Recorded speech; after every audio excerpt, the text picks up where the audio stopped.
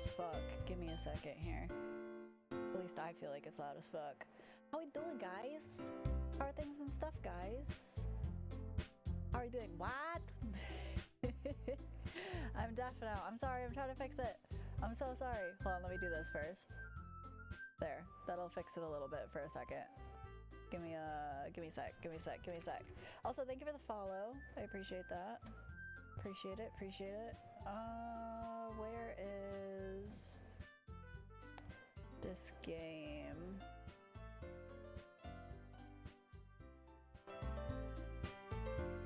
There we go. Jesus. All right.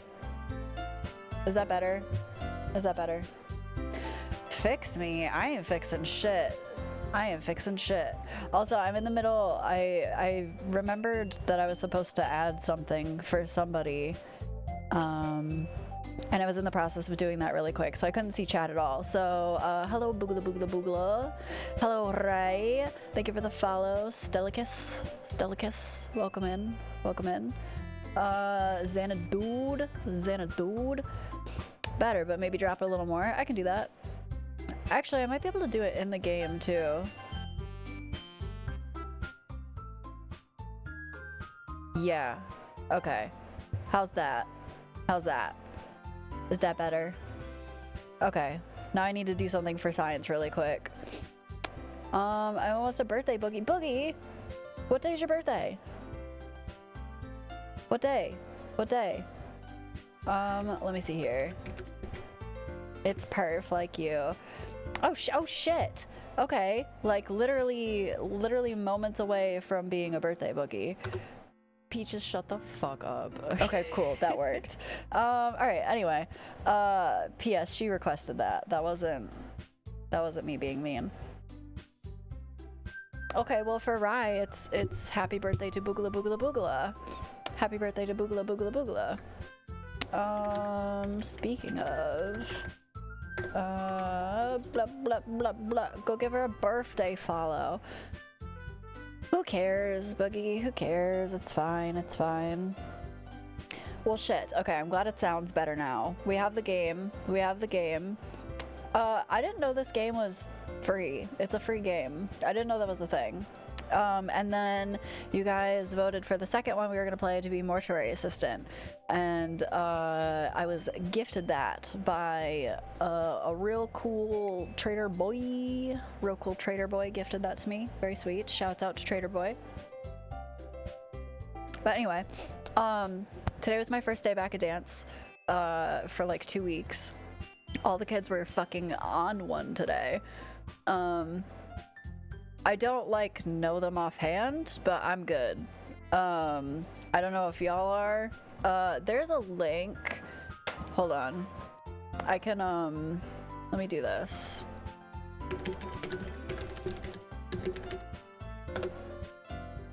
I know I will be okay. I think, isn't there like a...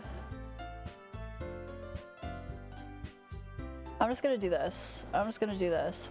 Had to go full Trunch Bowl on them, made a kitty entire cheesecake while I learned to break dance. Yeah, exactly. You know how I teach. Thank you for shouting out Rivers. Let me just do this.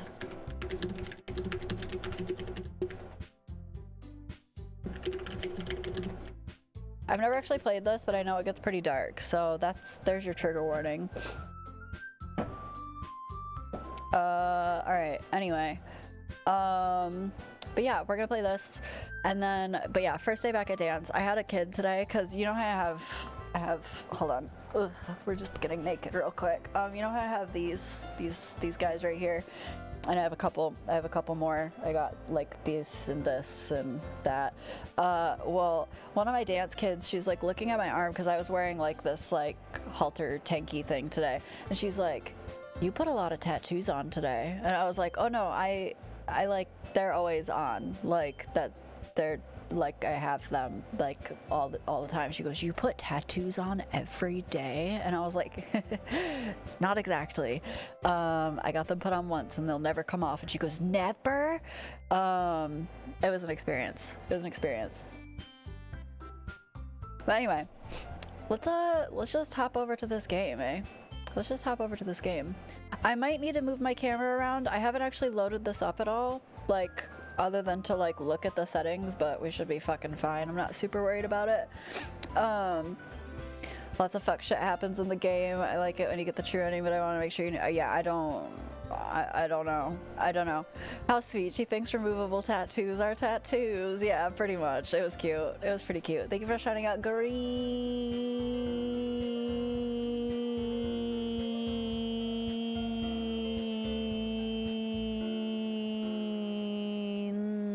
Castle Block.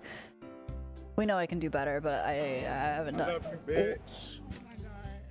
I ain't gonna never stop loving you, bitch. Thank you, Green. That's very sweet of you. All right, let's just hop right in here. This is gonna be super nice and super pleasant. I already think that this one is cute. This one, she's the cutest. Okay. Please enter your name. Oh, should we just go with Loon or should we go with Betch or I don't know. Oh, fuck. Okay. Let's just do Loon. Oh, L Betch, that works. Oh, there's no periods. I can't. And I can't do spaces either. There's a cute Wi-Fi horror game I think just came out called Slide that has similar vibes to this. Huh. I don't know. Bet you. Oh my gosh. Thank you. Thank you. We're just going with Loon, I suppose. Oh, Betch would have been funnier. Hey. Hey, what?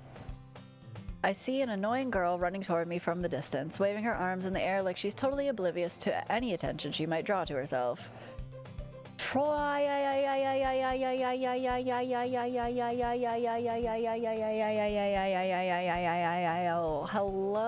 welcome in.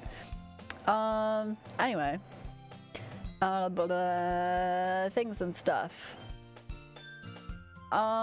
If you have don't post exactly what they are because I don't want spoilies, but if you have a link or something, or if somebody wants them, if you have a link you can pin it. I don't know. Tomorrow is a boogie birthday. Well, in an hour and 45 minutes it's a boogie birthday. Okay. The girl is Sayori, my neighbor and good friend since we were children. You know, the kind of friends you'd never see yourself making today, but it just kind of works out because you've known each other for so long. Happy Boog Day Eve, hell yeah. Tell Triley he's cool. Triley, you're super cool. I genuinely think you're super cool. I think you're cool. Okay. Blah, blah, blah, blah. We used to walk to school together on days like this, but starting around high school, she would oversleep more and more frequently, and I would get tired of waiting up. But if she's going to chase after me like this, I almost feel better off running away. However, I just sigh and idle in front of the crosswalk and let Sayori catch up to me. Ha ha! I overslept again. Oh, I thought that was a laugh. Never mind. But I caught you this time. Maybe, but only because I decided to stop and wait for you. And you say that you were thinking about ignoring me. That's mean, Loon. Well, if people stare at you for acting weird, then I don't want them to think we're a couple or something. Fine, fine. But you did wait for me after all.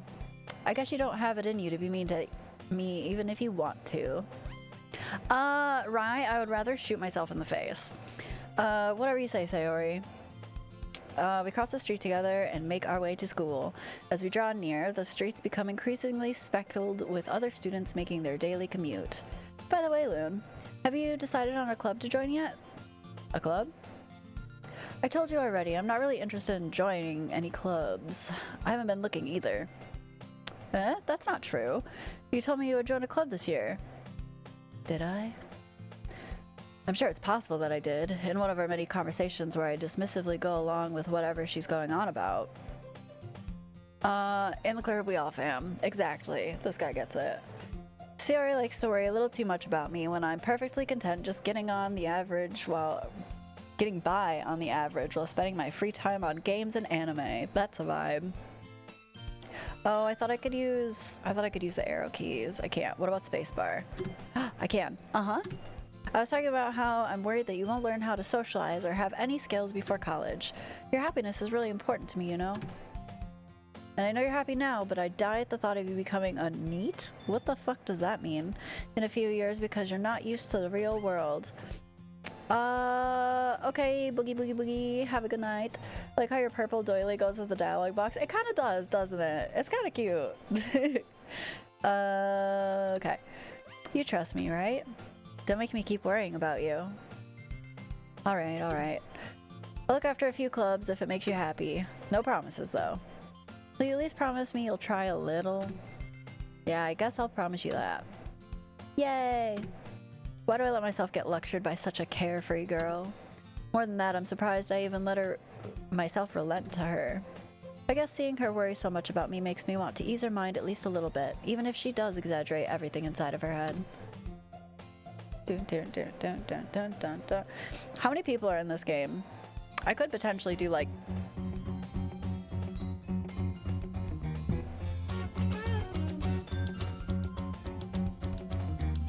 Tumble out of bed and I'm out.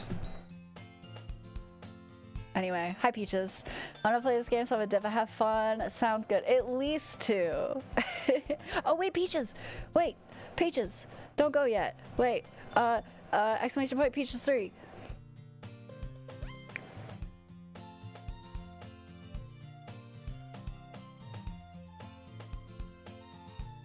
Nice acting on that one though. Oh, thank you, thank you. Shut the fuck up. I got you. I got you. We're covered. It's in there.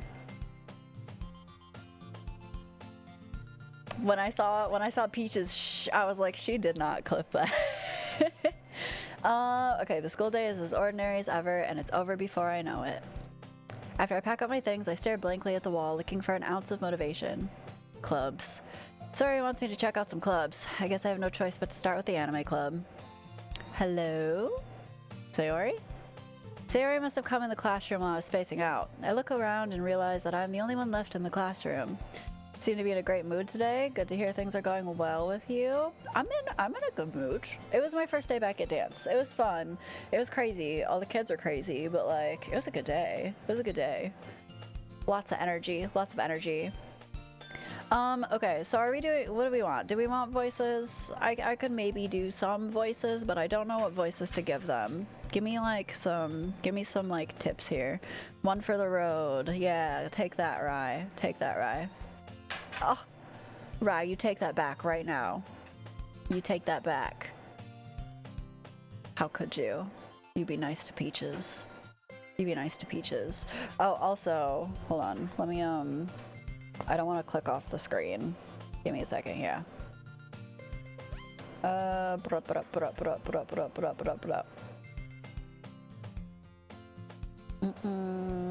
are the girls always teaming up on me? Maybe you should not deserve it and we won't do it. Go follow Peaches and Yuzu. I thought I'd catch you coming out of the classroom, but I saw you sitting here and spacing out, so I came in. Honestly, you're even worse than me sometimes. I'm impressed. You don't need to wait up for me if it's going to make you late to your own club. Well, I thought you might need some encouragement, so I thought, you know... Oh, what? Well, that you could come to my club. Sayori. Yeah? There's no way I'm going to your club. Meanie. Oh god. This one's too baby for me. I'm not a fan. Sayori is vice president of the literature club. Okay. Not that I was ever aware that she had any interest in literature. In fact, I'm 99% sure she only did it because she thought it would be fun to help start a new club. Since she was the first one to show interest after the one who proposed the club, she inherited the title vice president. That said, my interest in literature is guaranteed to be even less. Yeah, I'm going to the anime club. Come on, please. Why do you care so much anyway? Is she making the... Yeah, for real. Well... I kind of told the club yesterday I would bring in a new member, and Natsuki made cupcakes and everything. Don't make promises you can't keep, bitch. Come on. I can't tell if Sayori is really that much of an airhead or if she's so cunning as to have planned all this out. I let out a long sigh. Fine, I'll stop by for a cupcake, okay? Yes, let's go. Dun, dun, dun, dun. And thus today marks the day I sold my soul for a cupcake. I dejectedly followed Sayori across the school and upstairs, a section of the school I rarely visit, being generally used for third-year classes and activities. Sayori, full of energy, swings open the classroom door. Everyone, the new member is here! I told you, don't call me a new member. I glance around the room. Oh, hello! This one. This one, though. I mean... I'm just saying. Welcome to the literature club. It's a pleasure meeting you. This is very she gives like very like dark romantic vibes. Girl 1. Sayori always says nice things about you. Who's this? Girl 2. Girl 2. Seriously, you brought a boy? Oh, I'm a boy? Boo. Way to kill the atmosphere. Ah, Loon, what a nice surprise. Welcome to the club. Silence. All words escape me in the situation. This club is full of incredibly cute girls. Yeah, I'm a boy. Put that in your notes. I have a penis in my pants currently. Just one. What are you looking at? If you want to say something, say it. We can pretend she's not. Yeah, just pretend. Sorry. Natsuki. Okay, so this is Natsuki.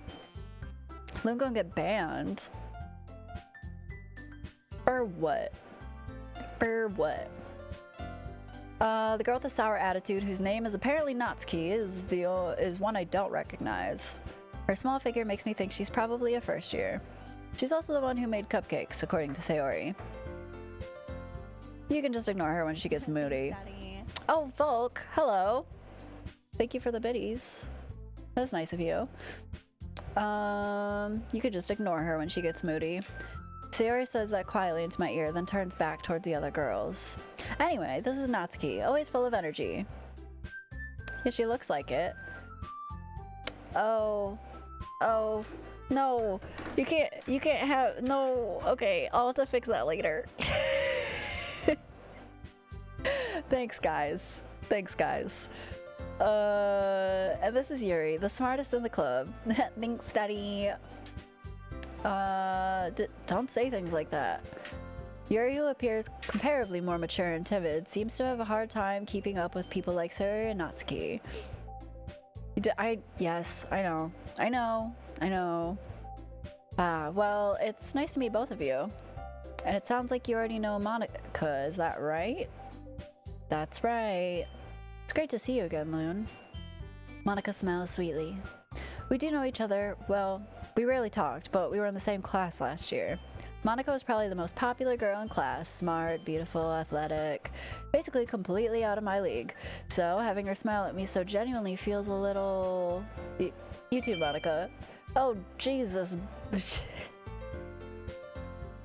Thank you for the 69 biddies. I appreciate that. Maybe I'll have to make a special sound for like just the 69 biddies. I don't know. I'll have to find one. I'll have to find like a special sound for if somebody does 69 biddies. Hey Sasuke, how's it going? Come sit down, Loon. We made room for you at the table, so you can sit next to me or Monika. I'll get the cupcakes. Hey, I made them. I'll get them. Sorry, I got a little too excited. Then how about I make some tea as well? The girls have a few desks arranged to form a table. As Sayori mentioned, it's been widened so that there's one space next to Monika and one space next to Sayori. Natsuki and Yuri walk over to the corner of the room where Natsuki grabs a wrapped tray and Yuri opens the closet. Still feeling awkward, I take a seat next to Sayori. Natsuki proudly marches back to the table, tray in hand. Okay, are you ready? Ta-da! Whoa! Natsuki lifts the foil off the tray to reveal a dozen white fluffy cupcakes decorated to look like little cats. Aww. The whiskers are drawn with icing and little pieces of chocolate were used to make the ears. So cute! I had no idea you were so good at baking, Natsuki. Well, you know. Just hurry and take one. Sayori grabs one first, then Monika. I follow. It's delicious. Sayori talks with her mouth full and already has managed to get icing on her face. Why does Siri think I'm trying to summon it? I'm not. I turn the cupcake around in my fingers, looking for the best angle to take a bite. Natsuki's quiet. I can't help but notice her sneaking glances in my direction. Is she waiting for me to take a bite? I finally bite down. The icing is sweet and full of flavor. I wonder if she made it herself. This is really good. Thank you, Natsuki. Why are you thanking me? It's not like I... Haven't I heard this somewhere before? What? Made them for you or anything? I thought you technically did. Sayori said, well, maybe, but not for you, you know, you, dummy. Oh, she's catching the feels. She's catching the feels and is pretending like she's not. All right. I give up on Natsuki's weird logic and dismiss the conversation. Yuri returns to the table carrying a tea set. She carefully places a teacup in front of each of us before setting down the teapot next to the cupcake tray. You keep the whole tea set in this classroom? Don't worry, the teachers gave us permission. After all, doesn't a hot cup of tea help you enjoy a good book? I guess. Someone's being what? Sendir up in here?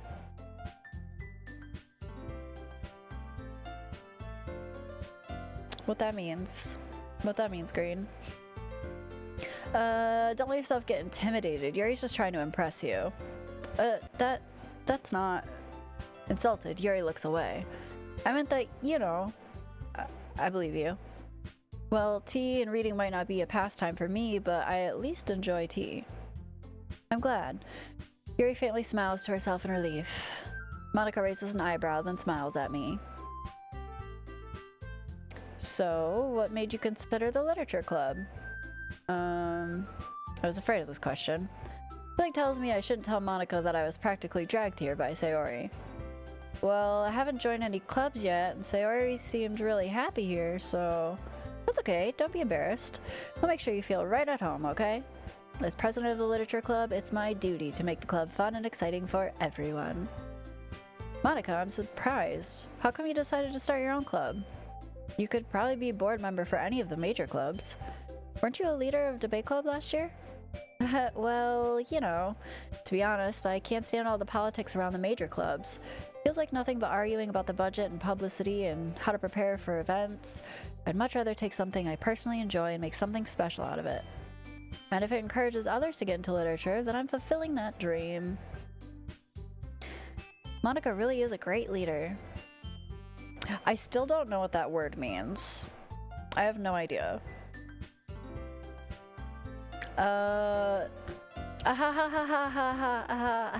Right, Yuri also nods in agreement. Then I'm surprised there are more people in the club yet. It must be hard to start a new club. You could put it that way. Not many people are very interested in putting out all the effort to start something brand new, especially when it's something that doesn't grab your attention, like literature. You have to work hard to convince people that you're both fun and worthwhile, but it makes school events like the festival that much more important.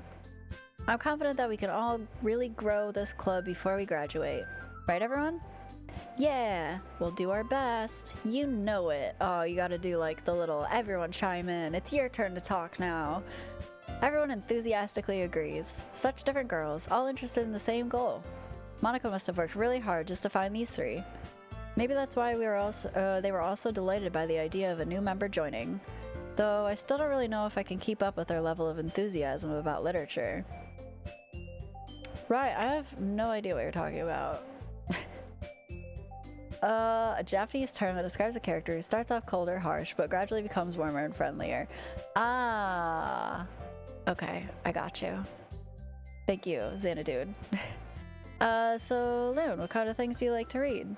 Well, considering how little I've read these past few years, I don't really have a good way of answering that. Manga? I mutter quietly to myself, half joking. Natsuki's head suddenly perks up. It looks like she wants to say something, but she keeps quiet. Not much of a reader, I guess. Well, that can change. What am I saying? I spoke without thinking after seeing Yuri's sad smile. Sad smile? Anyway, what about you, Yuri? Well, let's see. Yuri traces the rim of her teacup with her finger. My favorites are usually novels that build deep and complex fantasy worlds. The level of creativity and craftsmanship behind them is amazing to me. Telling a good story in such a foreign world is equally impressive. Just doing my Jamie role. Yeah, look that up, Jamie. Yuri goes on, clearly passionate about her reading. She seems so reserved and timid since the moment I walked in, but it's obvious by the way her eyes light up that she finds her comfort in the world of books, not people. But you know, I like a lot of things. Stories with deep psychological elements usually immerse me as well. Isn't it amazing how a writer can so deliberately take advantage of your own lack of imagination to completely throw you for a loop? That feels like foreshadowing. I agree. It sounds like her shit's pretty good so far. Anyway, I've been reading a lot of horror lately. I read a horror book once. I desperately grasped something I can relate to at a minimal level. At this rate, Yuri might as well be having a conversation with a rock. Really? I wouldn't have expected that, Yuri. For someone as gentle as you. I guess you could say that. But if a story makes me think or takes me to another world, then I really can't put it down. Surreal horror is often very successful at changing the way you look at the world, if only for a brief moment. Ugh, I hate horror. Oh, why's that? Well, Natsuki's eyes dart over to me for a split second. Never mind. That's right, you usually like to write about cute things, don't you, Natsuki? What? What gives you that idea? You left a piece of scrap paper behind last club meeting. It looked like you were working on a poem called Don't Say It Out Loud, and give that back. Fine. Your cupcakes, your poems, everything you do is just as cute as you are. Sayori sidles up behind Natsuki and puts her hands on her shoulders. I'm not cute. Natsuki, you write your own poems? Well, I guess sometimes. Why do you care? I think that's impressive. Why don't you share them sometime? No. Natsuki averts her eyes. You wouldn't like them. Ah, not a very confident writer yet? I understand how Natsuki feels. Sharing that level of writing takes more than just confidence. The truest form of writing is writing to oneself. You must be willing to open up to your readers, exposing your vulnerabilities and showing even the deepest reaches of your heart. Do you have writing experience too, Yuri? Maybe if you share some of your work, you can set an example and help Natsuki feel comfortable enough to share hers. I guess it's the same for Yuri. Aw, well, I wanted to read everyone's poems. We all sit in silence for a moment. Okay, I have an idea, everyone. Natsuki and Yuri look quizzically at Monika. Let's all go home and write a poem of our own. Then, next time we meet, we'll all share them with each other. That way everyone is even. Yeah, let's do it. Oh, she pumped. Plus, now that we have a new member, I think it will help us all get a little more comfortable with each other and strengthen the bond of the club. Isn't that right, Loon? Monika smiles warmly at me once again. Hold on, there's still one problem. What's that? Now that we're back to the original topic of me joining the club, I bluntly come forth with what's been on my mind this entire time. I never said I would join this club. Sayori may have convinced me to stop by, but I never made any decision. I still have other clubs to look at, and, I lose my train of thought. All four girls stare back at me with dejected eyes. Oh, they look so sad. Oh, but, I'm sorry, I thought, Loon, you all, I'm defenseless against these girls. How am I supposed to make a clear-headed decision when it's like this? That is, if writing poems is the price I need to pay in order to spend time every day with these beautiful girls. Right. Okay, I've decided then. I'll join the literature club. One by one, the girls' eyes light up. Yes, I'm so happy. Sayori wraps her arms around me, jumping up and down. Hey, you really did scare me for a moment. If you really just came for the cupcakes, I would be super pissed. For real, Green. Then that makes it official. Welcome to the literature club. Thanks, I guess. Okay, everyone. I think with that, we can officially end today's meeting on a good note. This game I found to be more sad than scary. I mean, this is the one that you guys voted for Scary Game, so it's not my fault if I got lucky. But we have to play Mortuary Assistant next, so... I think that one's a little more scary. This will be a good warm-up to the scary one. I think with that, we can officially end today's meeting on a good note. Everyone remember tonight's assignment. Write a poem to bring to the next meeting so we can all share. Monika looks at me once more. Loon, I look forward to seeing how you express yourself. Yeah. Can I really impress the class star Monika with my mediocre writing skills? I already feel the anxiety welling up inside me. Meanwhile, the girls continue to chit-chat as Yuri and Natsuki clean up their food. Hey Loon, since we're already here, do you want to walk home together? That's right. Sayori and I never walked home together anymore because she always stayed after school for clubs. Oh.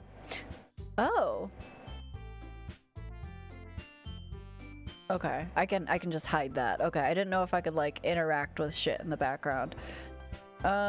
Sure, might as well. Yay!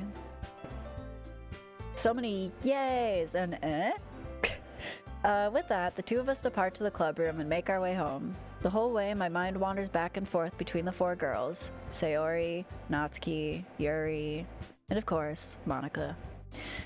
Will I really be happy spending every day after school in a literature club? Perhaps I'll have the chance to grow closer to one of these girls. Alright, I'll just need to make the most of my circumstances, and I'm sure good fortune will find me. And I guess that starts with writing a poem tonight. Oh, we're gonna write some poetry. Oh. Interesting. It's time to write a poem. Pick word you think your favorite club member will like. Something good might happen with whoever likes your poem the most. I might just try and go for like, I don't know, we'll see. Oh, I just pick one? Okay. Let's go. Oh, why is she all over here by herself? Aw, raindrops. Oh, I thought I was actually gonna write a poem. But we just did raindrops. Let's do rainbow. Boop. Unrequited. Let's see. Tenacious. That's a good word. Entropy. Okay. Whisper. Let's do melancholy. We'll go Papa. Okay. No. Wonderful. Dance. Milk Papa. Ew. Stask. No. Ew, Stask. Ew. Crimson. Secretive. Ooh. Papa Milk. Okay, that's a little bit better.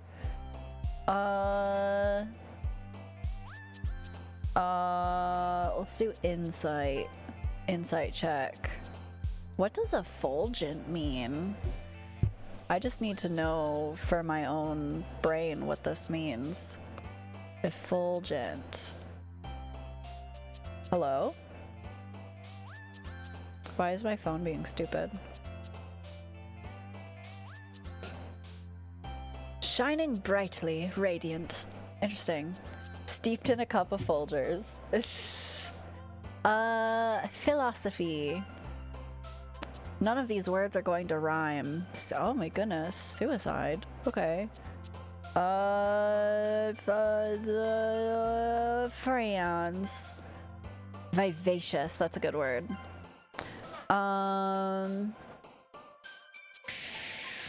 My brain went to tragedy. Dazzle. Hit him with that old razzle dazzle. Starscape. Disoriented.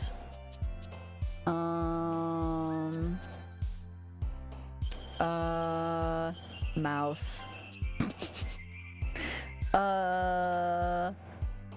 Parfait. Hi again, Loon. Glad to see you didn't run away on us. Nah, don't worry.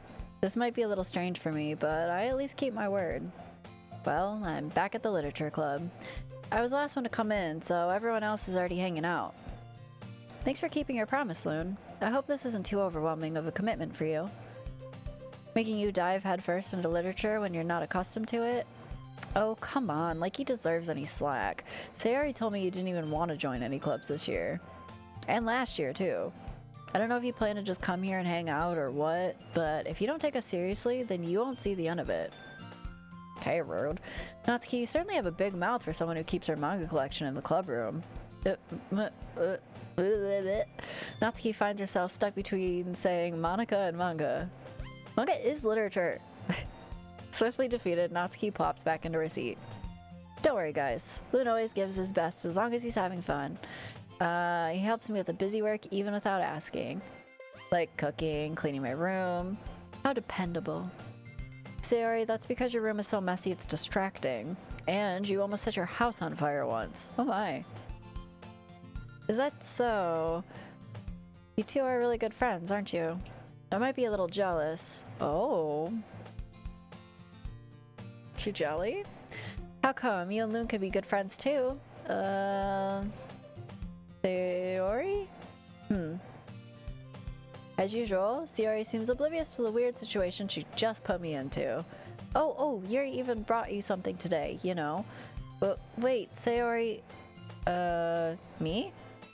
Not really. Don't be shy. It's really nothing. What is it? Never mind. Sayori made it sound like a big deal when it's really not. What do I do? I'm sorry, Yuri, I wasn't thinking. Guess that means it's up to me to rescue this situation. Hey, don't worry about it. First of all, I wasn't expecting anything in the first place, so any nice gesture from you is a pleasant surprise. It'll make me happy no matter what. Is that so? Yeah, I won't make a big deal if you don't want it to be. Alright. Well, here. Yuri reaches into her bag and pulls out a book. Fucking A, I forgot to change the question of the day and I knew what I wanted to change it to too. Hold on. Just hold on. Don't, just, it's fine. Hold on. I'll do it really quick. It'll be super fast. It'll be so fast. It won't even,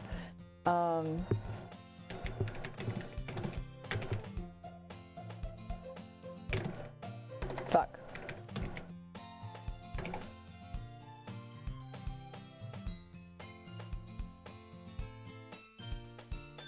There you go. New question of the day just dropped to this. Okay. Anyway. Green? There we go.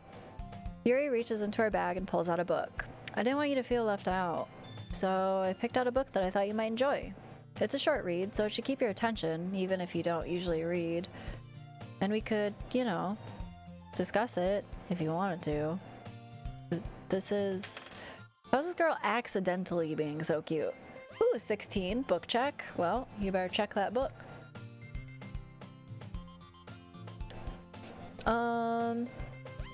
She even picked out a book she thinks I'll like, despite me not reading much. Yuri, thank you. I'll definitely read this. Dude, there's so many, so hard to pick one book or series. That's fair. I mean, we've seen a bunch of your picks in the Discord. I enthusiastically take the book. Phew. Well, you can read it at your own pace. I look forward to hearing what you think.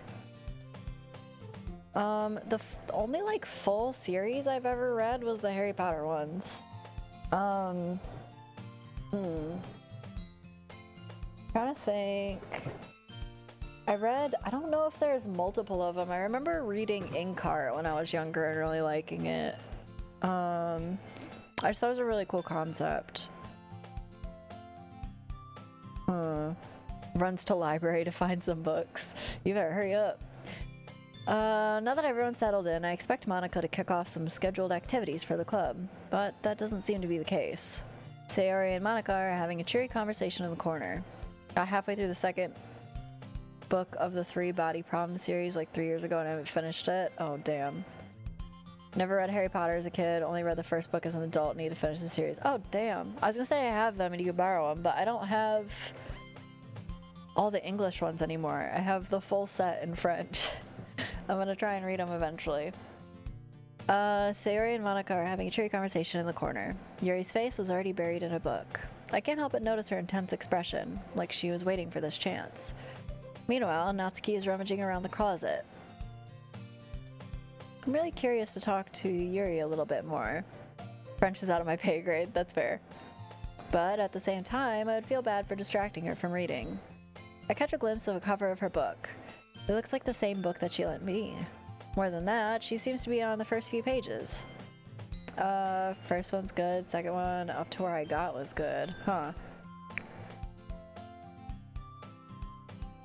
Wait, you have the whole series and you just haven't read it? Oh shit.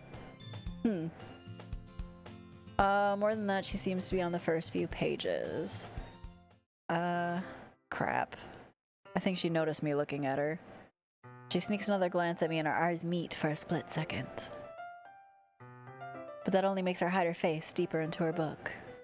Sorry. I was just spacing out. I mutter this, sensing I made her uncomfortable. Oh, it's fine.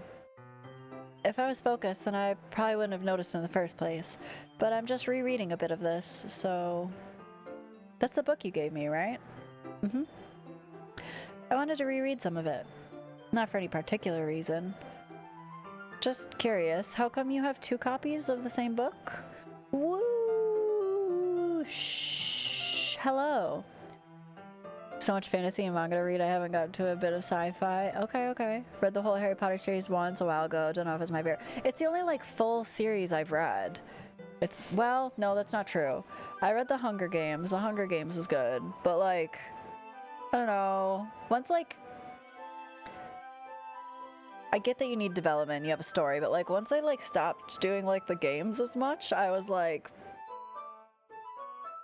I'm less intrigued. You know what I'm saying? Oh, fuck. I actually, that's a lie. I did read Twilight when I was in, like, 8th grade. I read those. I'm ashamed. But I did. Those are at the bottom of the list, though. What else? I have the Children of Blood and Bone and, like, fuck. I can't remember all of the things. It's like Children of Blood and Bone, maybe like Vices and Virtues, and then I don't remember what the newest one's called. But I haven't read the newest one yet. I want to. And then Xanadu lent me a book that I've been perpetually like halfway through for like a year. Just because I haven't had any time. Reading this.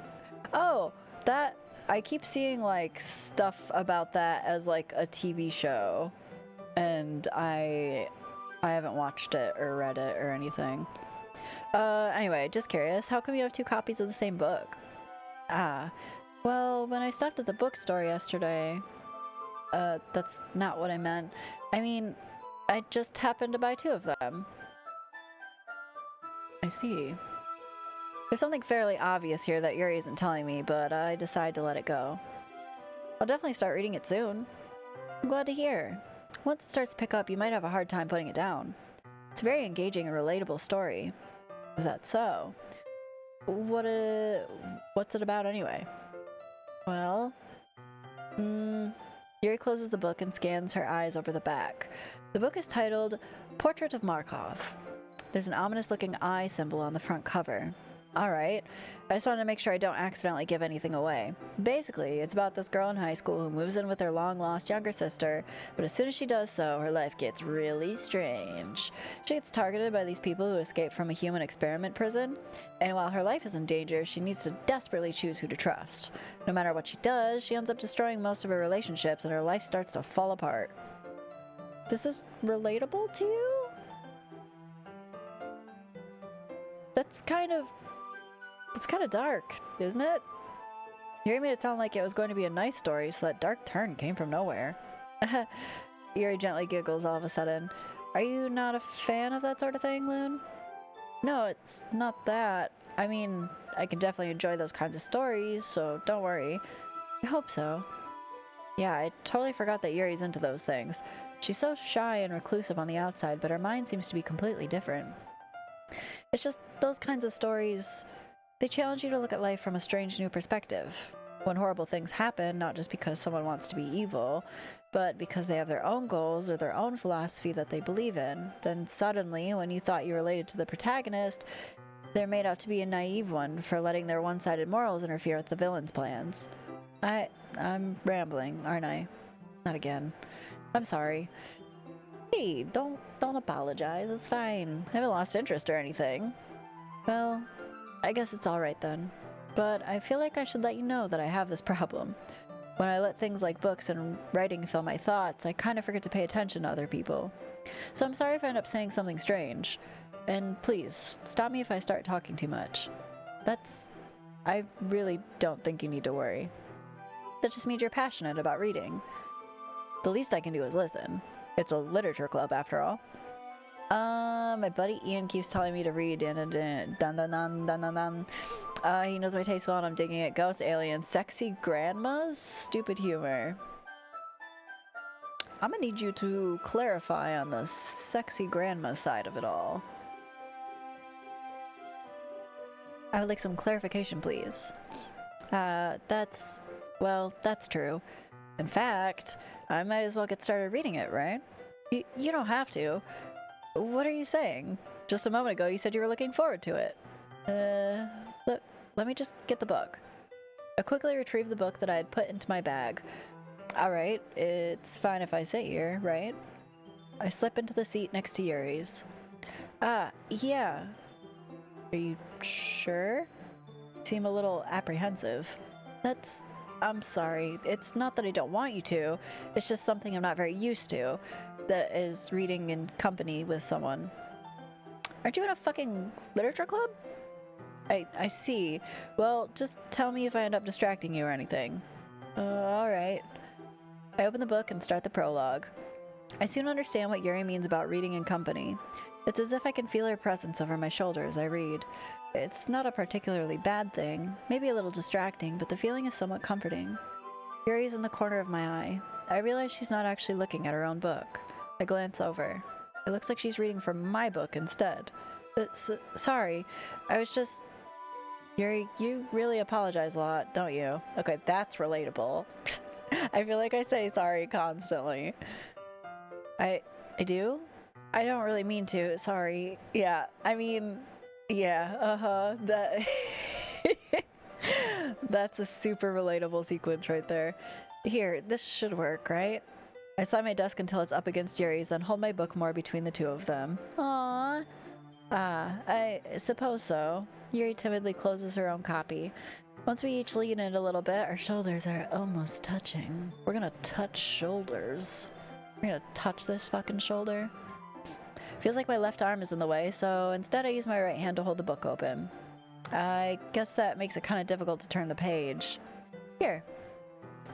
Aww, Yuri takes her left arm and holds the left side of the book between her thumb and forefinger. I do the same with my right arm on the right side of the book. That way, I turn the page and Yuri slides it under her thumb after I flip it to her side.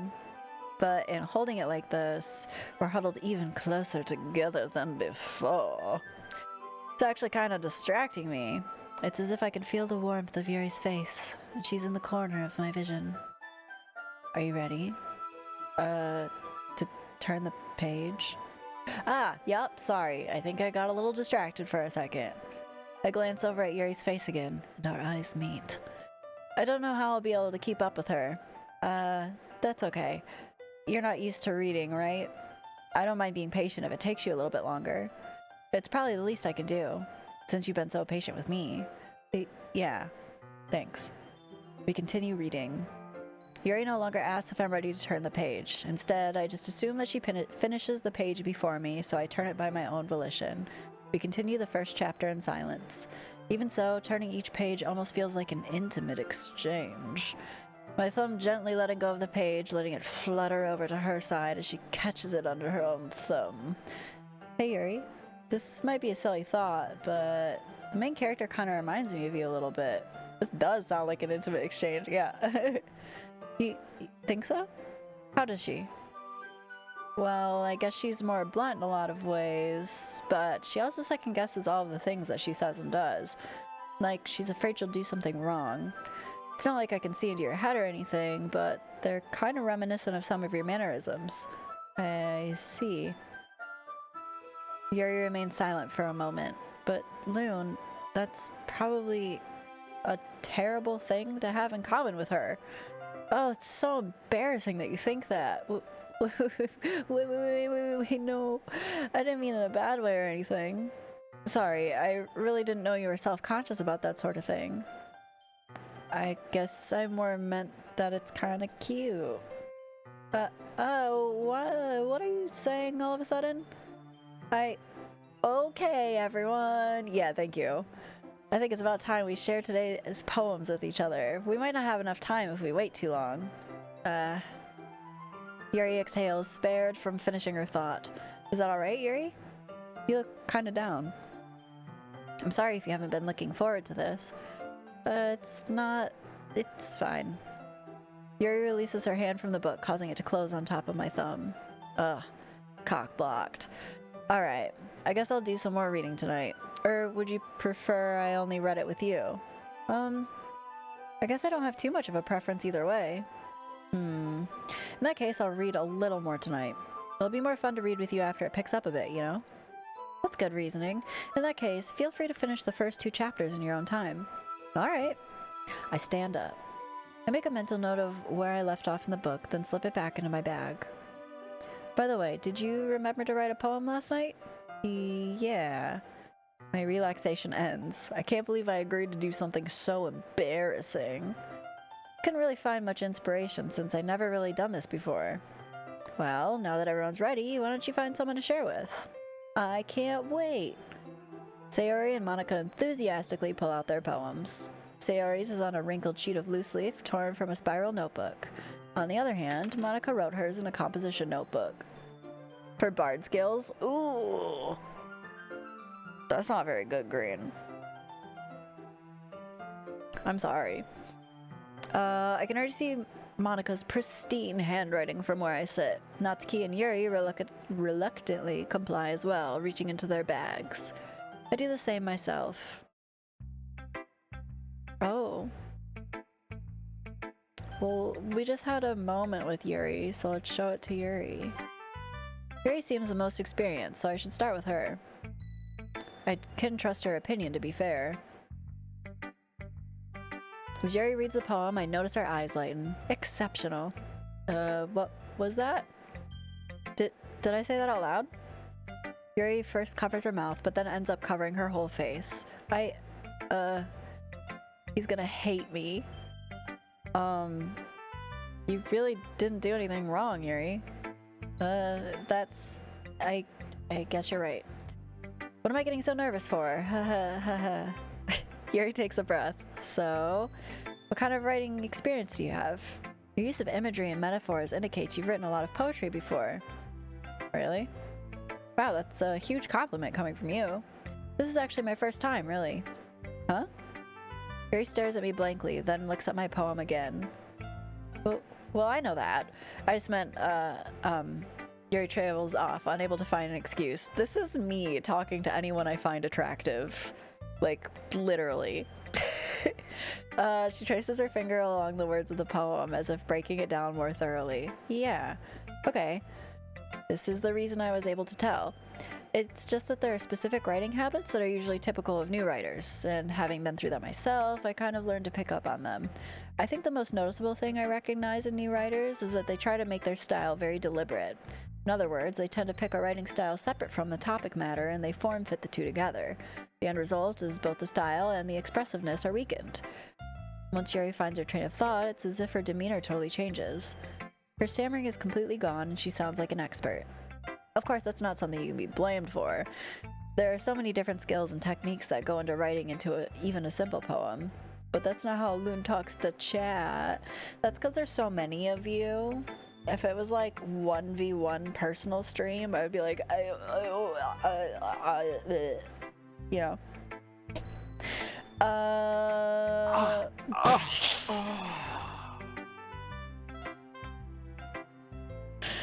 Oh, yeah, kind of like that. Well timed, my dude. He's probably been lurking and waiting. He's probably been waiting.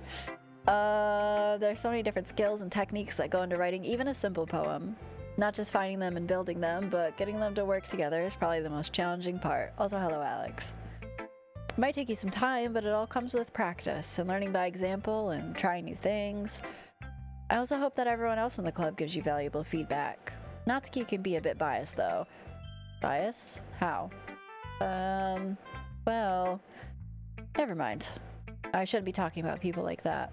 Sorry. It's fine. Not sure if Yuri's apologizing to herself, to me, or to Natsuki. Do you mind if I read your poem now? Please do. I'd love to share my thought process behind it. Yuri smiles dreamily as if it's a rare opportunity for her, which itself is kind of funny. After all, isn't this supposed to be a literature club? Oh, ghost under the light, the tendrils of my hair illuminate beneath the amber glow, bathing. It must be this one.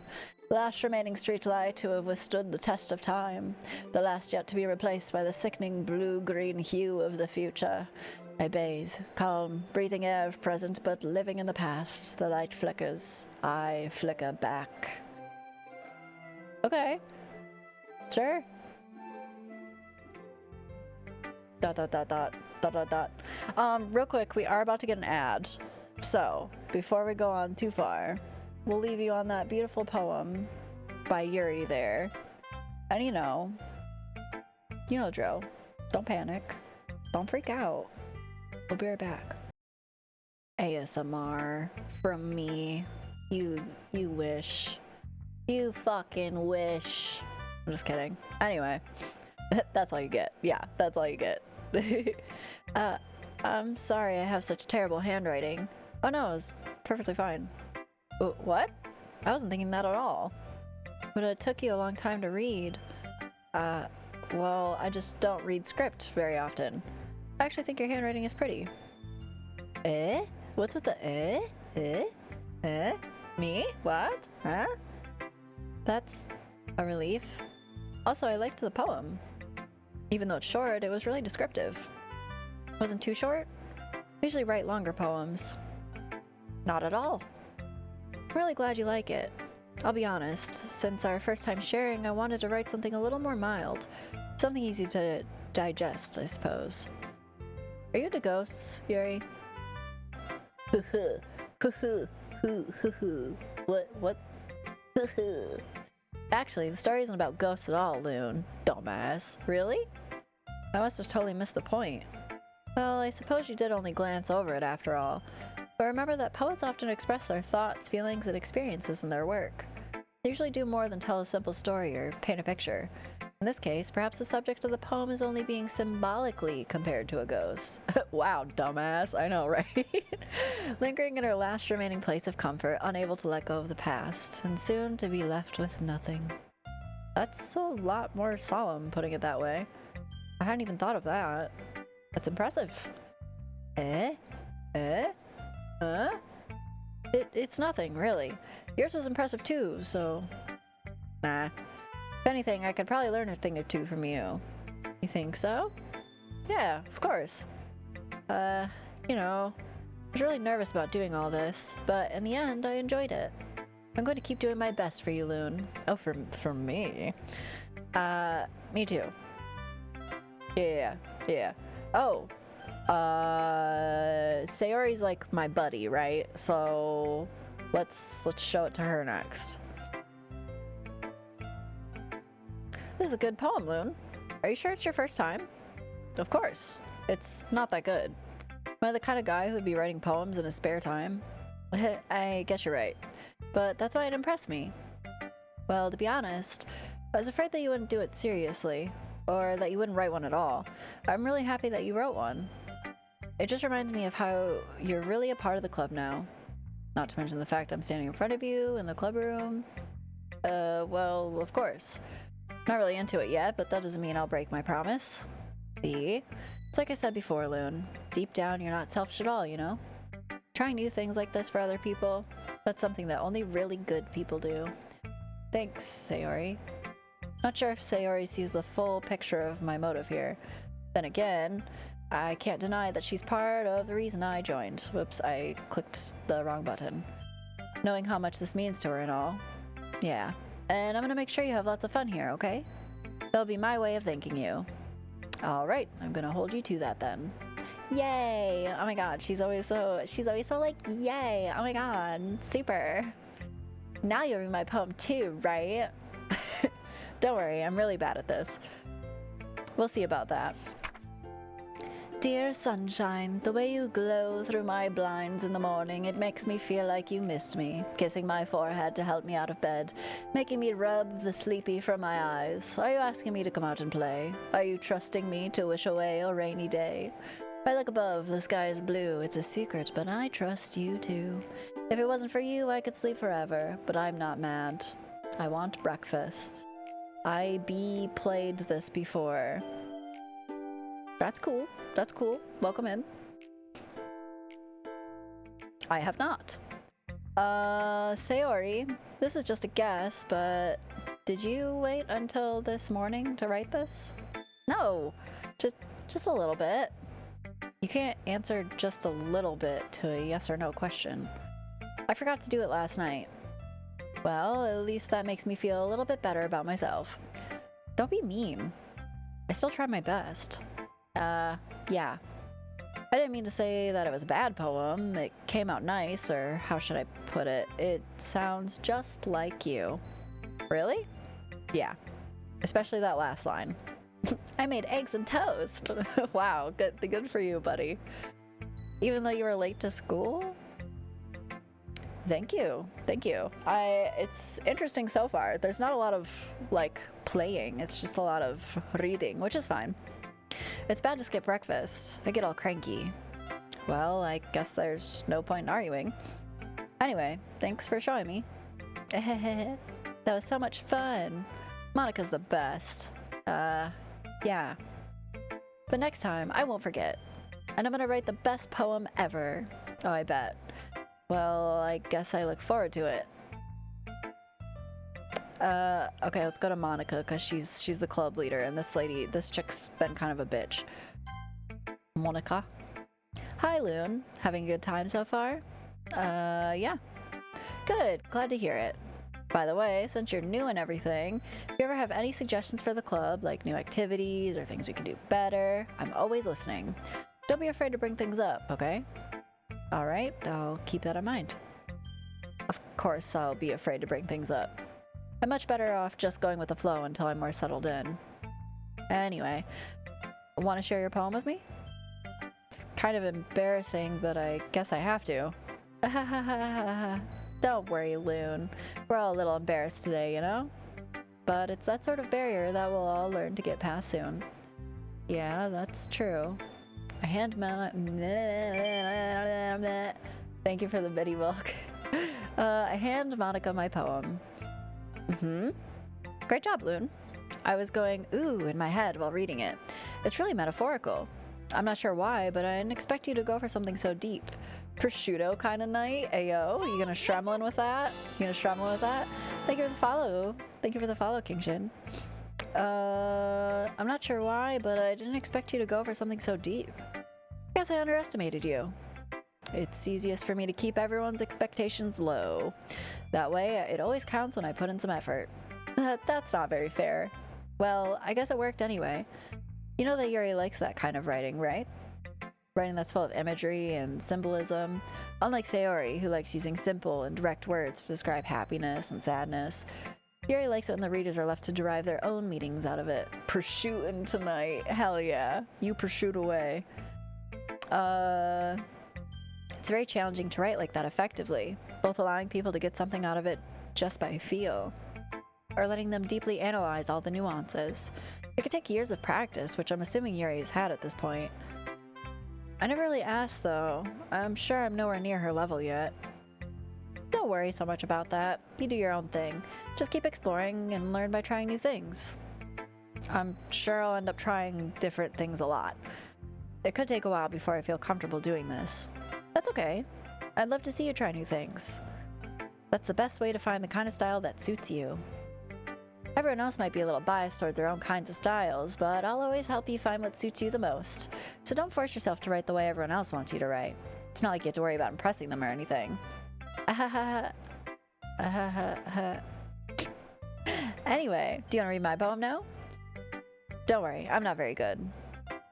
You sound pretty confident for someone who claims not to be very good. Well, that's because I have to sound confident. That doesn't mean I always feel that way, you know? I see. Well, let's read it then. Hole in the wall, it couldn't have been me. See the direction the spackle protrudes. A noisy neighbor, an angry boyfriend, I'll never know I wasn't home. I peer inside for a clue. No, I can't see. I reel, blind, like a film left in the sun. But it's too late. My retina's already scorched with a permanent copy of a meaningless image. It's just a little hole. It wasn't too bright. It was too deep. Hot, stretching forever into everything. A hole of infinite choices. I realize now that I wasn't looking in. I was looking out. And he, on the other side, was looking in. What? Okay. So, what do you think? It's very freeform, if that's what you call it. Sorry, I'm not really the right person to ask for feedback. It's okay. Yeah, that kind of style has gotten pretty popular nowadays. That is, a lot of poems have been putting emphasis on the timing between words and lines. When performed out loud, it can be really powerful. What was the inspiration behind this one? What do you think, guys? Was that powerful when I read it out loud? What was the inspiration behind this one? Well, I'm not sure I know how to put it. I guess you could say that I had some kind of epiphany recently. Been influencing my poems a bit. An epiphany? Yeah, something like that. I'm kind of nervous to talk about deep stuff like that because it's kind of coming on strongly. And maybe after everyone is better friends with each other. Anyway. Here's Monika's writing tip of the day. Sometimes when you're writing a poem or a story, your brain gets too fixated on a specific point. If you try so hard to make it perfect, then you'll never make any progress. Just force yourself to get something down on the paper and tidy it up later. Another way to think about it is this. If you keep your pen in the same spot for too long, you'll just get a big dark puddle of ink. So just move your hand and go with the flow. That's my advice for today. Thanks for listening. It was very announcer-y, who should I show my poem to next? Natsuki. Well, it's about what I expected from someone like you. Oh, okay, bitch. That's a little blunt. Well, excuse me. It's not like I said it was bad. It just didn't evoke any emotions. So basically, it's not cute enough for your tastes?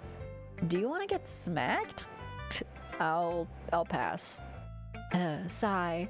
I like how the word sigh is written out, but it's still in quotes, as if she literally said, sigh. Well, anyway, I guess I need to show you mine. Not that you'll like it. Eagles can fly, monkeys can climb, crickets can leap, horses can race, owls can seek, cheetahs can run, eagles can fly, people can try. But that's about it. Okay. Yeah. I told you weren't gonna like it. I like it. That's a lie. What? Just be honest. I am. I'm not.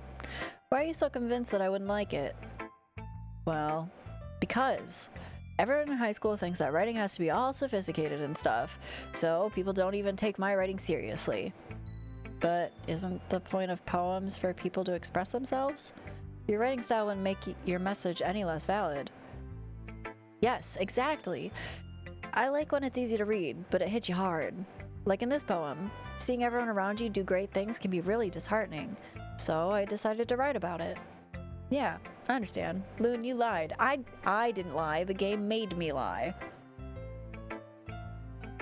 I told the truth. I did not like it. If you were an elf, the stream would be called Elven Lied. Okay. Okay. I just realized my little follower thing with the names is not lined up properly up top there. That's gonna bother me, but it's fine. Rye, shut up. Yeah, I understand. But the other nice thing about simple writing is that it puts more weight on the wordplay. Like, I set it for a rhyme at the end, but then made it fall flat on purpose. Darth Bane, hello. Hi. I can't be nice to her. I can't be mean to her. What do you want from me? Figure it out. It changes every day. My mood changes every day, and I'm not going to tell you what I want on any specific day. You have to figure it out, and if you're not right, I'm going to be upset. Anyway, it helps bring out the feeling in the last line. So you did. I guess more went into it than I realized. That's what it means to be a pro. Shut up. I'm glad you learned something. Didn't expect that from the youngest one here, did ya? Ugh, God. Ugh. This one sucks. I hate her. She's the worst. That's my ex-PT. Oh, I'm sorry. I was just kidding, Ryan. Yeah, guess not. I decided to humor her with that last comment. I don't really care how old everyone is, but if Natsuki's feeling proud, then I won't take that away from her. I'm off the 25th so far as my schedule goes. We're on for D&D. Fuck yeah. Let me do this on my phone because I think all my mods are... Oh, wait. No, Xanadude, can you shout out Darth Bane if you have a second? And if not, I'll get to it in a moment. It's okay. It was a joke too. Okay. As long as we're all good. Blah, blah, blah, blah, blah. Whew. I guess that's everyone. I glance around the room. That was a little more stressful than I anticipated. Thank you. Guys, we're playing Dungeons & Dragons on Darth Bane's channel. It's me and Rainerl and Lady Teddy. And Darth Bane is DMing, and it's a good time, so you should go follow him. And we play like once a month on Saturdays, 25th, this month. That was a little more stressful than I anticipated. It's as if everyone is judging me for my mediocre writing abilities. Even if they're just being nice, there's no way my poems can stand up to theirs. This is a literature club after all. I sigh. I guess that's what I ended up getting myself into.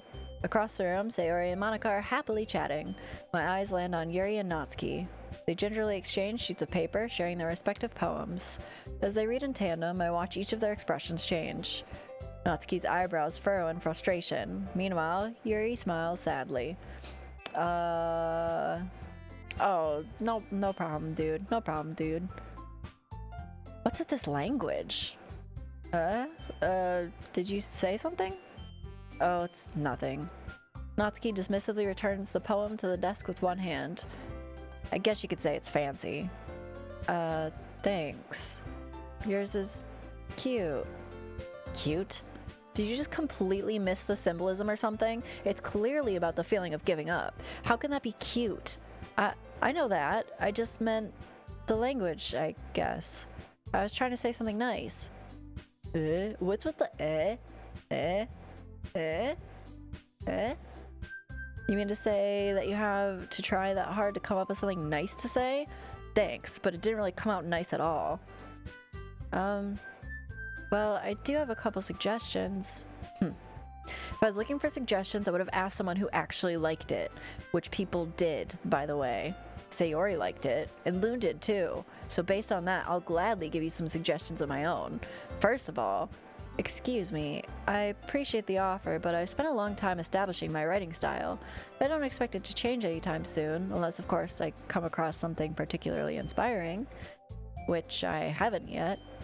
And Loon liked my poem too, you know. He even told me he was impressed by it. Natsuki suddenly stands up. Oh? I didn't realize you were so invested in trying to impress our new member, Yuri.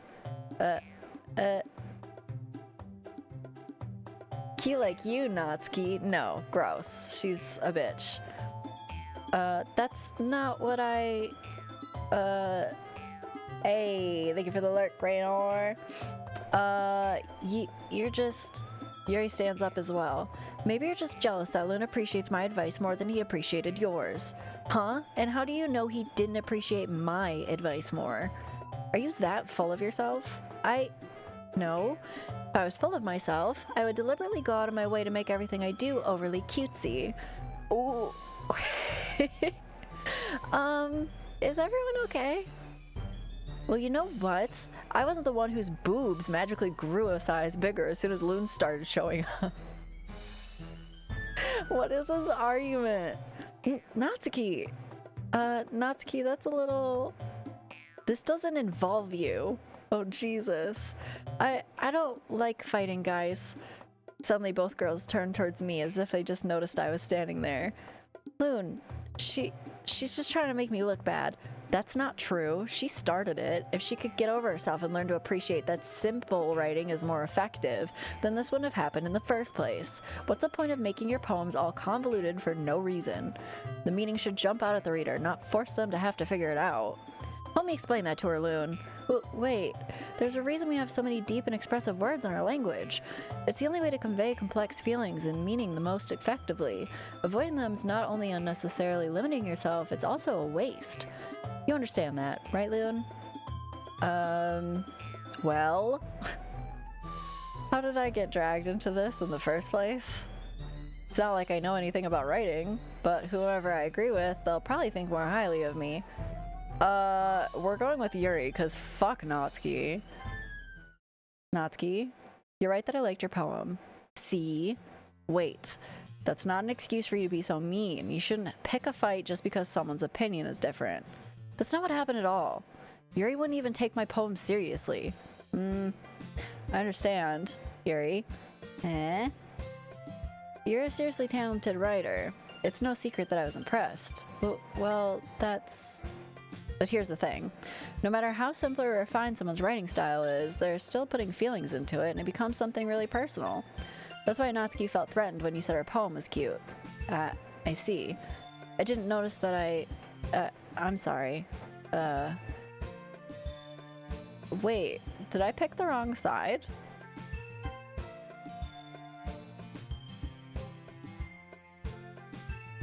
Whatever I agree with. Wait, no, I definitely... But Natsuki, you took it way too far. Yuri means well, and if you just told her how you felt, then this wouldn't have happened in the first place. Are you kidding? That's exactly what I did. It was her that... Natsuki, I think that's enough. You both said some things you didn't mean. Yuri apologized. Don't you think you should too? Natsuki clenches her fists. In the end, nobody has taken her side. Okay, so I didn't technically take her side. She's trapped, at this point being defiant only because she can't handle the pressure. I end up even feeling bad for her. No, I don't. That's not true. That's objectively false. Sometimes when I'm hurt, it helps to take a walk and clear my head. Sorry, she doesn't need to... You know what? I'm going to do that. It'll spare me from having to look at all your faces right now. Okay, bye. Without warning, Natsuki snatches her own poem up from the desk and storms out. On her way out, she crumbles up the poem with her hands and throws it in the trash. Natsuki, she really didn't need to do that. I look across the room. Yuri has her chin buried in her hands while she stares down at her desk. I gingerly approach her and sit in an adjacent chair. Sigh. What's with writing sigh like this? Everything all right? I'm so embarrassed. I can't believe I acted like that. You probably hate me now. No, Yuri. How could anyone not have gotten frustrated after being treated like that? You handled it as well as anyone could. I don't think any less of you. Well, alright. I believe you. Thanks, Loon. You're too kind. I'm thankful to have you as part of this club now. It's nothing. One more thing. That thing that Natsuki said about, you know, I would never do anything so shameful. So, what thing did Natsuki say? Oh, don't make her say it again. Oh, that's so fucked. Well, never mind that. I'm gonna make some tea. Good idea. Make enough for more than one person, okay? Yeah. Oh, poor girl. Okay, everyone. It's just about time for us to leave. How did you all feel about sharing poems? It was a lot of fun. Well, I'd say it was worth it. It was alright. Well, mostly. Loon, how about you? Yeah, I'd say the same. It was a neat thing to talk about with everyone. Awesome. In that case, we'll do the same thing tomorrow. Oh boy. And maybe you learn something from your friends, too. So your poems will turn out even better. I think to myself, what a wonderful world. I did learn a little more about the kinds of poems everyone likes. With any luck, that means I can at least do a better job impressing those I want to impress. I nod to myself with newfound determination. Loon, ready to walk home? Sure, let's go. Sayori beams at me. It truly has been a while since Sayori and I have spent this much time together. Can't really say I'm not enjoying it either. Thank you for the bitty milk. Making it hail up in here. Sayori, about what happened earlier. What do you mean? You know, between Yuri and Natsuki? Does that kind of thing happen often? No. That's really the first time I've seen them fight like that. I promise they're both wonderful people. You don't hate them, do you? No, I don't hate them. I just wanted your opinion, that's all. I can see why they'd make good friends with you. Whew. You know, Loon, it's nice that I got to spend time with you in the club. But I think seeing you get along with everyone is what makes me the happiest. And I think that everyone really likes you, too. That's... every day is going to be so much fun. Once again, sigh. It looks like Sayori still hasn't caught on to the kind of situation I'm in. Sure, being friends with everyone is nice, but does it really need to stop there? Oh, does it really need to stop there? We'll just have to see what the future holds, Sayori. I pat Sayori on the shoulder. I said that more to myself than to her, but it's easy to use Sayori as an internal monologue sometimes. Okay. Yeah, let's do this. Let's do this. Oh man, I don't know if I should like go the same vibe or what. I know I'm not going cutesy because fuck what's her face. Not in the sexy way. Natsuki, I think. Secretive.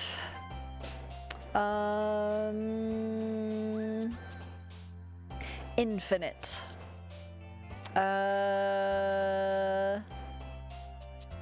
Unending. I'm just going with words that I like. Dazzle. Massacre feels interesting. Fuck it, massacre. Fantasy.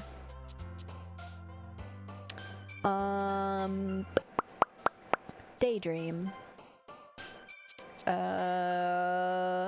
Incongruent. Extraordinary. Are these all the same words every time? I don't think so. I think we went crimson last time. Variance. Heaven sent. Marshmallow. I'm just going with the ones that jump out at me. Starscape.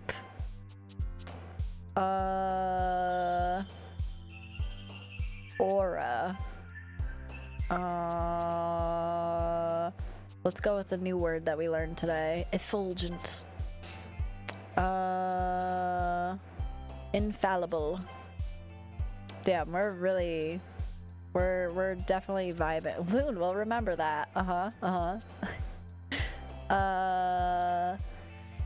Fireflies? That's such a niche reference. I don't know if anybody got that. If you did, please let me know. It's so stupid. Unrestrained.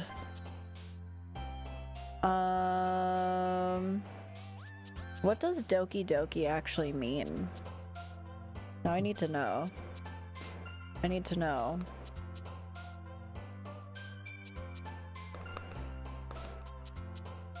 It means the sound of a beating heart, a term for the sound of a beating heart, and Japanese sound symbolism. Interesting. Of or belonging to a literature club. Okay, Doki Doki it is.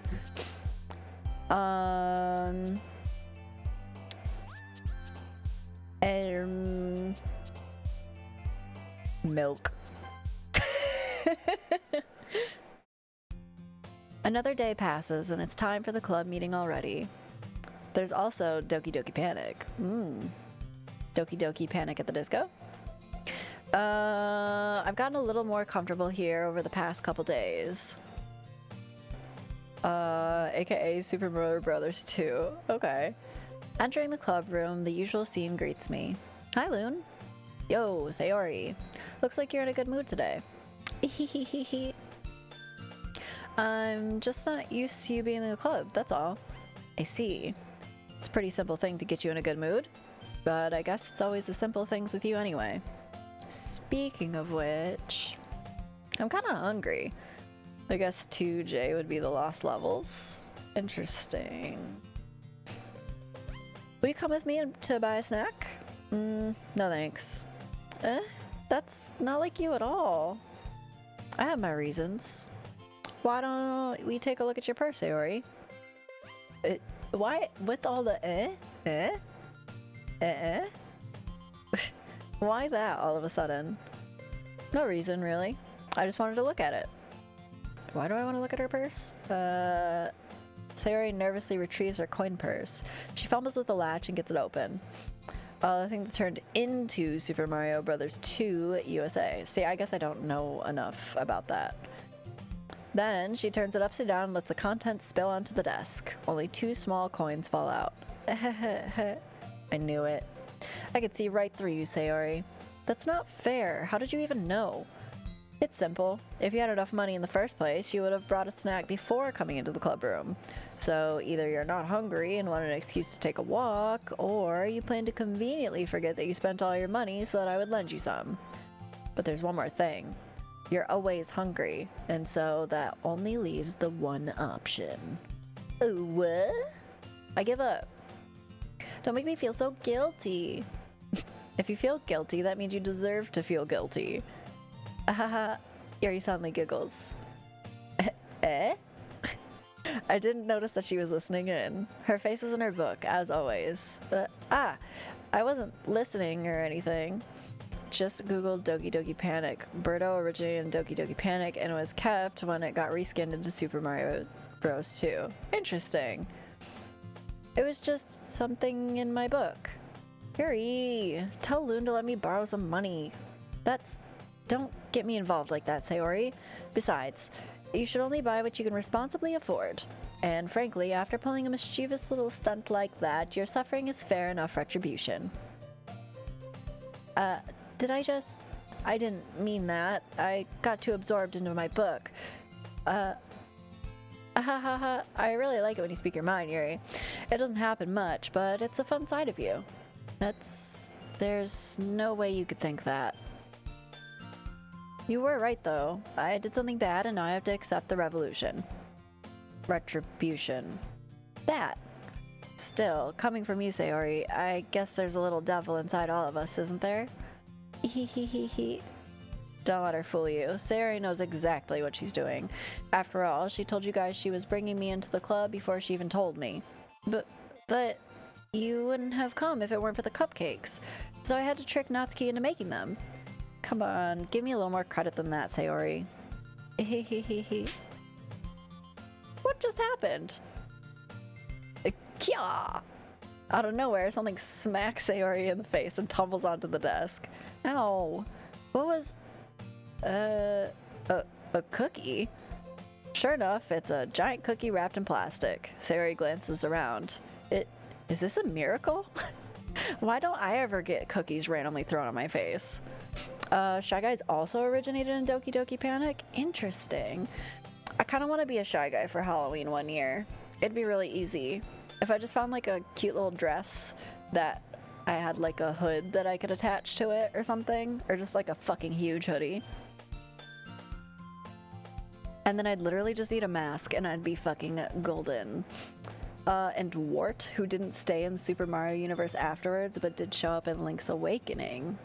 Interessant. Is this a miracle? It's because I paid my restitution. Retribution. Actually, that one almost worked. I was just gonna give it to you, but then I heard you blab about the cupcakes. It was totally worth seeing your reaction, though. Natsuki, that's so nice of you. She would fucking throw a cookie at somebody. I'm so happy. Sayori hugs the cookie. Jeez, just eat it.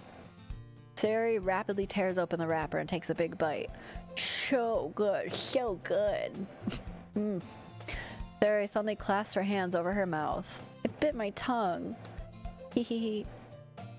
You're going through a lot over just one cookie. Natsuki takes a bite of her own cookie. Ah, yours looks really good too, Natsuki. Can I try it? Jeez. Beggars can't be choosers. But yours is chocolate. Yeah, why do you think I gave you that one? Fine. Still, I'm really happy that you shared this one with me. Hehehe. Sayori gets out of her seat and goes behind Natsuki, then wraps her arms around her. Ah, jeez. I get it. Cookie still in hand, Natsuki reaches up to nudge Sayori off of her. Oh.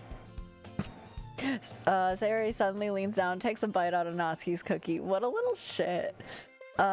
Cool. Wait, okay. Remember watching a YouTube video once which talked about Nintendo debating on which ideas and enemies were more fitting for Mario or Zelda. That's fair. That's fair. I feel like there is some, like, weird crossover sometimes. Like, isn't Yoshi technically in some other shit, too? Hugs the cookie. Yeah. Uh-huh.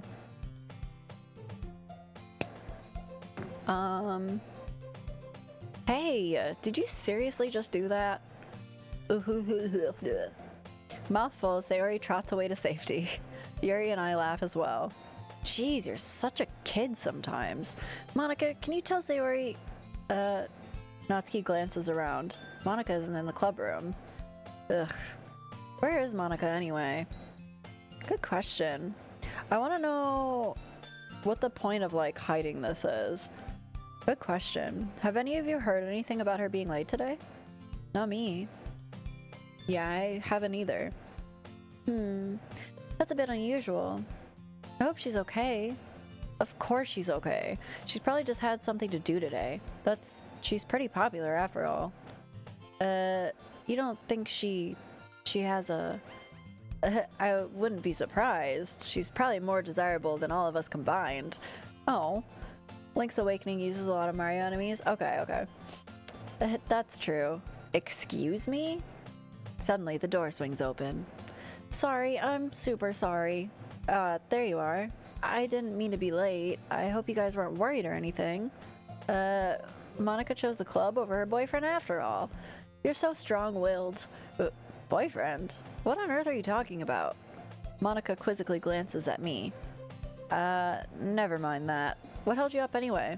Well, my last period today was study hall. To be honest, I kind of just lost track of time. That makes no sense, though. They are super green. They're pretty. That makes no sense, though.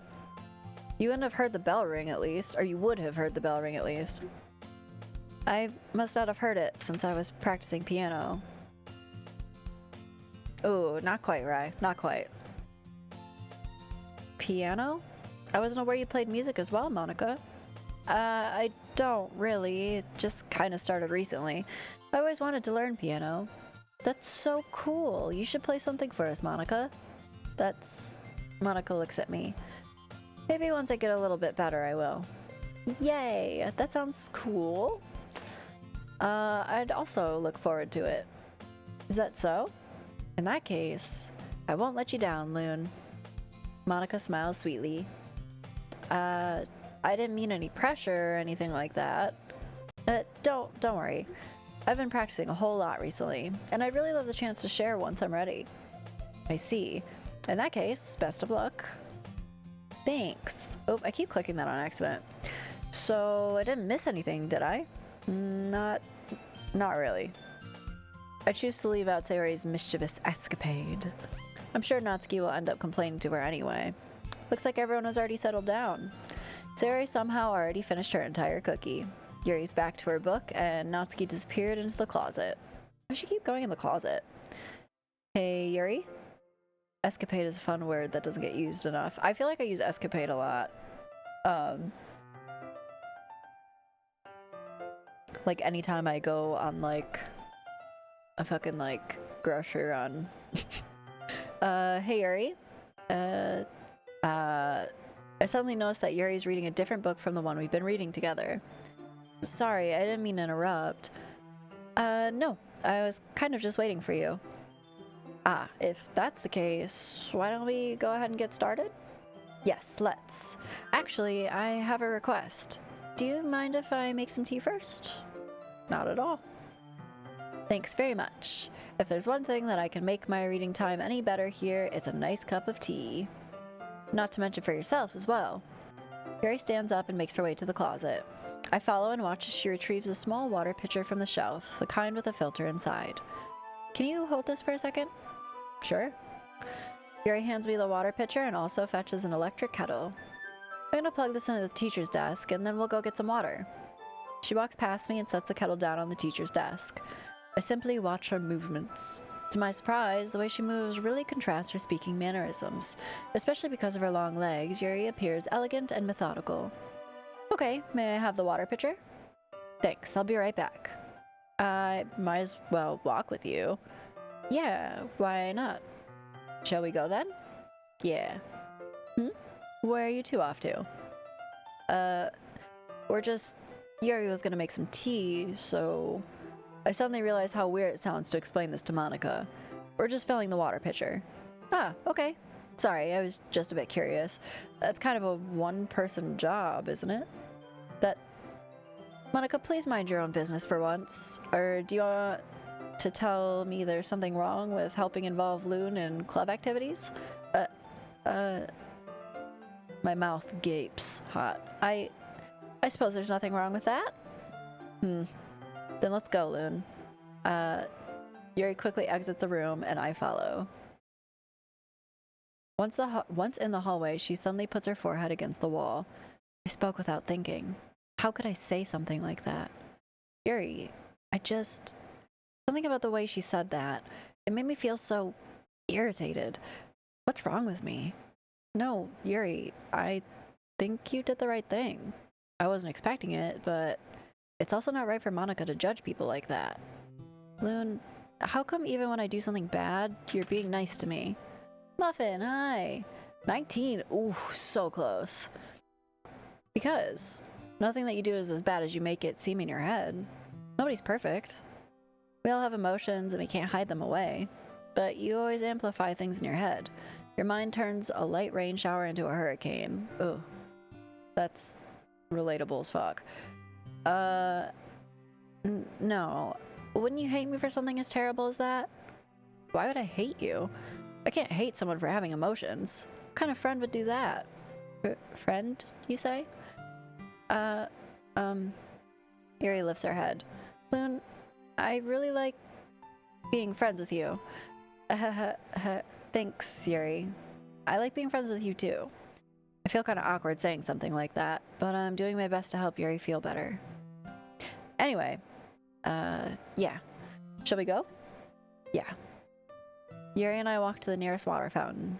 Once we fill the water pitcher, we return to the classroom. Loon, do you like oolong tea? Yeah. Anything is fine. Hey, enjoy your boiga. Enjoy your boiga. Very well. Xanadude, if you're paying attention, can we get shouts outs for Muffin and Capitan Eric?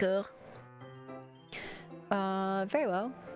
Yuri sets the temperature on the kettle to 200 degrees. Now it's time to get the teapot. You really do this properly, don't you? Of course. I shouldn't do anything less when I'm making tea for others. Thank you. Even if I'm not an expert on tea or anything? In that case, you'll only be even more impressed. Ah, perhaps I will. Yuri fetches the teapot and begins measuring the tea leaves. To my surprise, she even starts humming a little to herself. You must be in a good mood now. Shouts out, similar to attorneys general, which is the correct grammar. Shouts out, shouts out, shouts out, shout outs, shouts outs, shouts outs. Now neither of those sound like words to me anymore. You must be in a good mood now. Is that so? I was letting it show, and you noticed. I was doing a bit of thinking, and I decided that I would try expressing myself a little bit more. Turns out it's not very hard for me to do, when it's you who's around, anyway. Ah. That's great, Yuri. Just don't push yourself too much. You're always worrying about me, Loon. It's very endearing. Yuri wasn't kidding. I don't even know if I can keep up with this. You who's around? I watch Yuri pour a cup of tea for each of us. Then I have another request. Do you mind if we sit on the floor today? Why's that? It's a little bit easier on my back. I can read with my back against the wall rather than bending over at my desk. Ah, sorry, I didn't realize. No worries. I just have back pain fairly regularly, so I do my best to manage it. Is that so? I wonder why that is. It's most likely because of my, your posture, right? Always hunched over like that while reading? Yeah, I have terrible reading posture, so that's why we should sit on the floor. Fair enough. Were they making a big booby joke? I'll go ahead and get the book. I retrieve the book from my bag. Because of her badonkaroo. Badonkaroos.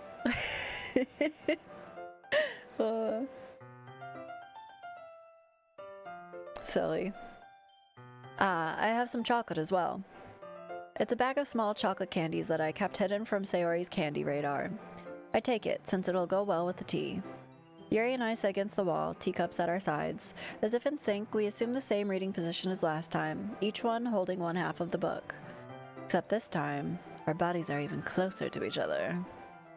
I can't see too well. Yuri slides closer until our shoulders are touching. How am I supposed to focus on reading like this? Yuri's always kind of cute, but when she's being less apprehensive, it's almost more than I can handle. Your teacup. Yuri hands me my teacup. Holding it with my hand that's not holding the book, I end up in a position that makes it even harder to focus, because now I need to worry about making sure I don't accidentally touch her chest. Meanwhile, Yuri hasn't noticed a single thing. She wears her intense reading expression, and I can only presume that the world around her has faded away. I use all of my willpower to focus on reading. Tibbies, yeah. After a few minutes, I finally manage to relax a little. I put the teacup between my legs and fumble with the chocolate wrapper. Sorry. I briefly let go of the book to finish opening the wrapper. You can have as much as you want. That's okay. I won't take any. Are you sure? Well, if I touch it, then I might get smudges on the pages. You're right. I didn't even think about that. My bad. No need to apologize. I'll hold the book, okay? Are you sure? Of course. Yuri opens the book with both hands. She holds it so that I don't have any harder of a time reading from it, but as a result, her left arm is practically resting on top of my leg. Well, in that case, Yuri is already totally focused on reading again. Fuck. I keep clicking the wrong mouse button. I take a chocolate candy and pop it into my mouth. Then I take another chocolate and hold it up to Yuri. She doesn't even look away from the book. She simply parts her lips as if the situation was completely natural. But that means I can't stop here. I apprehensively place the chocolate in her mouth. Just like that, Yuri closes her lips over it. Yuri's expression suddenly breaks. Did I just... Yuri looks at me like she needs to confirm what just happened. Her little fucking... Loon? Sorry. I guess I shouldn't have done that. Well, you were just helping. Something that friends do, right? I mean, not really in this kind of context, but yeah. That's all it was. Yeah. Then you don't need to stop or anything. Oh. Okay. I see. Situation's gotten really tense. Yuri tries to return to the book, but I can tell just by her expression that even she can't focus now. My heart is pounding. I nervously take another chocolate between my fingers, but this time, Yuri's eyes meet mine. How did it even come to this? Yuri doesn't avert her gaze. I noticed her chest rising and falling to the rhythm of her breaths. I raise my arm. Like before, Yuri parts her lips, but it's different this time. I take the chocolate and place it in her mouth. I feel her hot breath on my fingers. Okay, everyone. What? Yuri jolts back. It's time to share poems. Loon, you can help Yuri put away the tea stuff, right? Yeah, of course. Okay, thanks. The spell is abruptly broken. I'll take care of the cups. Yeah. Yuri picks up the teacups from the floor. I pick up the bag of chocolates. In the end, we hastily clean up without so much as a word between us. I get the feeling that this is something neither of us will have the courage to bring up. I feel like I'm just reading you guys a storybook right now. Okay, well, we just had our moment with Yuri, and Monika felt the need to interrupt it. Maybe we go to Monika first this time. Yeah. Hi again, Loon. How's the writing going? Alright, I guess. I'll take that, as long as it's not going bad. I'm just happy that you're applying yourself. Maybe soon you'll come up with a masterpiece. I wouldn't count on that. You never know. Want to share what you wrote for today? Sure, here you go. I give my poem to Monika. Alright, this one's good. It feels like you're not only getting more comfortable with your style, but the imagery is better than the last one I read. Thank you, Volk. I like how that like perfectly covered her face. She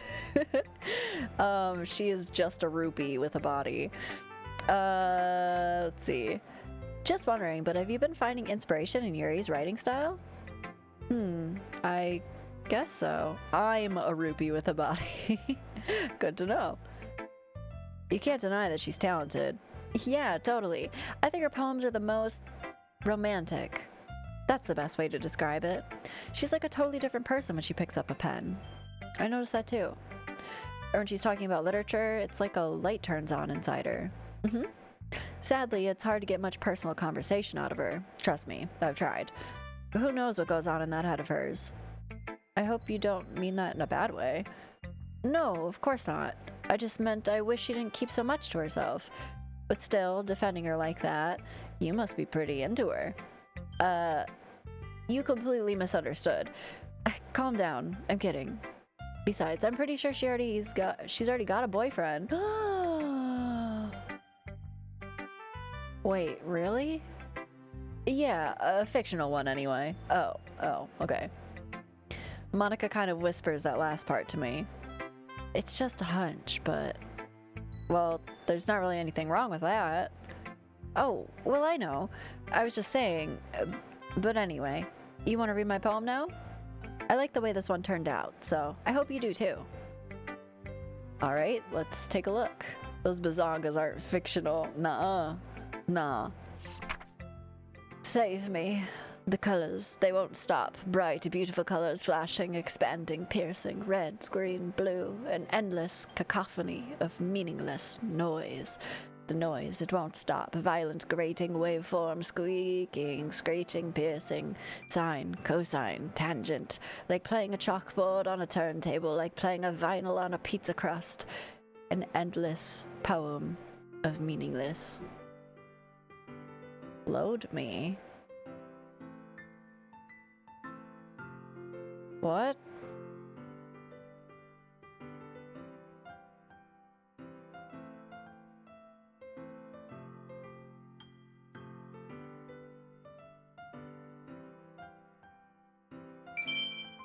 Thank you for the biddy.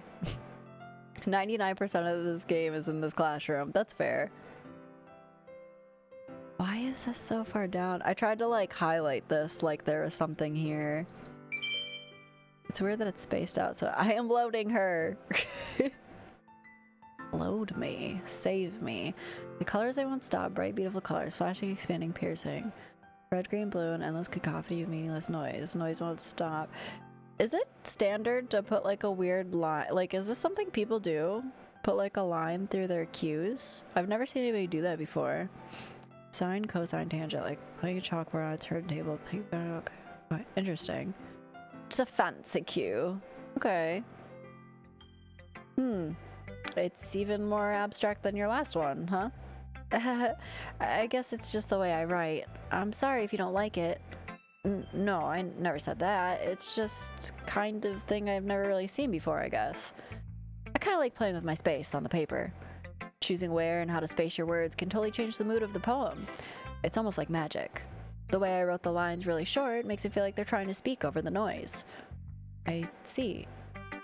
It's still hard for me to tell what it's about, though. Sometimes asking what a poem is about isn't the right question. A poem can be as abstract as a physical expression of a feeling, or a conversation with the reader. So putting it that way, not every poem is about something. Anyway, here's Monika's writing tip of the day. Sometimes you'll find yourself facing a difficult decision. When that happens, don't forget to save your game.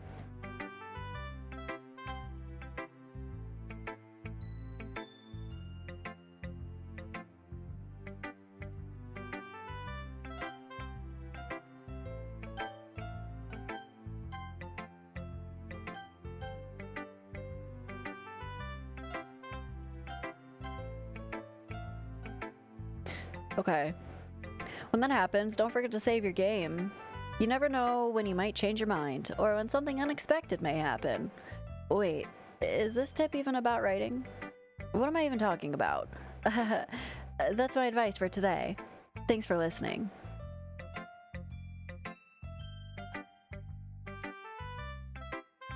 We'll save Yuri for last this time. We'll do it a little backwards to how we did it last time. Sayori. Ooh, I like this one, Loon. It has some nice feelings in it. I'm glad.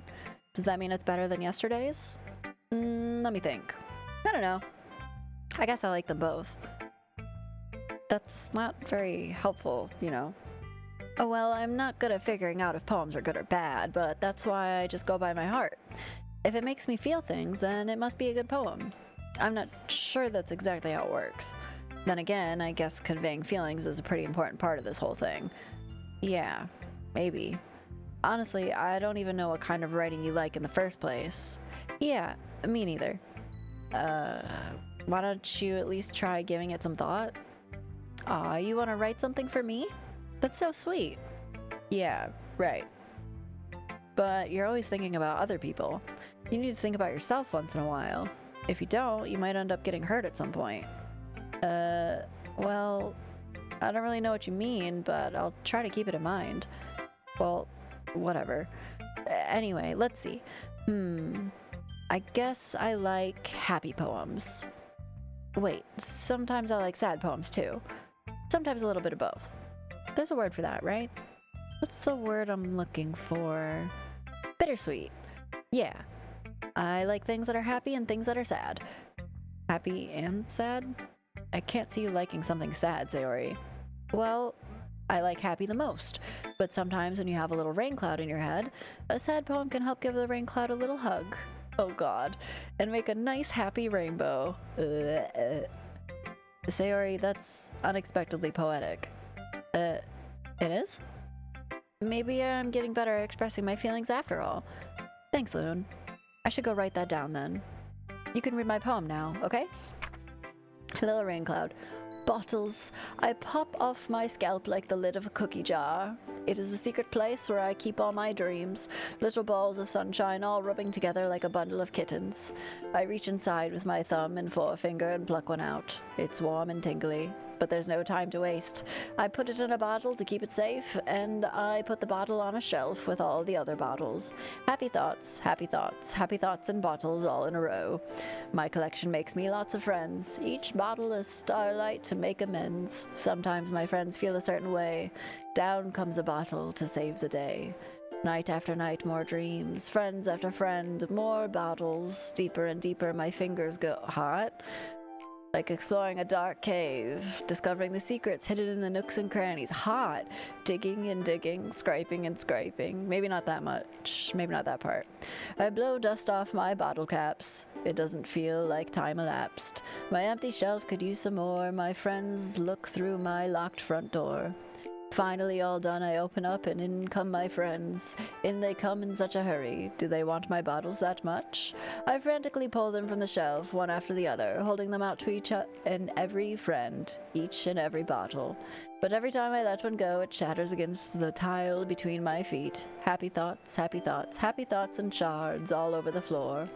They were supposed to be my friends who aren't smiling. They're all shouting, pleading, something. But all I hear is echo, echo, echo, echo inside my head. Stop, I can't deal with all that. With all what? Okay. We're in an ad and I didn't mean to, but I also have to pee. So real quick, don't panic, don't freak out. We'll be right back. I have to pee. I'll be right back. Look. I thought he would like the uncrushable pigeon because it was uncrushable and he likes stomping on them, okay? I thought I was doing the right thing, okay? I thought I was doing the right thing. Apparently not. Apparently not. Holy crap. Sari, did you really write this? Of course I did. Every time I say Sayori, my phone thinks I'm saying Siri. I was trying to be very thoughtful, but it just backfired in my face. Of course I did. Didn't I tell you yesterday I was gonna write the best poem ever? Yeah, but I mean, I didn't expect something like this coming from you. Monika taught me a whole lot, and I've been really in touch with my feelings recently. I see that. It's almost kind of creepy. Creepy? Well, not exactly. Maybe because I'm so used to being cheerful. Well, never mind. I'm thinking too hard about it. The point is, it came out good, so you should be proud of it. Aw, thanks. I feel like I was meant to express myself this way. It even helps me understand my own feelings a little bit better. Writing is like magic. You've gotten pretty passionate about this, huh? I hope you keep it up. Yeah, writing's the best. I'm gonna keep writing until I die. Don't get ahead of yourself. Sayori's always had a habit of getting obsessed with something before dropping it no more than a week later. I know a couple people like that. I wonder if this is one of those times? Sometimes I'm like that. But seeing the passion in her eyes makes it hard for me to be pessimistic. Who should I show my poem to yet? Let's show it to Natsuki. Well, it's not really any worse than your last one, but I can't really say it's any better either. Oof. Huh? Phew, what? Well, anything that isn't a train wreck I'll take as a win. And I get the feeling you're probably the most critical. Hey, what makes you... Wait, maybe that was a compliment? Glad to see someone recognizes my experience. Well then, keep practicing and maybe you'll be as good as me someday. That's, something tells me Natsuki's completely missed the point.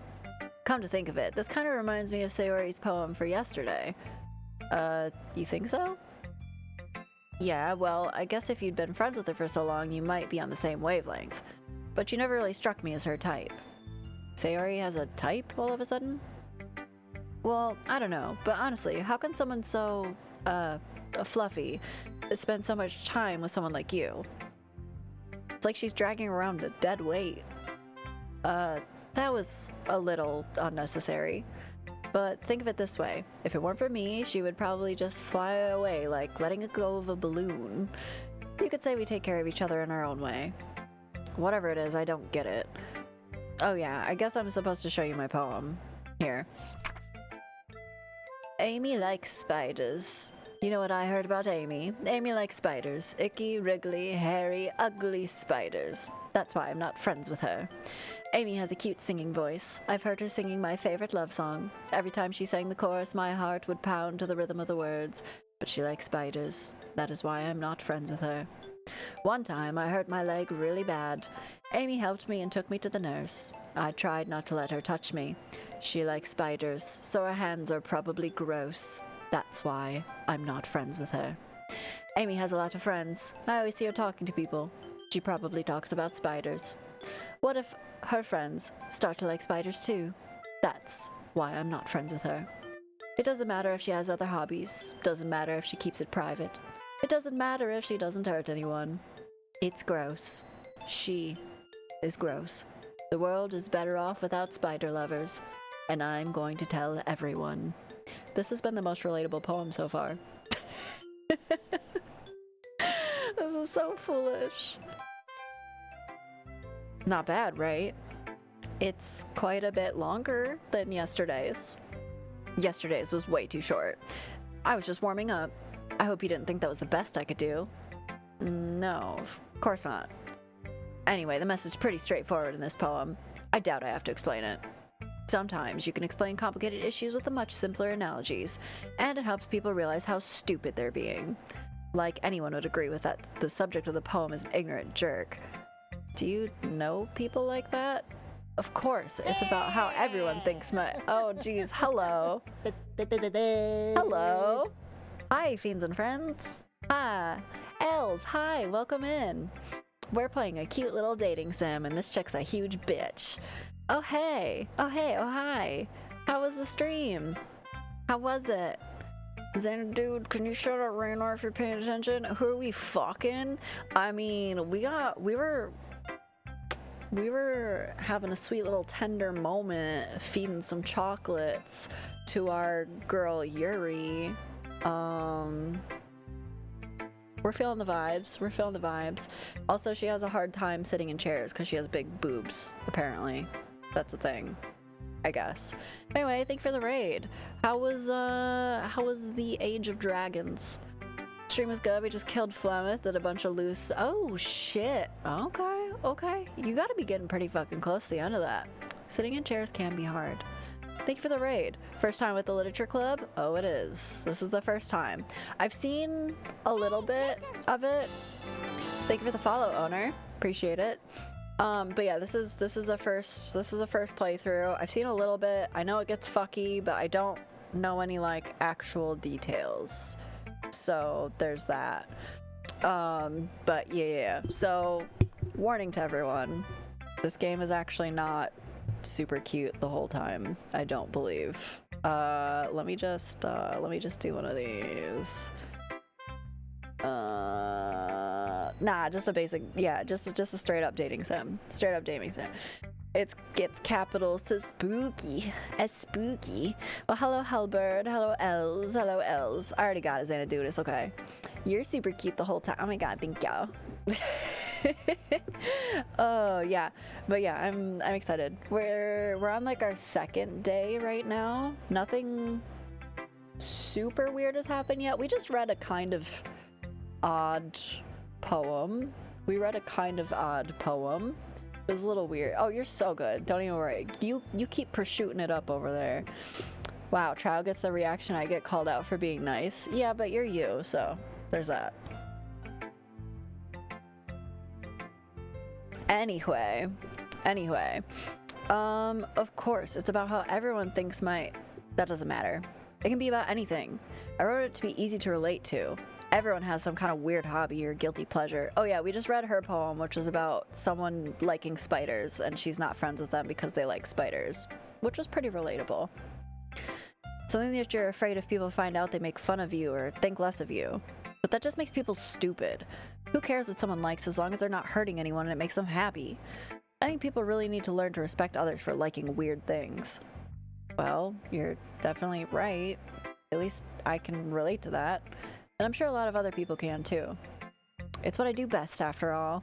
I don't like writing unless there's a good message to take away from it. Like, conveying emotions is important.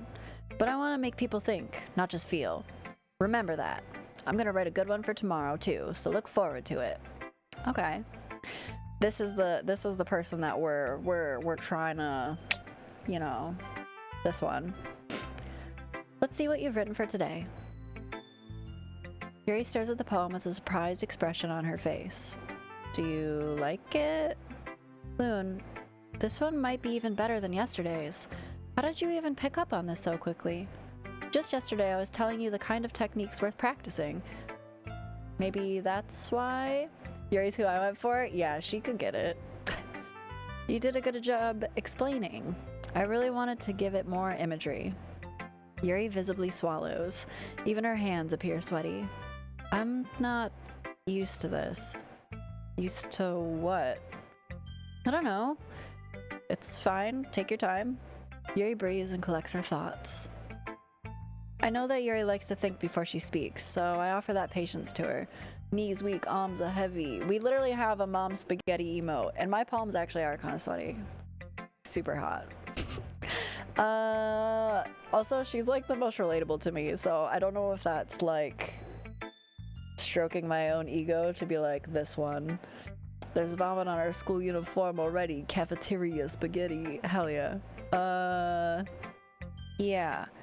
just being appreciated like this, I guess. It probably sounds really stupid, but seeing someone motivated by my writing, it just makes me really happy. Are you saying you've never shared your writing before? Yuri nods. Really? I don't believe it.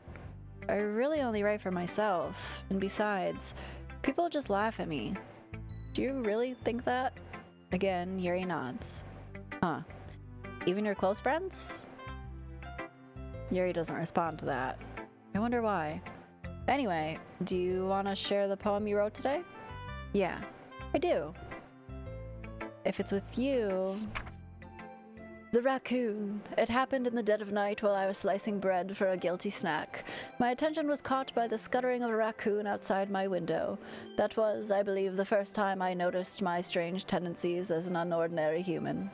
I gave the raccoon a piece of bread, my subconscious well aware of the consequences, well aware that a raccoon that is fed well will always come back for more. The enticing beauty of my cutting knife was the symptom, the bread, my hungry curiosity, the raccoon, an urge. The moon increments its phase and reflects that much of the light off my cutting knife, the very same light that glistens in the eyes of my raccoon friend. I slice the bread, fresh and soft. The raccoon becomes excited, or perhaps I'm merely projecting my emotions on the newly satisfied animal. The raccoon is taken up following me. You could say that we've gotten quite used to each other. The raccoon becomes hungry more and more frequently, so my bread is always handy. Every time I brandish my cutting knife, the raccoon shows me its excitement. A rush of blood. Classic Pavlovian conditioning. I slice the bread, and I feed myself again. Someone rang for a raccoon? Hello. Oh, here we go. Oh, that urge. Oh, hello, Roots. Doki Doki indeed. Hello, Outcast. Hello, hello. I don't think you want that raccoon. Yeah, no. Yeah, Yuri's my favorite so far. She's my favorite so far. I was a little more daring with this one than yesterday's. I can see that. Gummy melatonins taste better than gummy bears? You better be careful. Yeah, that's who she must be like the one they want you to go for, because she's tops. I can see that. Also, I love hello, Florian the raccoon. Welcome in. Also, yes. Sayori's underappreciated. She's a little too like cutesy for me. A little too cutesy for me. And then what's her face is a fucking bitch. Natsuki. Fuck her. I can see that. It's a lot more metaphorical. I don't know if it's my fault, but I can't begin to imagine what this poem is about. That's right. It's a bit closer to my preferred writing style, using the poems as a canvas to express vivid imagery and conveying emotions through them. Yeah, if I take it at face value, then I can't even figure out what it's supposed to mean. Well, I think it's something that different people can relate to in their own way. I wanted to express the way it feels for me to indulge in my more unusual hobbies. It's those sorts of things I'm usually forced to keep to myself. Is she too sensitive? I don't know if it's about that. I think you're reaching with that one. Whoosh. Ooh. I want to be mad at you, but that actually was not bad. What a kind-hearted and not at all disturbing game. Yeah, what a pleasant little dating sim. It's those sorts of things that I'm usually forced to keep to myself, so I sometimes enjoy writing about them. Huh, that's funny. Didn't Natsuki also write something about that? About someone being ridiculed for a strange interest? She did? Yeah. She was talking about how it doesn't matter what you're into as long as you're not hurting anybody. She's right. I mean, does she really feel that way? Yeah. Sounds like you two have that in common. That's interesting. To me, she seemed like the kind of person who would make fun of my hobbies. But I suppose it's my fault for judging, isn't it? No need to read between the lines, after all. What could go wrong? Yeah. I want to be mad at you, but that wasn't bad, as the general reaction I get dating people. Whoosh, no. No whoosh. Please don't tell her I said that. Don't worry, I have no reason to. Okay. Well, thank you for sharing it with me. After all, if I hadn't learned to embrace my own weirdness, I would probably hate myself. I mean, same. I might be ranting a little bit now, but I'm glad you're a good listener. You're good at a lot of things. Writing, listening, seductively feeding me chocolate while we read a book and our shoulders are touching. There really aren't many people like you, Loon. That's exaggerating a little bit. It's just how I feel. I never thought I would feel so comfortable sharing my writing. If it helps, I thought it was hilarious. It was pretty good. It was pretty good. I'll give it to you. But now I almost feel like I look forward to it. It's just a really nice feeling. And you're to thank for that. It's nothing, really. Yuri smiles sincerely at me. For just a moment, her timidness seems to disappear. Reading cuddles is legit relationship goals. Ayy. Get you. Beast Lord, everyone's on Yuri's team. Let's fucking go. We got a bunch of Yuri lovers up in here. Hello. Can we get a shout out for Beast Lord too? Chad, hello, welcome in. Are you here for us to have a totally normal time dating people? But yeah, I don't actually know any details about this, so no spoilers, but I just know that it gets a little fucky, and I've seen it get like a little weird, but I've never like watched anybody play this. Yeah, Yuri Sims Unite. For just a moment, her timidness seems to disappear.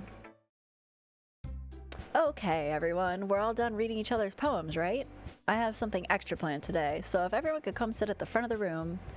Is this about the festival? Well, sort of. Ugh, do we really have to do something for the festival? It's not like we can put together anything good in just a few days. We'll just end up embarrassing ourselves instead of getting any new members. Nearly done with the game yourself. Okay, hell yeah. Have fun with the game. Thank you, Beast Lord. Appreciate it. Fucky, nah, this game's just fine. Just a silly little dating sim. Yeah, that's a concern of mine as well. I don't really do well with the last minute preparations. Don't worry so much. We're gonna keep it simple, okay? Probably, Albert. We won't need much more than a few decorations. Sari's been working on posters, and I've designed some pamphlets that we can give out during the event. Okay, that's great and all, but that doesn't tell us what we're actually going to be doing for the event. Ah, sorry, I thought you heard about it already. We're going to be performing. The fuck? We're a reading club. Performing? Monika? Yeah, we're gonna be having a poetry performance. Oh. Okay. Each of us is going to choose a poem to recite during the event.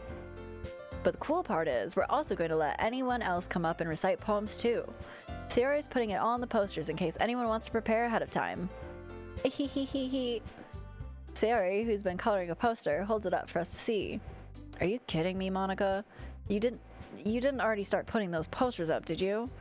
Well, I did. Do you really think it's that bad of an idea? Well, no, it's not a bad idea, but I didn't sign up for this, you know? There's no way I'm going to be performing in front of a group of people like that. I agree with Natsuki. I could never in my life do something like that. Imagining it, Yuri shakes her head in fear. Guys. No, Sayori, I understand where they're coming from. Remember that Natsuki and Yuri have never shared their poems with anyone until just a couple days ago. It's a lot to ask for them to recite their poems out loud to a whole room full of people. I guess I kind of overlooked that. So, I'm sorry. Angsty. Yeah, poetry slam, let's go. But I still think we should give it our best. We're the only ones responsible for the fate of this club. If we start the event and each put on a good performance, then it will inspire others to do the same. And then the more people who perform, the better we'll be able to show everyone what literature is all about. Yeah, it's about expressing your feelings, being intimate with yourself, hot, finding new horizons, and having fun. That's right, and it's those reasons that we're all in this club today. Natsuki, we're like Natsuki, am I right? Don't you want to share that with others? To inspire them to find the same feelings that brought you here in the first place? I know you do. I know we all do. And if all it takes is standing in front of the room for 2 minutes and reciting a poem, then I know you can do it. Angsty. Also angsty. Natsuki and Yuri remain silent. Sayori looks worried. I guess that leaves me no choice. I agree. I don't think it's too much to ask. I think that Sayori and Monika have really been trying hard to get new members.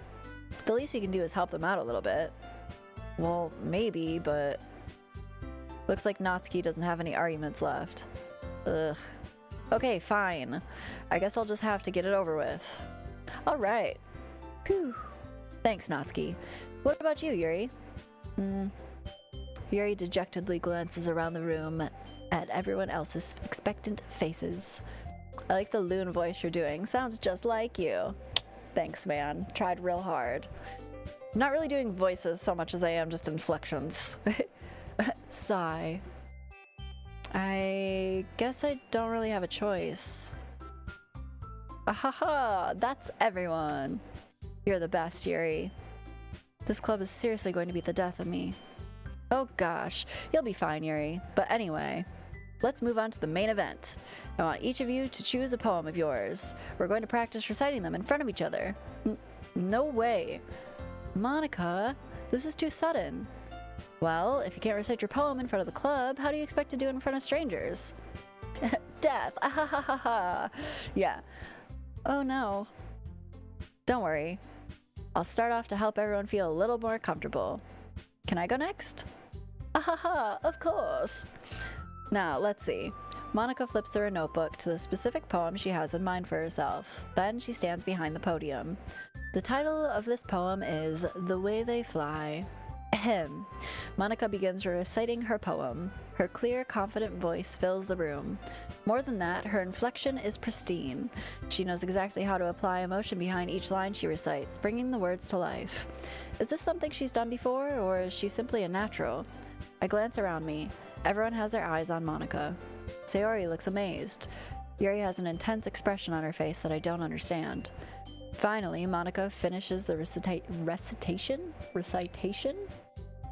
The four of us applaud. Monika takes a breath and smiles.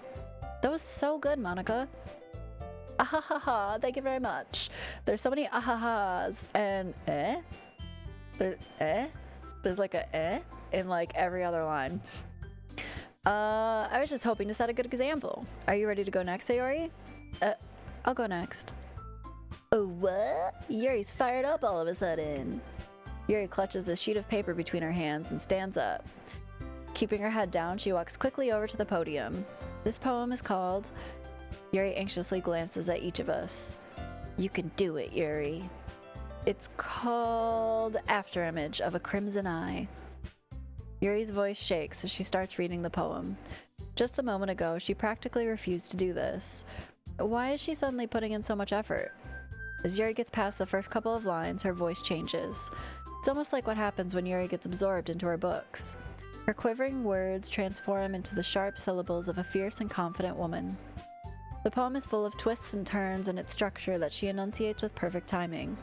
This must be a rare glimpse into the whirling fire Yuri keeps concealed inside her head. Suddenly, she's finished. Everyone is stunned. Yuri snaps back into reality, oh there goes gravity, and glances around her as if she bewildered even herself. It's up to me to save this situation. I'm the first to start applauding. Everyone joins me afterwards, and we give Yuri the recognition she deserves. It's not that we didn't want to applaud for her, but we were so caught off guard that we must have forgotten. As we applauded, Yuri holds the poem to her chest and rushes back into her seat. Yuri, that was really good. Thank you for sharing. Silence. Looks like Yuri's down for the count. Okay, I guess I'm next then. Sayori hops out of her chair and cheerfully walks to the podium. This one's called My Meadow. Ahahaha. Sorry, I giggled. Hehehe. Sayori, it's a lot harder than I thought. How'd you guys do it so easily?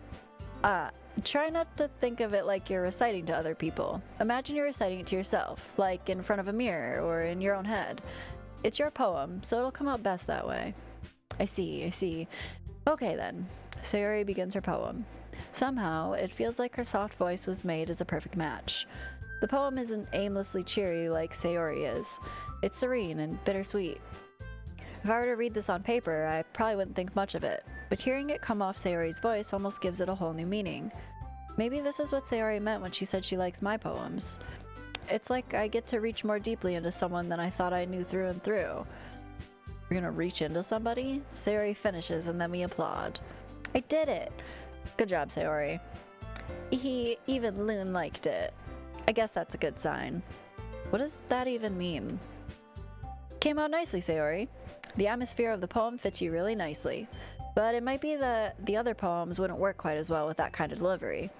I don't really understand.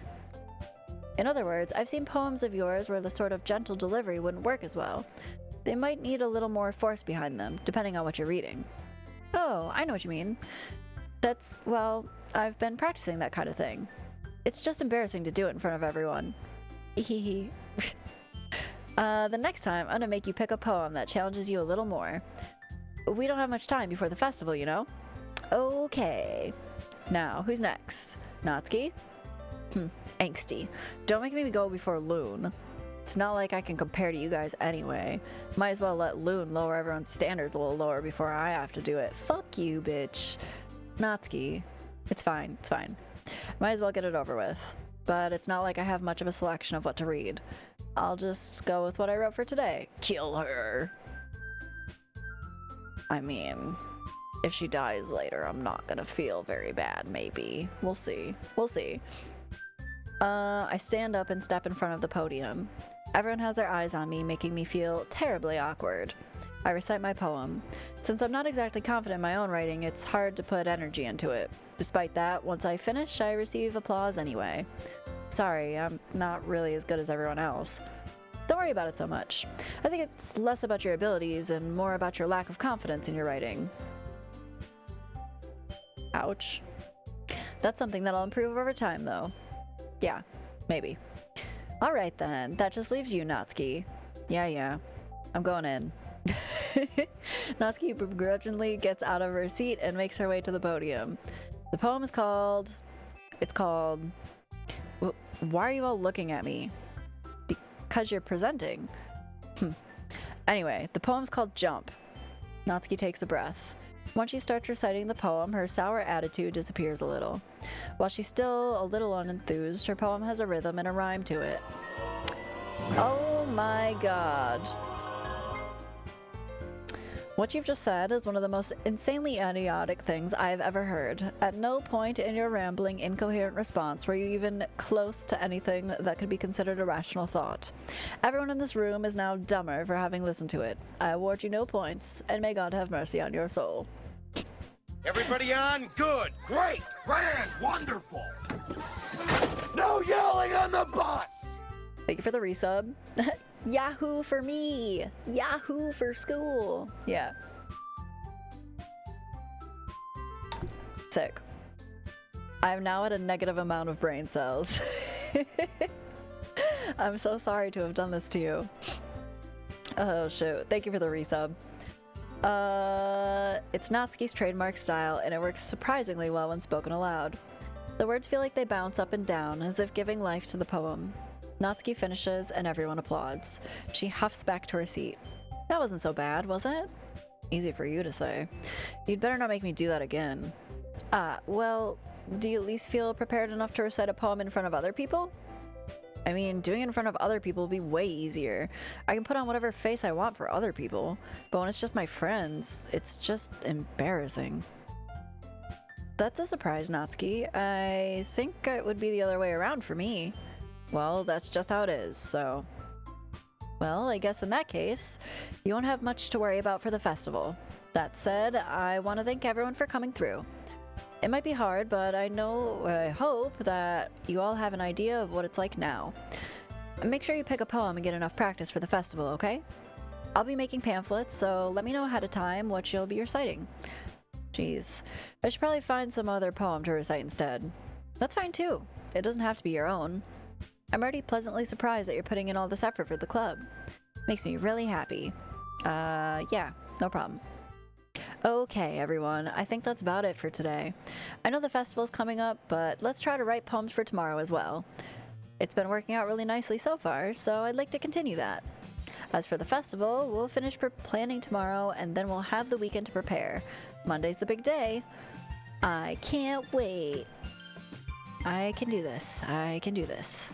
Alright. I stand up. There's no way I'll be able to find the same enthusiasm as Sayori and Monika, but I'll do my best to get through it. It's for the sake of the club, and impressing Monika. Then I'll have to do my best. Ready to go, Sayori? Yep. Look at you two, always going home together like that. It's kind of adorable, isn't it? Hee. Jeez, guys. Don't make such a big deal out of it. Must be a little nice, though. Well, how am I supposed to respond to that? It's okay, Loon. You don't have to say it. Whatever. Let's go already. Get the fuck out of here. I walk home with Sayori once more. Even though it's only been a few days, a lot of things have already changed. But today, Sayori's being a little quieter than usual on the way home. Hey, Sayori? Silence. Sorry, I was spacing out. No wonder. I was thinking about something from earlier. I like how we got to... I mean, Sayori fumbles with her words. So, let's just say that one day, Yuri asked to walk home with you. Huh? What would you do? What kind of question is that? Kind of putting me on the spot here. Hee. Well... Oh...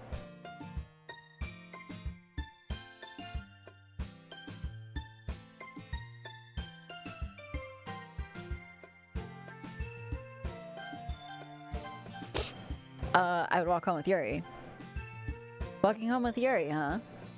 Why does the thought of that make my heart pound? I mean, given how hard it is for her to socialize, I would feel awful turning her down, so... Isn't she so beautiful and smart? That has nothing to do with what I just said. Ah ha ha, you admitted it. Jeez. There's not even any point in speculating something that's never going to happen. Well, maybe. But I just like to think about it. It's not long before you won't need me anymore, you know? Need you? Sayori, I can't figure out how you're seeing things in your head right now. Sorry. Everyone is different. Nobody in the club is a replacement for you. If you say so. The conversation trails off and I'm left feeling awkward. But it was kind of her fault for trapping me with such a weird question. I can't just lie to her. But if there's something that makes her happy, I would hate to take that away from her. That's why I said there's no point in speculating. Then again, the festival's only a few days away. Who knows what will happen in that time? Oh, we gotta write another...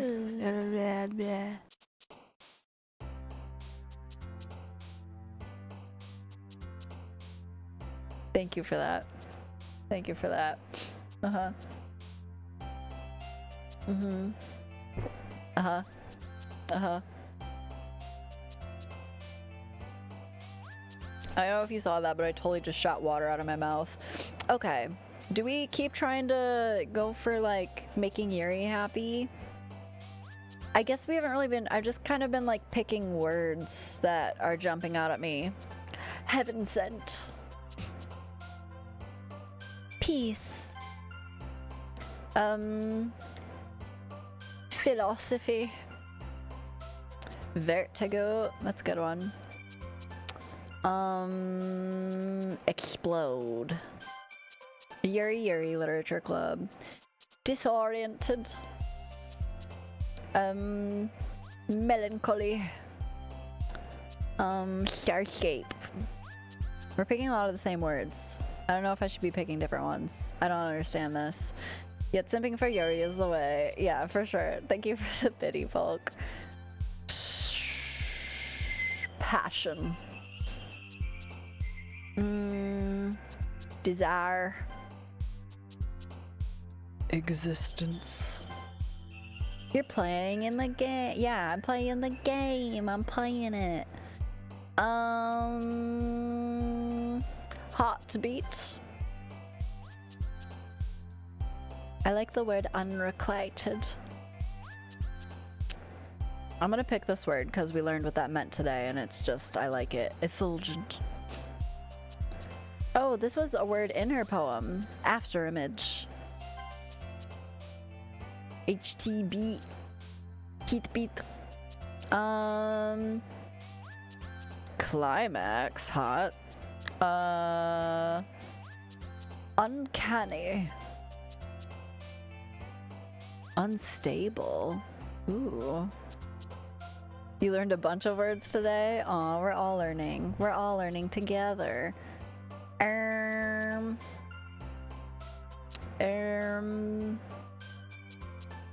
This was another word in her poem. Crimson. Inferno. Aw, man. I'm the last one here again. Don't worry, I just walked in too. Excuse me? Were you practicing piano again? Yeah. You must have a lot of determination. Starting this club, now picking up piano. Well, maybe not determination, but I guess passion? But remember that the club wouldn't be here if it wasn't for all of you. And I'm super happy that you're all willing to help out for the festival, too. I can't wait for the festival. It's gonna be great. Wait, why are you being all... You're not like that.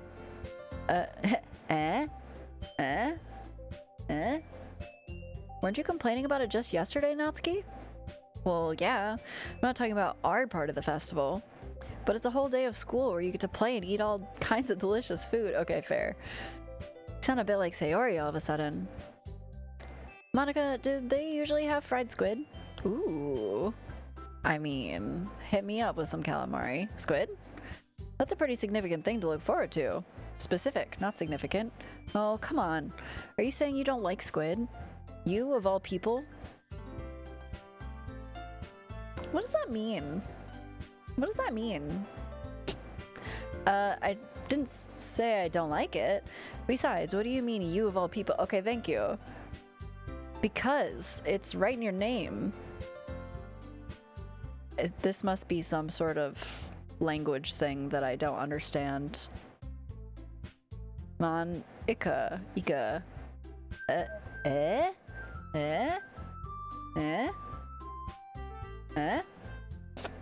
That's not how you say my name at all.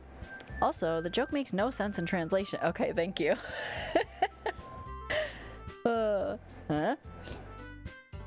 Never mind. Let's just focus on our own event for now. Okay, that felt like a little fourth wall break there. Ehehehe. Fine, fine. Your reactions aren't as fun as Yuri's or Sayori's anyway. I summoned the weebs to the chat. Yeah. Excuse me, where is Sayori anyway? Oh, there you are. Sayori's sitting at a desk in the corner of the room looking down at nothing. Okay. I walk over to her. Hey, Sayori. I have my hand in front of her face. You're spacing out again. Sorry. Don't mind me. You can go talk to everyone else. Huh? Is everything alright? Of course. Why wouldn't it be? It just feels like you're a little off. Sorry for assuming things. Geez, you worry too much about me. I'm fine, see? Sayori shows me a big smile. Don't let me distract you from having fun with everyone. Well, alright. If you say so. I worriedly glance at Sayori before turning back toward everyone else. But the conversation's already dispersed with everyone back at their usual activities. Maybe I should ask Monika if she's noticed anything about Sayori recently. Since they've been preparing for the festival, they must be spending a lot of time together. I timidly approach Monika, who's shuffling through some papers at her desk. Loon, what's up? Hey, this might sound a little strange, but have you noticed anything up with Sayori recently? Anything up with her? In what way do you mean? Maybe I'm reading into it a little too much, but she seems a little downcast today. Oh, you think so? Can't say I've noticed anything about her. Hey, what's up, Gizmo? We are on like day 3 or 4. We're getting ready for some festival thing. I can't say I've noticed anything about her. Monika peers across the room at Sayori, who is idly dragging a rubber eraser up and down her desk. Maybe there's something on her mind, but I'm sure I'm not the one asking you, Loon. I'm surprised you're not the one asking. Wait, what did that say? Whatever. You certainly know her better than I do. Yeah, but she's never really like this. She's always talked to me about things that bothered her, but this time when I asked her, she was really dismissive. Sorry, I know it's not your problem. I just wanted to ask if you knew anything, so I'll drop it now. No, it's important to me too. I mean, I'm also friends with her, and I also care about the well-being of my club members, you know? Maybe I'll try talking to her myself. Are you sure about that? She seemed like she wanted to be left alone. Are you sure? Maybe she just has a hard time bringing it up with the person of interest. Oh. Person of interest? What do you mean by that? I'm saying that maybe the thing on her mind is you, Loon. Oh, me? Me? How you digging it? Oh yeah, we're having a good time. We're having a good time. It's, we're doing a lot of poetry. We're doing a lot of poetry at the moment. Nothing super crazy's happened yet. How on earth would you come to that conclusion? Well, I probably shouldn't say too much, but Sayori talks about you more than anything else, you know?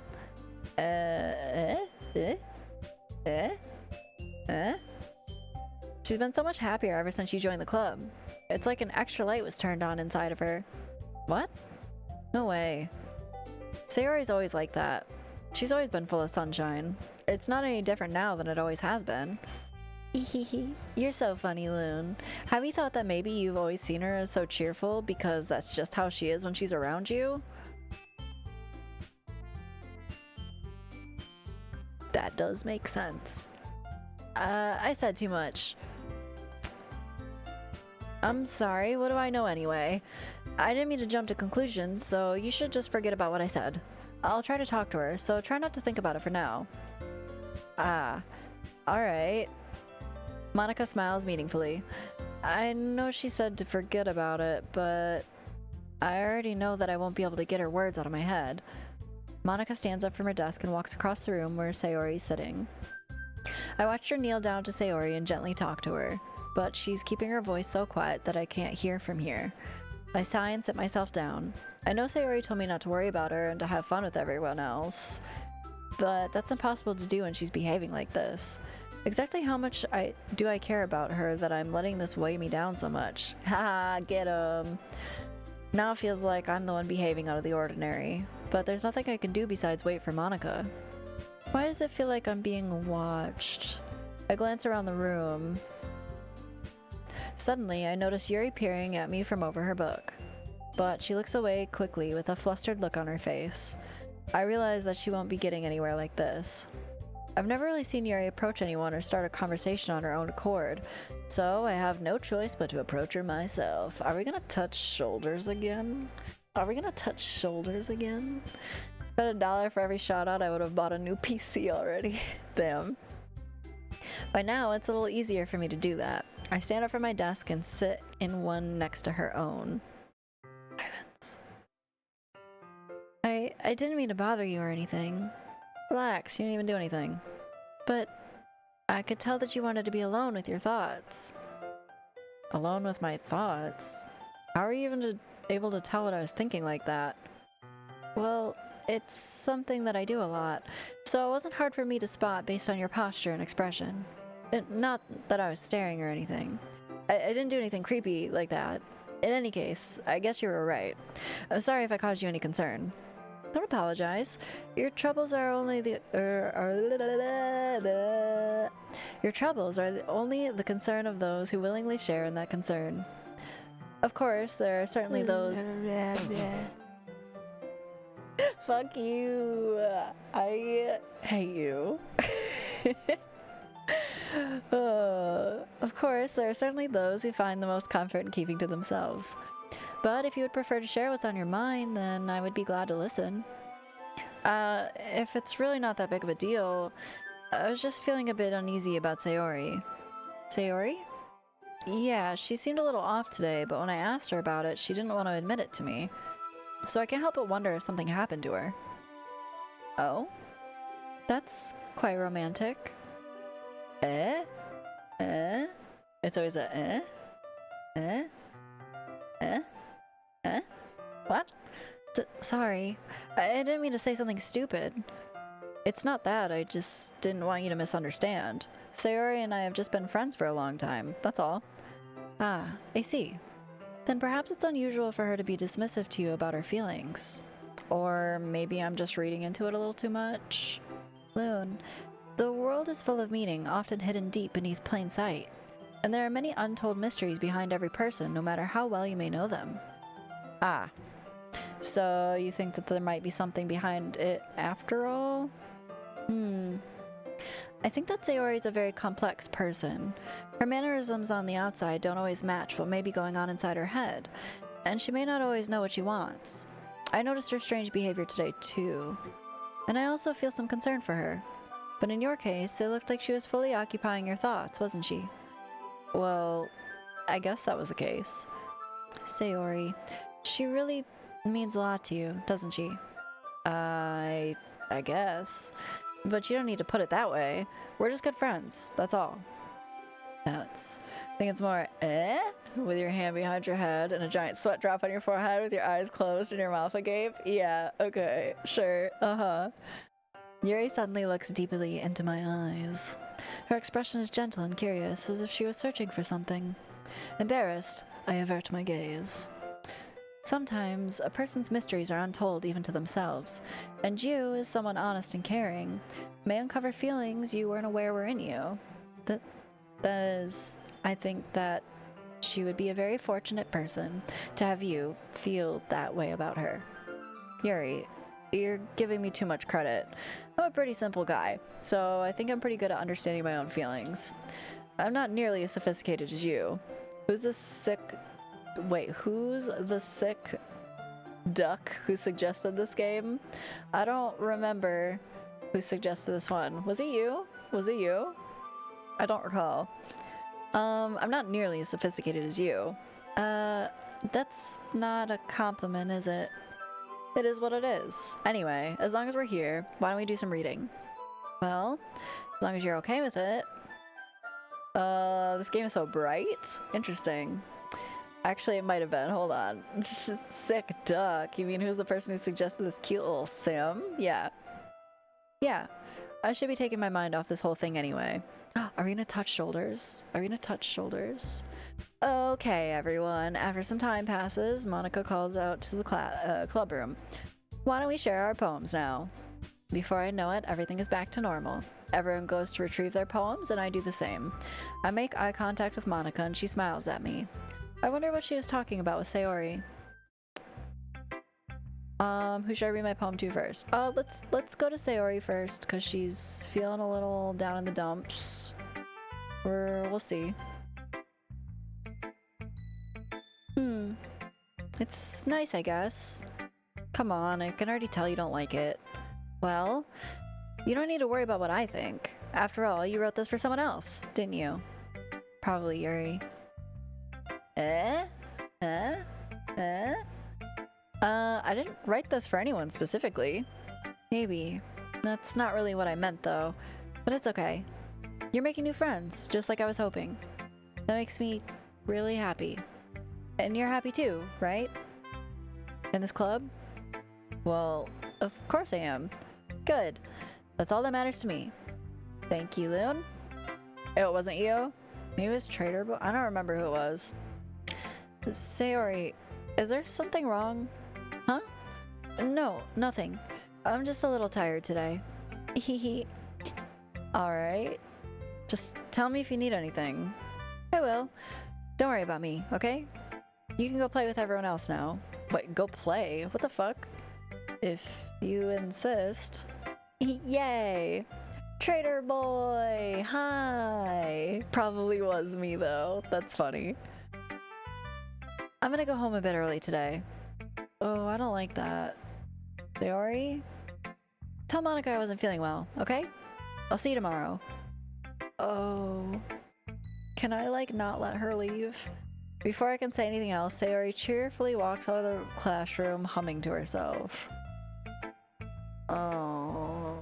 Shit. Well, let's talk to our girl. You know, play.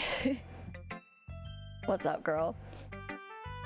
Loon, your writing has only improved in these last few days. Every poem you've shown me has been nothing short of spectacular. I can really feel the emotions. I'm a little envious, even. I don't think it ever came to me this naturally. Yuri, that's the wrong way to put it. This never did come naturally to me, but I've been able to improve so much thanks to you. You're really the example I was chasing after. Is that so?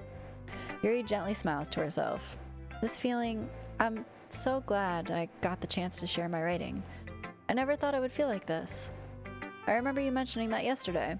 I can't believe that you're so good at something and you've never even shared it with anyone. It's kind of a shame. Maybe, but it's not like I really had a choice. What do you mean? Well, Yuri smiles sadly. Oh, the music changed. Loon, during lunchtime, I eat by myself. Did you know that? It's a great time to find a quiet spot and do some reading. In fact, I always have some books with me. You could say I really enjoy reading. Well, that's one way to put it anyway. But books are so full of amazing and inspiring people. People you want to fall in love with. Or people you just know you can make a really good friend. Cheerful people who always put a smile on your face. Or deep thinkers and problem solvers who discover the mysteries of life. So when you look at it that way, I'm surrounded by friends every day. Oh. What in the hentai tentacle is this game? Oh, hello, Mayo. Aw, Yuri doesn't need to read by herself. I'll read with... Yeah, you guys can touch shoulders. You know? And those friends don't laugh at me. They don't tease me for spacing out all the time. They don't make fun of my body type, and they don't hate me for acting like a know-it-all. People say that about you?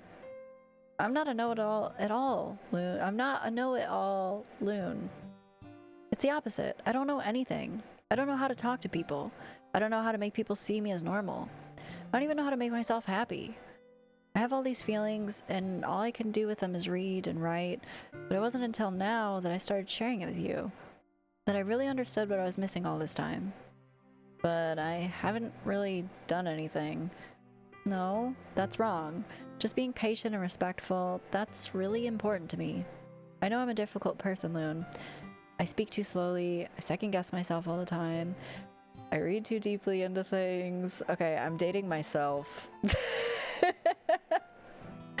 But every time, you've always treated me just like anyone else. It's so rare that I feel comfortable with myself when I talk to others. But that's why every time I talk to you, I just feel really happy. I see. Well, I treat you how you deserve to be treated, Yuri. And if other people don't see it that way, then screw them.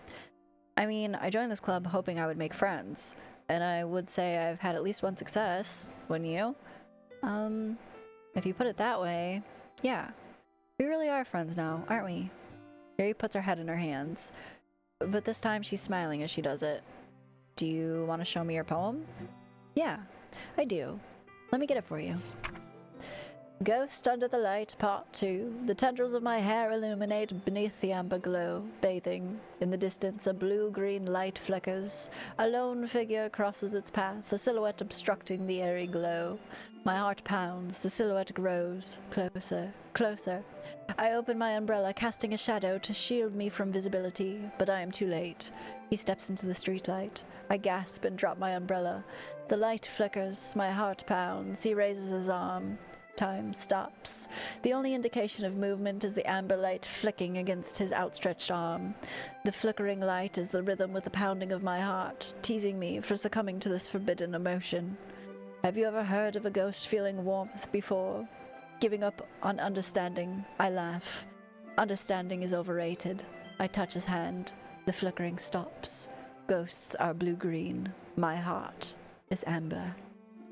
Luna's for Story podcast, I'm telling you. Well, I mean,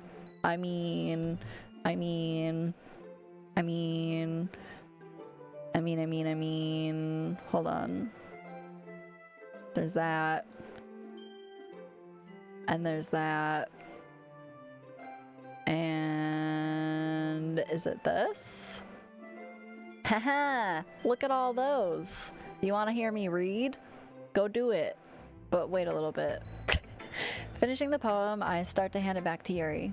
But instead of taking it from me, she looks away. Do you dislike it? No, of course not. I just don't really know how I should respond. Creaky door, fuck you. Despite Yuri's poems usually being cryptic, it wasn't hard to figure out what this one was about.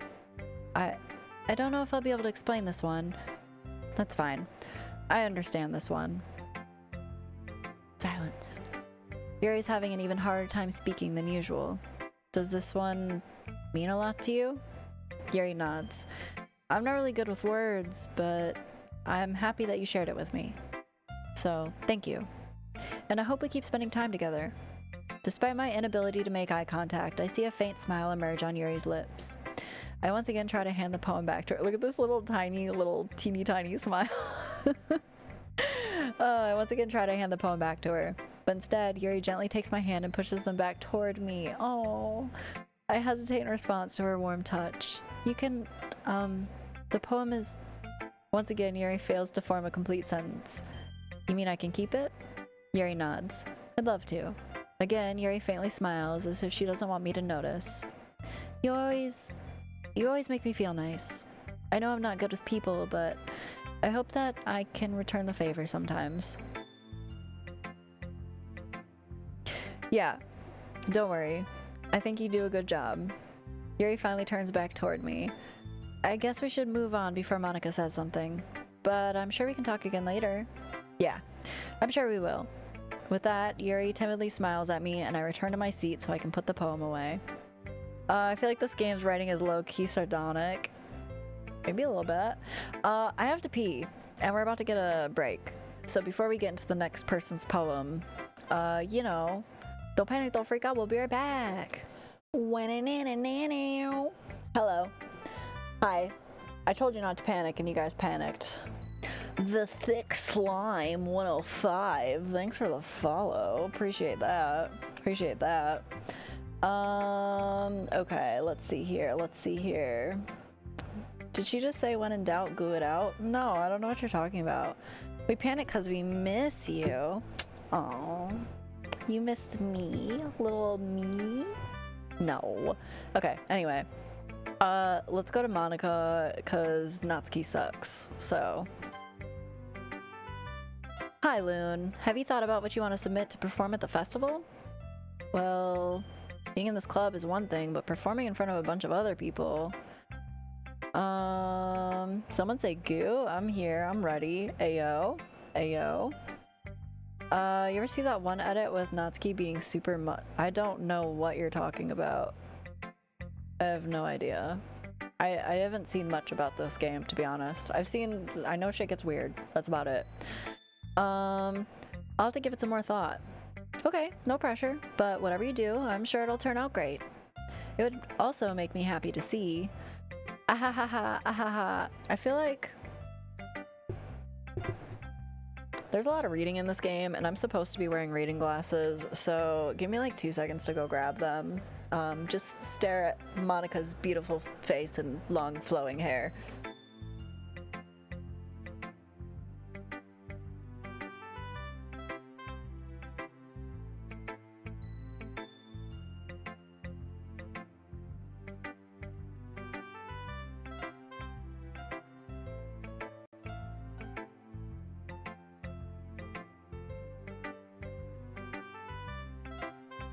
Okay, I felt like my eyes were going all like blah, blah, blah, blah, you know what I'm saying? So I am back. Calm down. In my experience, really attractive people are a red flag. Never again. Oh, rip. Rip. Okay, let's see here. I am back, Rye. Calm your titties. Mayo, calm your titties. Oh, who this glass is cutie. I mean... Are you guys into the glasses? Is this like something that you're into or something? Is this like a thing for some of you? Is this like a vibe? Is this a vibe? Is this a vibe? Does it make Luna a red flag? Shut up. I understand, but she's too sensitive and secretive. She might be offended by you and you do not know anything about it. Yeah. Kat Dennings vibes. My boobs are nowhere near that big. Anyway, that's why you can trust me. Just attractive enough. Titties calmed, tentacles at the ready. Big Takemi vibes with that. Okay, hold on. Wait, hold on. How about now? The legs. The legs. You gotta do like the little, you know. Marvelous. Absolutely marvelous. Okay, anyway. Game. And where's my game? Where's my game? Here it is. Very nice. I need you to do a thing. Oh yeah, hold on. I know I could just do it on my phone. It'd be a lot easier. Where's my shit and stuff? Here's my shit and stuff. There you go. I love you, bitch. I ain't gonna never stop loving you, bitch. Thanks, Green. Thanks. Thank you. And then there's that one to humble me. I just gobbed weeb everywhere. Thanks, Loon. Meow. Ew, I read that meow in the fucking Morgana voice, and I fucking hate Morgana. Anyway. Anyway, let's take a look at today's poem. Sure. I let Monika take the poem I'm holding in my hands. Your style's gotten so refined, Loon. Yuri's been teaching you a lot of things, hasn't she? Well, I guess so. Yeah, I've been noticing how much time you spend with her. I think I heard her say more words these past couple days than she's talked in the whole year. Persona is crazy. All this hate for a cartoon cat. The cat's fucking stupid. Ride, don't you ever say that shit again or I will ban you. Okay. Not sure how you did it, but that's pretty impressive. Well, she just needs some patience and a way to talk about all the things in her head, I guess. I'm still getting the hang of it myself. You're certainly putting in a lot of effort. You must really like her. That's... it's awfully suspicious, you know? Spending time with her in the club room every day, reading that edgy novel with her. Oh, well, I just feel bad that she has a hard time socializing. It makes me want to make sure she doesn't spend all her time alone. Besides, the novel isn't too bad either, you know? Alright, I get you. Just be careful, alright? I know that Yuri isn't used to opening herself up, so if something bad happens while she's vulnerable, then it could be really hard for her. Her books are a total escape from reality. They're just a bandage. You say that like I'm going to hurt her. Sorry, I didn't really mean that. If anything, she might accidentally hurt herself. Anyway, I'll share my poem with you now, alright? Oh, this one's gonna be weird again, I bet. Alright. The lady who knows everything. An old tale tells of a lady who wanders the earth. The lady who knows everything. A beautiful lady who has found every answer, all meaning, all purpose, and all that was ever sought. And here I am, a feather. Lost adrift in the sky, victim of the currents of the wind. Day after day I search. I search with little hope, knowing legends don't exist. But when all else has failed me, when all others have turned away, the legend is all that remains. The last dim star glimmering in the twilit sky. Until one day the wind ceases to blow, I fall, and I fall, and fall, and fall even more, gentle as a feather. A dry quill, expressionless. But a hand catches me between the thumb and forefinger, the hand of a beautiful lady. I look at her eyes and find no end to her gaze. The lady who knows everything about what I am thinking. Before I can speak, she responds in a hollow voice. I have found every answer, all of which amount to nothing. There is no meaning. There is no purpose.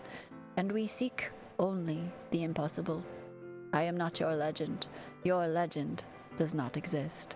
And with a breath, she blows me back afloat, and I pick up a gust of wind.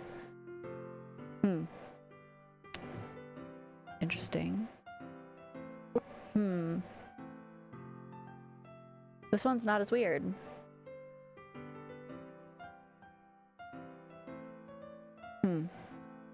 Okay. Solipsism? The fuck is it? What is that? What that means?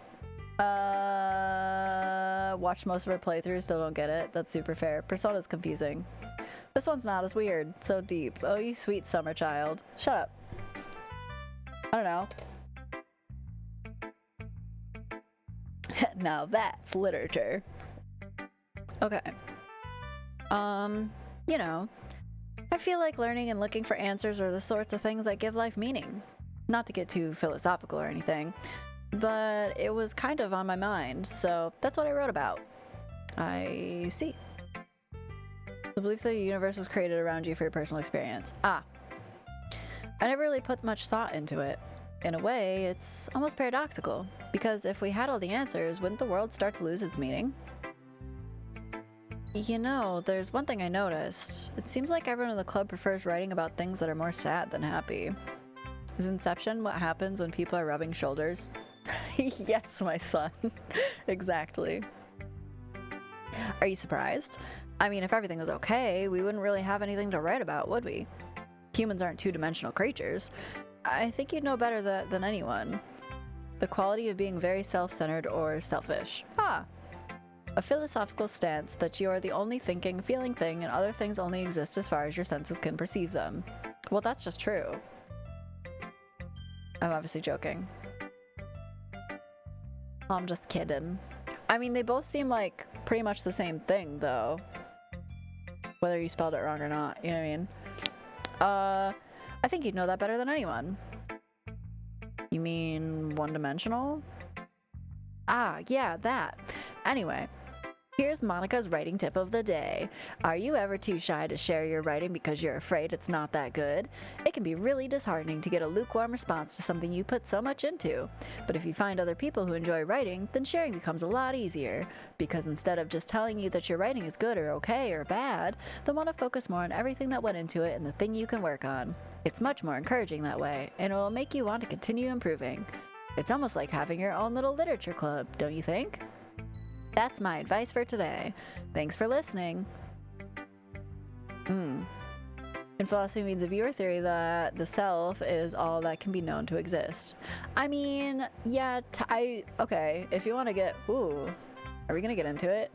I guess, if you think about it, that is really the only thing that you can, like, prove is, like, is, like, your own consciousness. Like, you know what I'm saying? Like, you can't really, like, obviously, I do think that you guys all are your own people with your own thoughts and opinions and stuff.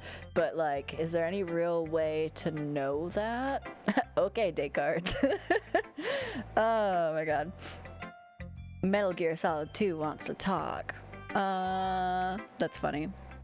Anyway, Natsuki, this bitch. Oh man, this is seriously a step backwards. I stream, therefore I am. Yeah, I liked your last two way better than this one. I mean, I guess I can't be mad at you for trying different things. As long as you're not trying to impress Yuri or something like that. Gross. Okay. Like you said, I'm allowed to try new things. Why are you so emotionally invested in my poems anyway? Isn't that more of a compliment to me? I preferred Camus and Wittgenstein, but it's been a while. Natsuki character, I'm short and mad at the world. Yeah, pretty much. Some old-fashioned absurdism. Let's go. No, gross. It's not like I care. It's just that one of us in this club has to make sure you're not slacking off.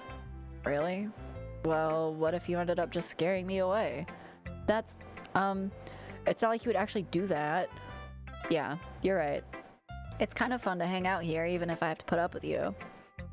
If it was true, then it'd be weird that I took the time to type out to Loon what it is. After all, it doesn't apply to her. I mean, but like, if I am the main character, which like very clearly I am, and I asked a question that like necessitated a response, someone has to provide that response. You know what I'm saying? Ew, gross. Obviously, I don't think I'm the main character. That was a joke, please. No, I'm the main character. Everyone knows this. Fight about it in the chat. Who's the main character? Put up a poll. I'm just kidding. Don't do that. It's kind of fun to hang out here, even if I have to put up with you. Natsuki's elbows connects with my stomach. Will you, she fucking hit me? She hit me? Oh, this bitch. She's lucky I'm technically a man in this game. Otherwise, we'd be fucking scrapping, dog. Oh, maybe I won't mind scaring you away after all. I was just joking. Monika Posey. Hello, welcome in. If I was at my PC, I would have made that poll. No, please don't. I was just kidding. Actually, I have this theory that we're all constructs in another main character's reality. Who's the main character? So, you've decided to broadcast my club on Twitch. I'm thrilled. It pleases me that you decided to show it to everyone. If you need advice, opinion, I'm here to help you. Welcome, welcome. Thank you for the follow. Thank you for watching me. I appreciate that. And yeah, I hope I do your voice justice, I guess. I haven't really been doing voices. But you know. I call this main character the Endless Maw. It's all consuming and we only exist for it to consume. Okay. I was just joking. Oh, I know. Don't worry. I was too. But you really did elbow me in the gut or rib. Ah ha ha ha. How the hell do you call that a joke? That seriously hurt. Well, maybe it was funny to her. I guess that's kind of the point.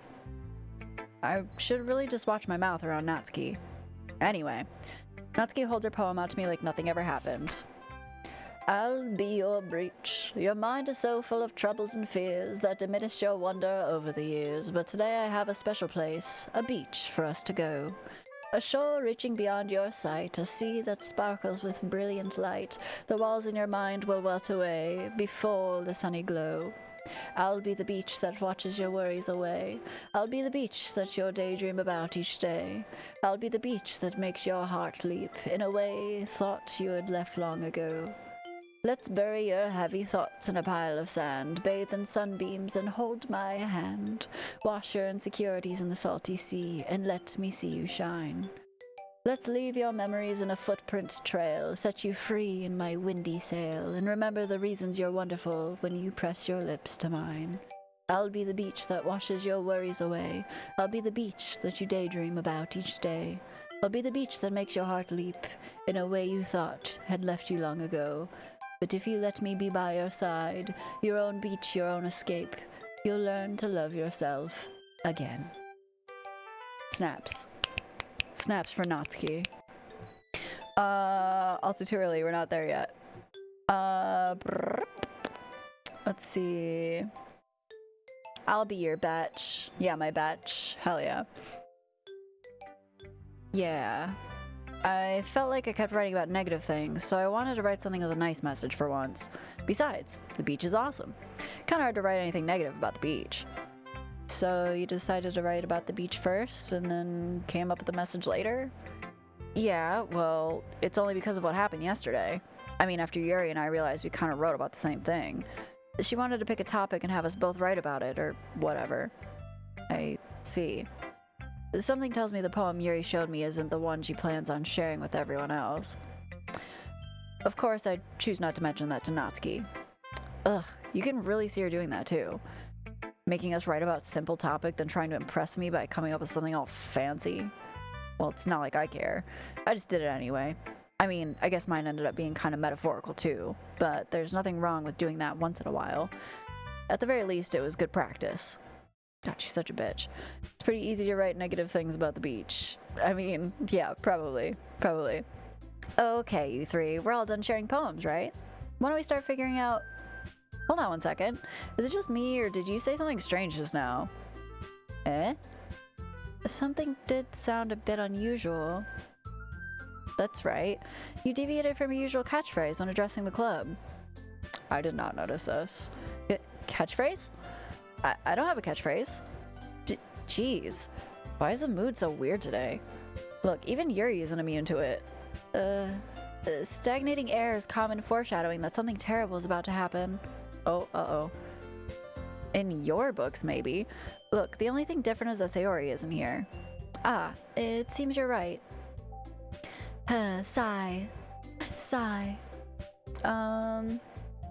Sayori always helps lighten the mood a little bit, doesn't she?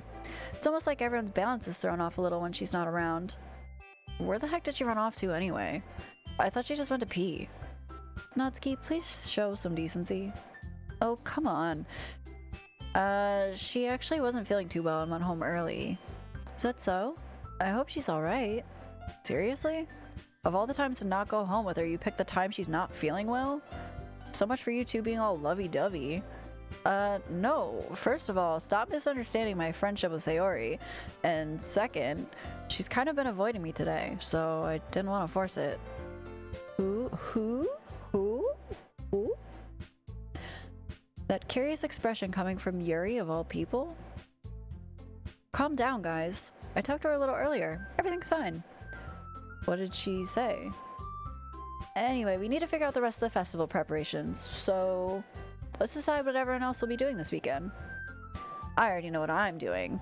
That's right, Natsuki will be making cupcakes, but we might need a lot of them, and different flavors. Can you handle that all by yourself, Natsuki? Challenge accepted. And as for myself, I'm going to be printing and assembling all the poetry pamphlets. Oh, shit. Sarah will be helping me design them. And as for Yuri, you can, guys, can you help me come up with something for Yuri? I'm useless. No, that's not it at all. You're the most talented person here, you know. Ooh, she's angry. Now Natsuki's pouting too? Jeez, even I can tell now. I guess I never gave Sayori enough credit, but I can tell things are even harder on you when she's not around. That may be the case, but I can't also be a leader on my own, then I won't grow as a person. So, Yuri, you have beautiful handwriting, you know. So, should you make some banners and decorations to help set the you should make some banners and decorations to help set the atmosphere. Atmosphere? About that. I love atmosphere. Yuri's expression suddenly changes as she stares at her desk in focus and starts nodding to herself. Your mind is already racing, I see. That's great. You'll be a wonderful help, Yuri. But anyway, that just leaves you, Loon. The one who is truly useless. Excuse me? Natsuki's straightforward, but she's aggressive. You can sure if you have a fight with her, the problem will be discussed at the next security council meeting. Yeah, she doesn't need to be such a bitch, though. Don't say that. In fact, both Natsuki and Yuri have some pretty heavy tasks to handle. It would probably go a long way to give one of them a hand. You could always help me out as well. I would be really appreciative of that. Is Monika suggesting I spend the weekend with one of my club members? How on earth are they going to respond to a suggestion like that? I suppose I wouldn't mind a little bit of help. Well, even if you don't know how to bake, there's always some dirty work I could give you. It's not like Monika's gonna give me a choice, and you shouldn't be sitting on your butt anyway. Natsuki tries to mumble a bunch of excuses like that. If I recall, Natsuki, you mentioned that you would like to handle the baking on your own. Loon may not like to be around if you only make him out to be a nuisance. So, therefore, you may be more suited to assisting with the decorations. Hold on, I never said that. How hard could it be to make a few decorations anyway? Sounds more like you're just making excuses for Loon to... What are you saying? It'll be extremely meticulous work. And baking isn't? Just what do you think? Come, guys, let's settle down for a moment. In the end, I think it's up to Loon to decide how he'd like to contribute. Besides, he hasn't really gotten the chance to spend any time with me yet, you know? So I'm sure he's interested in... You literally just said... I'm surprised as well. Sorry. I was just saying, though. Jeez. Can we just settle this already? Yeah. Loon, you're okay with this, right? In the end, it's up to you. Of course. Very well. In that case, everyone looks straight at me. Oh. Oh, wait, I can go check on Sayori? But of course, I'm going to go with... Oh... I mean, I want to hang out with the other people, but I feel like I should check on her because I'm a little worried. I'm gonna check on her. I mean, if it's going to be anyone, then I prefer helping Sayori. I mean, we're already neighbors and... But Monika said that Sayori was helping her. Jeez. Do you really hate us that much? No. Sorry, I didn't mean for this to be difficult. Just Think of the club, okay? Oh. Okay, well, Sayori's helping Monika, and Natsuki's a bitch, so obviously we're going with our bae Yuri. Well, I'll probably be the most useful helping out Yuri. Me? Are you serious? Why would you... Natsuki, I can already tell you're about to say something mean. I low-key forgot who the hell Sayori was. Well, yeah. She's been missing for a little bit. No, I was just saying... Ugh. So you'll be helping Yuri then, Loon? Yeah, that's what I'm gonna do. I'm glad. I have a bad habit of overthinking these sort of things. So I think your assistance will be very useful. That's great to hear. Natsuki, will you be able to handle the baking yourself? I mean, yeah, I already said I would be fine. Okay. Everyone can tell that Natsuki is feeling a little sour. So is that everything we needed to go over? Yeah, that should be about it. Are you guys excited? Well, excited might not be the right word, but I suppose I'm looking forward to it a little bit. Do you feel the same way, Loon? Me? I guess you could say I'm interested to see how it'll turn out. That's good enough for me. What about you, Natsuki? Pouting. I just elbowed you in the ribs and now I'm upset that you don't want to spend the weekend with me. Natsuki. What? Why is everyone yelling at me? I didn't even do anything. No, that's not what I meant at all. Yuri anxiously glances between everyone in the room. I'm sorry for this. I don't really know why Loon picked me, and also, your cupcakes are the best cupcakes I've ever had. They go really well with my tea, and nothing that I do for the event will compare to that, so, I get it. I'm kind of surprised, though. Why? Well, I'm the one acting immature. I already know that. Oh, wow. You know what? Good on you for acknowledging that. But you're trying to cheer me up all of a sudden. I know, I'm not very good at it. I'm sorry if I said something bad. Natsuki isn't the only one surprised. Monika and I are also taken aback by Yuri's words. When she already has the trouble with words, trying to cheer someone up must be far out of her own comfort zone. But I begin to understand. Yuri's trying to sound like Sayori. Even if it didn't work perfectly, I can tell that she tried to say something Sayori would say at a time like this. Because Sayori always helps everyone smile and feel good about themselves. No, I kind of appreciated it. Sorry for making a big deal out of nothing. But I'm gonna say this. You better bet that my cupcakes are gonna be the best part of this whole event. I believe you. Yeah. I hope to see everyone do their best. But with that, there's nothing more for today. So I guess it's time for us to head out. Alright, let's get out of here then. Everyone packs up their things. I start to follow Monika and Natsuki out the door as they chat between each other. I turn around. Sorry, I realize that I don't have any way of contacting you this weekend. Oh, you're right. I can't believe that slipped my mind. Should I give you my phone number? We're gonna give her the ditches? We're gonna give her the digits? I think that would be the best way, yes. Alright then. Yuri and I exchange phone numbers. Okay, then I'll be stopping by your house on Sunday. My house? Is that a problem? No, not at all. I just thought that it would be going to your house since I'm the one helping you out. I suppose that makes sense, but if you don't mind, I think I would prefer going to your house. Alright, in that case, it won't be a problem. I decide not to press Yuri for a reason. It's not like it should matter much either way, so I'll need to make sure my room is clean. Room cleaning mini game, let's go. What in the fuck is that? I hope I managed to make myself useful in some way. I'm not nearly as creative as you are. Oh, I just did that in her voice. Whoops. Don't underestimate yourself, Loon. I think that will make a very productive team, even if you only chose me because you felt bad or something. Wait, you don't actually think that, do you? Oh, is this supposed to be a phone number? I don't know. It's difficult to come up with any other reason you may have chosen me. You're forgetting the reason with the most common sense. I chose to help you because it's what I want to do. But Yuri thinks to herself with an extremely tense expression. Yuri, you're overthinking this. You wanted to point me out when you... Wait, you wanted me to point out when you're overthinking, right? Eh? Eh? I didn't realize.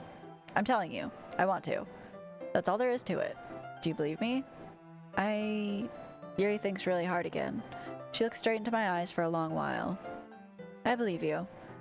As if it took her a tremendous effort, Yuri finally says that and relaxes her expression. And I'm really looking forward to Sunday. Yeah. Did someone say overthinking? Looks like a job for me. And me. I'll help you, buddy. Also, hello, Jade. I am too. After that exchange, I make my way out the door and Yuri follows. I can't believe this. Yuri's going to be coming to my house on Sunday?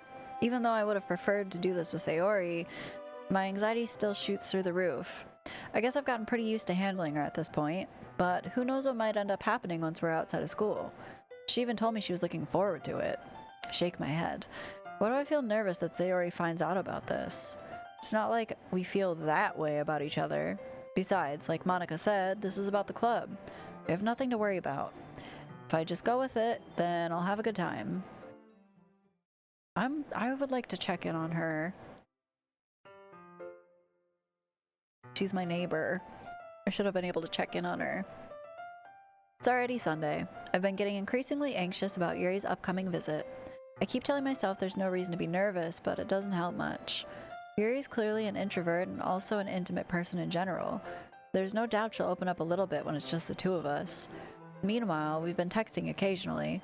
She was extremely apprehensive at first, but it wasn't long before I was already learning more about her. But putting Yuri aside, I haven't heard anything from Sayori since she left the club early the other day. It's not like we text each other all the time or anything, but I've been worried about her in the back of my mind. Between what Sayori said and what Monika said, is it really okay for me to put Sayori's feelings aside when she might need me? I was trying to fucking go there. Thank you for the biddy, Volk. A little bit of Monika in my love. Hell yeah. Is it really okay for me to put blah, blah, blah, blah. I wanted to go see Sayori, but... Oh, okay, good. I decided to visit Sayori before Yuri comes over. Thanks, Daddy. Thank you, Volk. I decided to visit Sayori before Yuri comes over. Rather than asking, I simply tell her I'm coming over, much like we've done in the past. Once I reach Sayori's house, I knock on the door before entering it myself. Again, we used to play so often that we've made it a habit of simply entering each other's houses like we were family. The house is quiet. Oh, fuck. The house is quiet. Sayori isn't anywhere on the first floor, so I assume she's up in her room. It's already strange of her not to run down and greet me. I head to her bedroom where I finally find her. Sayori? Oh, okay. Whew. Whew. Hi, Loon. I sit down in her room. Sayori forces a smile, but it's easy to tell that she's different. There's a minute of silence between us. You haven't come over like this in a long time, have you? I guess you're right. Who needs relationships if you got 100 bits? It's almost your favorite sound? Wait, what's your... Dare I ask what your favorite sound is? Probably doing something cute. Yeah. It has been a long time. Oh, got it. Not much has really changed, has it? Sayori's room is as messy as it's always been. I also recognize the same stuffed animals and wall decorations she's had for years now. There's really not that many wall decorations, but alright. If you came over more often, it wouldn't be such a mess. That's because I end up cleaning it for you. How come you suddenly wanted to come over today? Are you supposed to see Yuri today? Yeah, but... Wait, how did you know that? Sayori had already left by the time we decided that last meeting. The of a Red Bull tab is my fave. Monika told me. It's only natural for her to keep me informed about the festival preparations, right? You guys are lame. Lame. I'm just kidding, that's really cute. That's true. Oh, Jesus, Volk. But what about you? Aren't you going to be helping Monika today? Of course. But I'm just helping her online. We didn't plan to meet up or anything. So it's just me and Yuri then. Yep. There's more silence between us. Sayori stares in a random direction. Everything about our behavior is really uncharacteristic. I finally get to the point. I just wanted to see how you were doing. After you left on Friday, when something's wrong, you can't hide it from me. I know you too well, so... Sayori smiles, shaking her head. That's no good, Loon. Why can't it just be like it's always been? This is all my fault. If I didn't get so weak and accidentally express my feelings, if I didn't make that stupid mistake, then you wouldn't have been worried about me at all. You wouldn't have come here. You wouldn't have been thinking about me right now. But this is just my punishment, isn't it? Wait, for what? I'm getting punished for being so selfish. I think that's why the world decided to have you come over today. It just wants to torture me. What the fuck? I know Loon's favorite word, so I assume she likes the sound of things that have quivering foot. The word quivering came up in here earlier, actually. Sayori. I grab Sayori by the shoulders. What on earth are you saying? No. My phone keeps thinking I'm saying Siri. It's not. Stop. Punish me BDSM vibes happening right now. Hot. If that were the case, I would be more into her. But, ew, moist socks. Blech. What on earth are you saying? Are you listening to yourself right now? I know something happened to you. There's no other explanation for you to be like this. So tell me already. Until I know, I won't be able to stop thinking about it. Sayori gave me an empty smile. You really put me in a trap, Loon. But you're wrong. Nothing happened to me.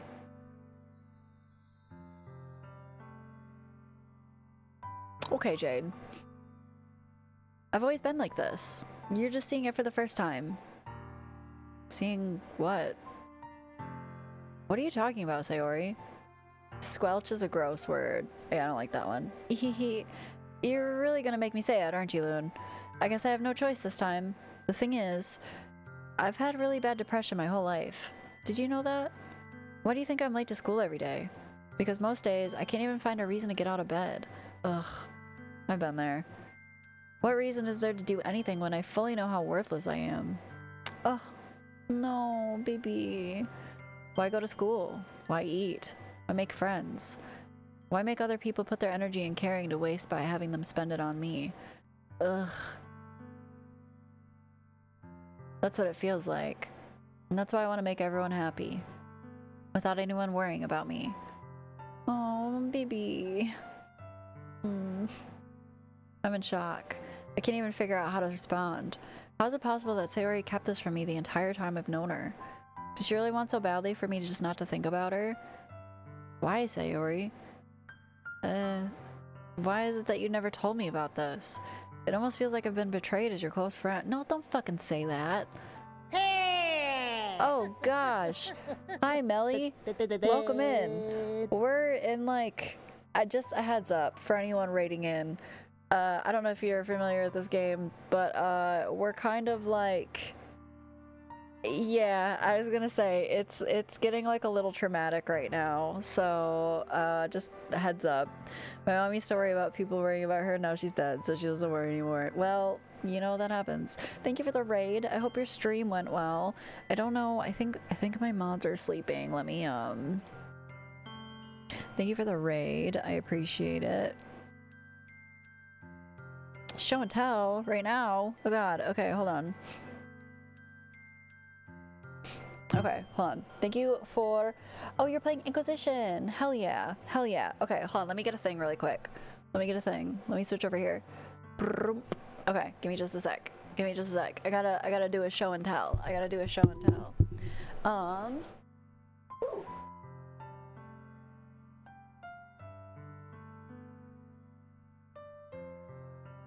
Okay. So...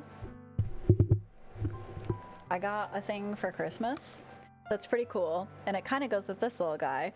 Beef was startled. I didn't notice that. That's funny. I got this. It's like a little, piggy bank. You can put the little coins right here, but it's like a little Sailor Moon, little cutie Sailor Moon. Yeah, and then we got our little Luna right here. He was befounded. Sailor Money. Yeah, more like it. But yeah, she's cute. She's cute. I got this for Christmas. It's a little cutie. She's a little cutie pie. But I'm gonna put this back really quick and then we'll get back to this super fucking depressing shit. So like when she's full, do you bash her skull in? No, she's got a little thing down here. I would never. But yeah, she's cute. She's cute. Okay, just a sec. Oh shit. I feel like I dropped some shit. I didn't? Crazy? Maybe it's Maybelline?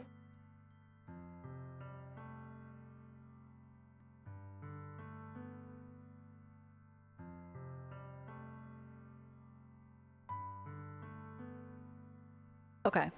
Show and tell. Completed. I also have a Sailor Moon figure that has a plug in the bot. Yeah? Yeah? She would have a whole Loon drop something, aka her sanity. That's been long gone. Am I crazy? I might actually be crazy. I felt something fall when I... Okay. That's fine. I'm just nuts. Okay. Anyway.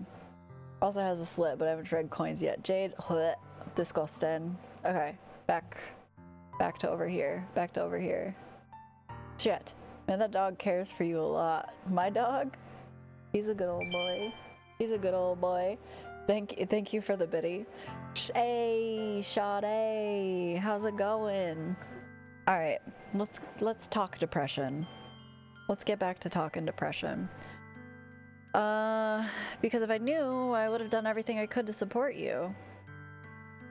Is a computer background from Ariel? Yeah, it is. Here all week, let's go. Even if there's only so much I could do, I would have tried a little harder to make every day a little better for you. That's why I'm your friend. All you had to do was tell me. You don't understand at all, Loon. Why do you think I didn't tell you? Because if I told you, then you would have to waste effort caring about me instead of doing important things. This shit hits in a bad way. I don't want to be cared about. It's bittersweet when people try to care about me. It feels nice sometimes, but it also feels like a bat being swung against my head. Haha. Oh. During a pity party, though. Oh my god, yeah. If I made a Cameo account, would you guys buy Cameo messages from the voice of Coda? Your voice? That's why I wanted so badly for you to make friends with everyone else. Helping everyone be happy together is the best thing for me. But then I discovered something else too. Seeing you make friends and get closer with everyone in the club, it feels like a spear going through my heart. That's why I decided the world just wants to torture me. Every path leads to nothing but hurt. Ugh, the little laughs. You're right that I don't understand. I don't understand your feelings at all, Sayori, but I don't need to understand. Whatever it takes for me to help you stop hurting, that's what I'll do. No, Loon, there's nothing. Nothing at all. The only thing that could have helped is if everything could be like it always was. But I was selfish. I finally showed you what a horrible person I am. Tears streaked down Sayori's face. You're not horrible. I made you join the literature club because I was selfish, and I was punished by my heart hurting in a way that I couldn't understand. And now you came here and I made you hurt too. I'm just weak and selfish. That's all I am. That's why I'm going to accept these punishments, because I deserve every last one. Without thinking, I once again grab Sayori's shoulders. This time, I pull her into a tight embrace. Oh, baby. Loon. Sayori. I don't care if you feel selfish. I'm really happy that you convinced me to join the club. Seeing you every day makes it worthwhile enough. If I make friends with everyone else, then that's just a bonus. Oh, shit. But please never underestimate how much I care about you. Yeah, for real. Natsuki's the one that sucks. I wouldn't have it any other way. Loon, Sayori isn't hugging me back. I'm not saying Sayori. Go to sleep. Despite my arms being wrapped around her, Sayori's arms remain at her sides. She starts sobbing next to my ear. No, don't do this to me. Please don't do this. Loon, Siri barely manages to speak between her sobs. Ugh. Gross. No, Jade. I don't know if I'm doing the right thing, but all I want is for her to know I care. Have a good night, Bane. Thank you for stopping by. If you have time, or if you have it in you to call yourself selfish, then you have to let me be selfish too. No matter what it takes, I'll figure out what needs to change. JadeSloth03 says Siri, order me a blow-up Sailor Moon doll. Joke's on you, that just went into my ears, and that's it. I have no idea what act we're in. I think that this is the first one. I don't know. I really don't know. No matter what it takes, I'll figure out what needs to change. I'll make these feelings go away. And if there's anything you need me to do, then you better tell me. I'll get mad if you don't. I don't know. I don't know. I don't know. Oh. Gently, Sarah finally puts her arms around me in return. I don't know anything. It's all really scary. I don't understand any of my feelings, Loon. The only time I'm not feeling nothing is when I'm feeling pain. But your hugs are so warm, and that's really scary too. Ugh, my soul is getting ripped out of my body. Siri lets me go. As she does, I let her go as well. I'm not saying Siri. Which app do you want to open? None of them. Mind your business, bitch. Oh, goodness. Yes, this is my first time. As she does so, I let her go as well. The festival's tomorrow. Yeah. Gonna be fun, right? Yeah. How would you like me to spend it all with you? It's what I want. I promise. I think that would be nice then. Yeah. Siri wipes her eyes. If I could spend the whole day here, I would. I am not talking to you, Siri. God. If I could spend the whole day here, I would. Of all the days, this has to be the one where I have other plans. Fuck your plans. Stay here. Maybe I should cancel. No, don't. Please don't. If you did that, then I really wouldn't forgive you. But it's almost time for Yuri to meet at my house. At the very least, do you want to come along and help out? It would be fun. Apple Big Brother is listening. To my surprise, Sayori shakes her head. I'm sorry. I don't know if that would be very good for me today. Maybe insert that as Sayori IRL and she's sad. Has anyone thought of that? Yeah, Siri's just like staring. You understand, right? It's kind of hard for me to fully understand, but I'm trying my hardest. It's okay. Don't worry too much about it. I'll see you tomorrow, okay? Girl, you better fucking promise. Alright, I look forward to it. Ugh, I say goodbye to Sayori and exit her house. On the way home, I find myself still feeling uneasy.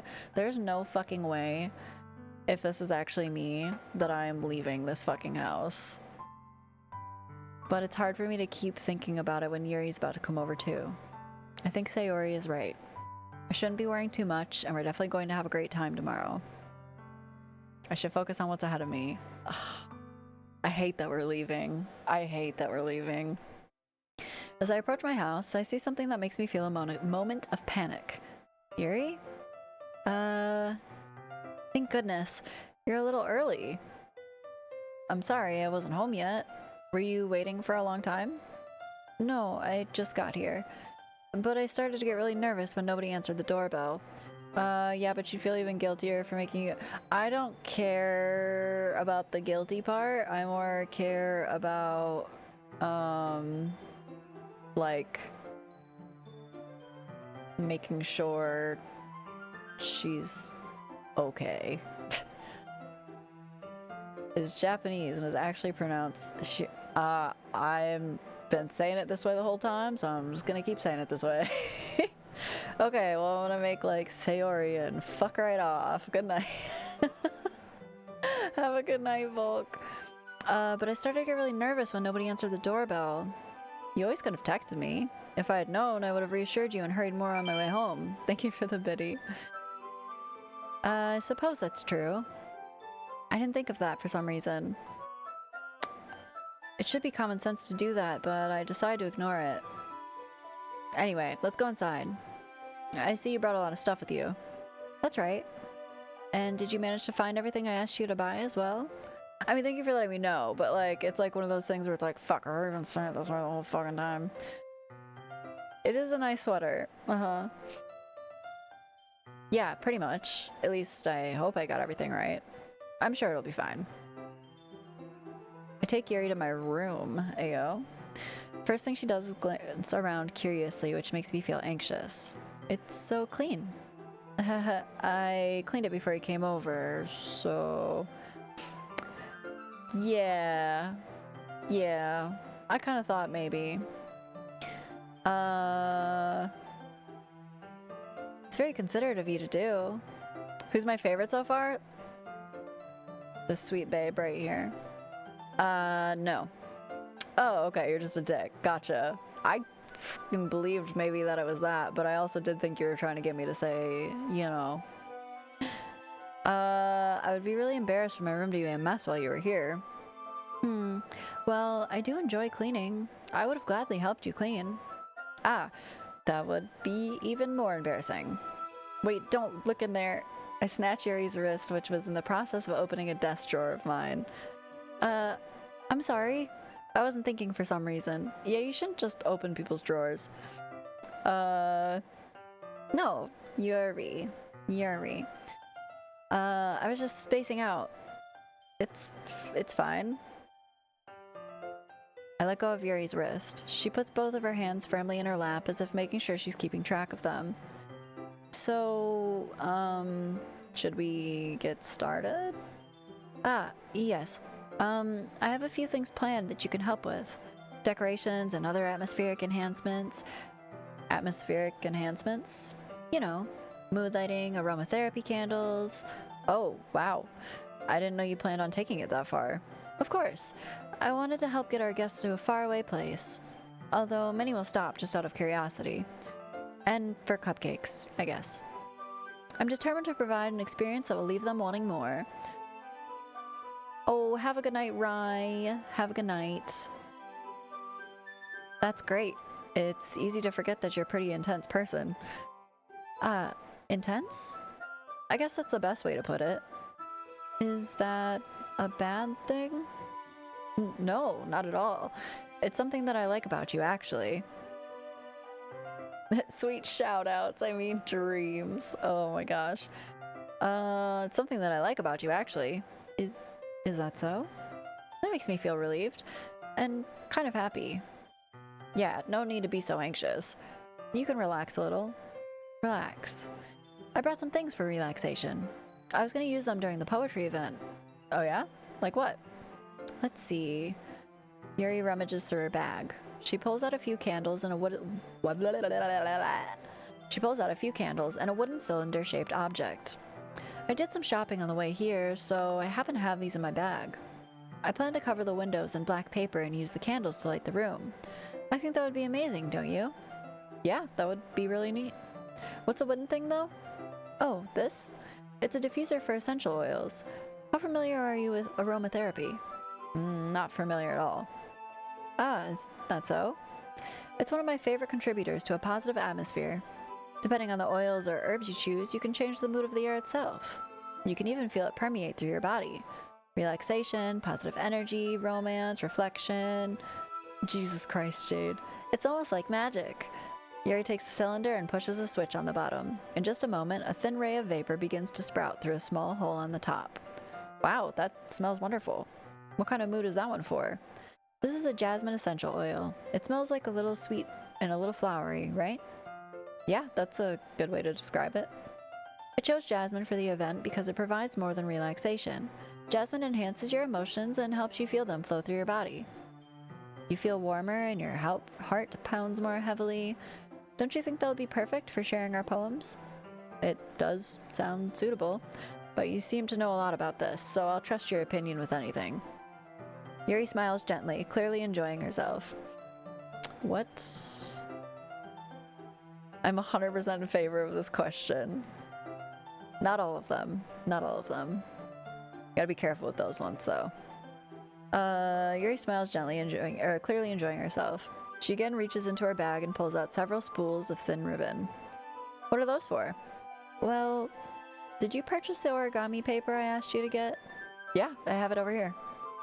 We won't be using the paper for folding origami. What I'd like to do is write a different word on each paper. We'll need about 100 of them. Oh yeah? What will those be used for? Well, I'm going to cut up the pieces of ribbon to hang from a doorway of the classroom. Then we can fasten the paper onto the ribbons to create a doorway curtain. Wouldn't that be beautiful? It would also catch the eye of those passing by the room. It may attract some to peek inside. That's really creative. I had no idea you'd be so good at this, Yuri. Is that so? Well, I suppose I do get a little intense, as you put it. This smells like jasmine. How relaxing. Shakes violently. Oh, oh. Damn, that was a deep cut. That was a deep cut. I didn't... Oh, throwback to the D&D days. Yuri giggles with red cheeks. Is it just me, or is she more relaxed when it's just the two of us? Or maybe it's the excitement she feels from sharing something that she enjoys. Here's a marker, Loon.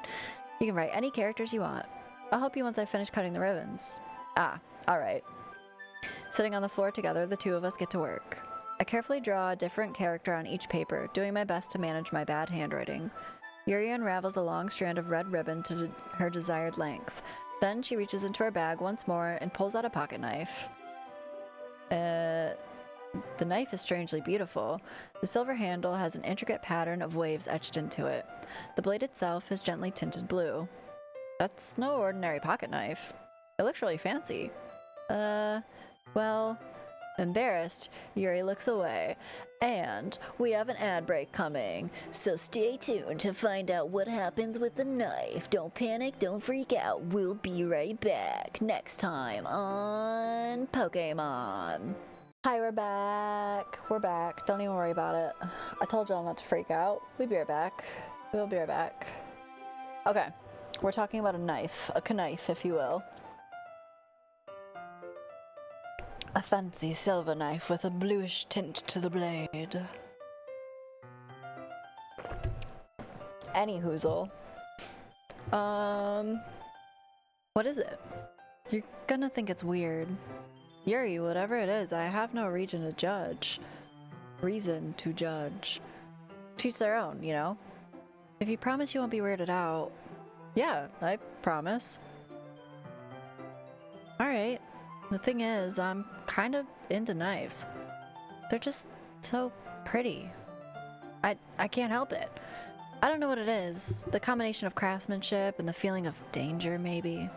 What am I saying? I know, kinky. Please, don't think I'm weird for this. You're laughing at me. No, I'm not laughing at you. It's just funny how nervous you got about sharing. It's, well... It's an interesting thing to be into, I guess. But I think it kind of suits you. Suits me? Yeah, it's kind of intense. Besides, it's a really cool looking knife. I can't deny that. It is, isn't it? Sounds well adjusted. Yeah. You hate her. No, she's my babe. Yuri relaxes her expression once again. Would you like to hold it? Sure, I'll check it out. Yuri carefully hands me the knife with the handle facing me. I take it and turn it around in my hands. It feels heavy and extremely solid. Where do you even get a knife like this? Curious of its sharpness, I feel the point of the knife with my index finger. Ow!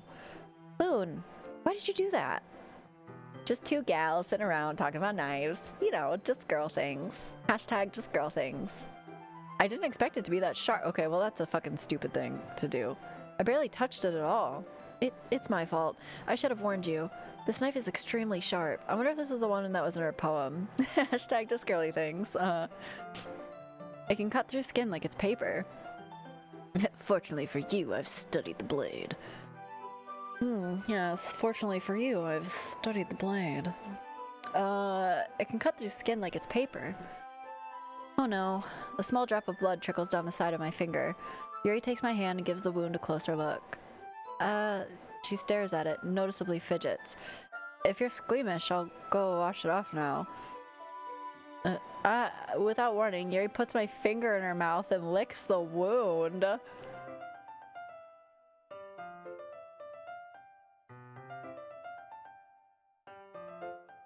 don't know if that's hot or not. Hot?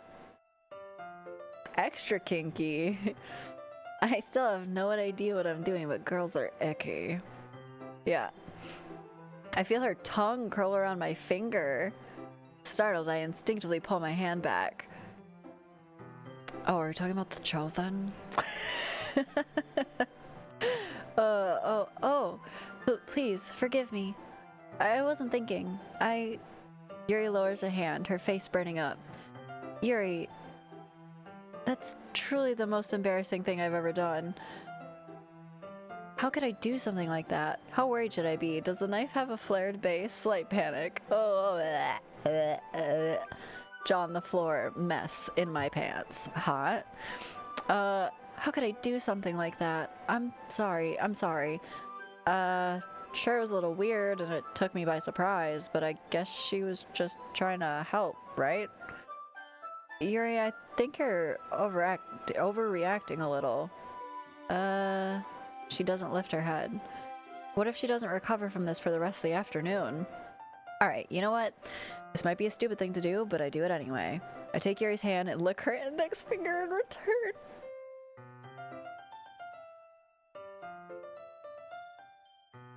We're just like fingering each other's mouth holes. I knew she was in the knife play. Loon, did you really just do that? Now we're even.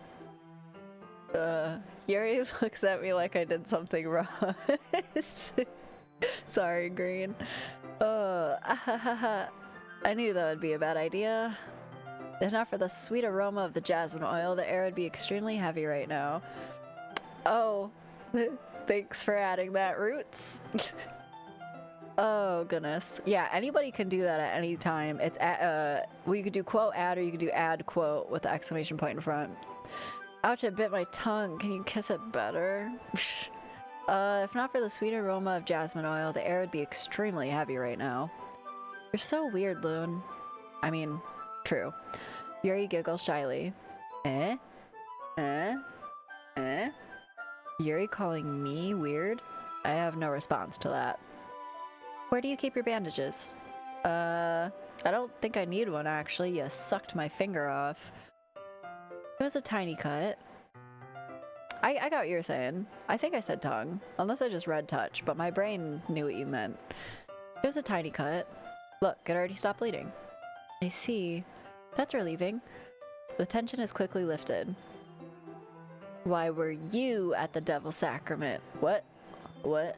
Oh, what? We each resume our respective activities, not sucking each other's fingers. I watch Yuri's knife cut through the ribbon like nothing but air. Meanwhile, I continue to make progress on the paper. Yeah, not a sex thing, checking for cavities.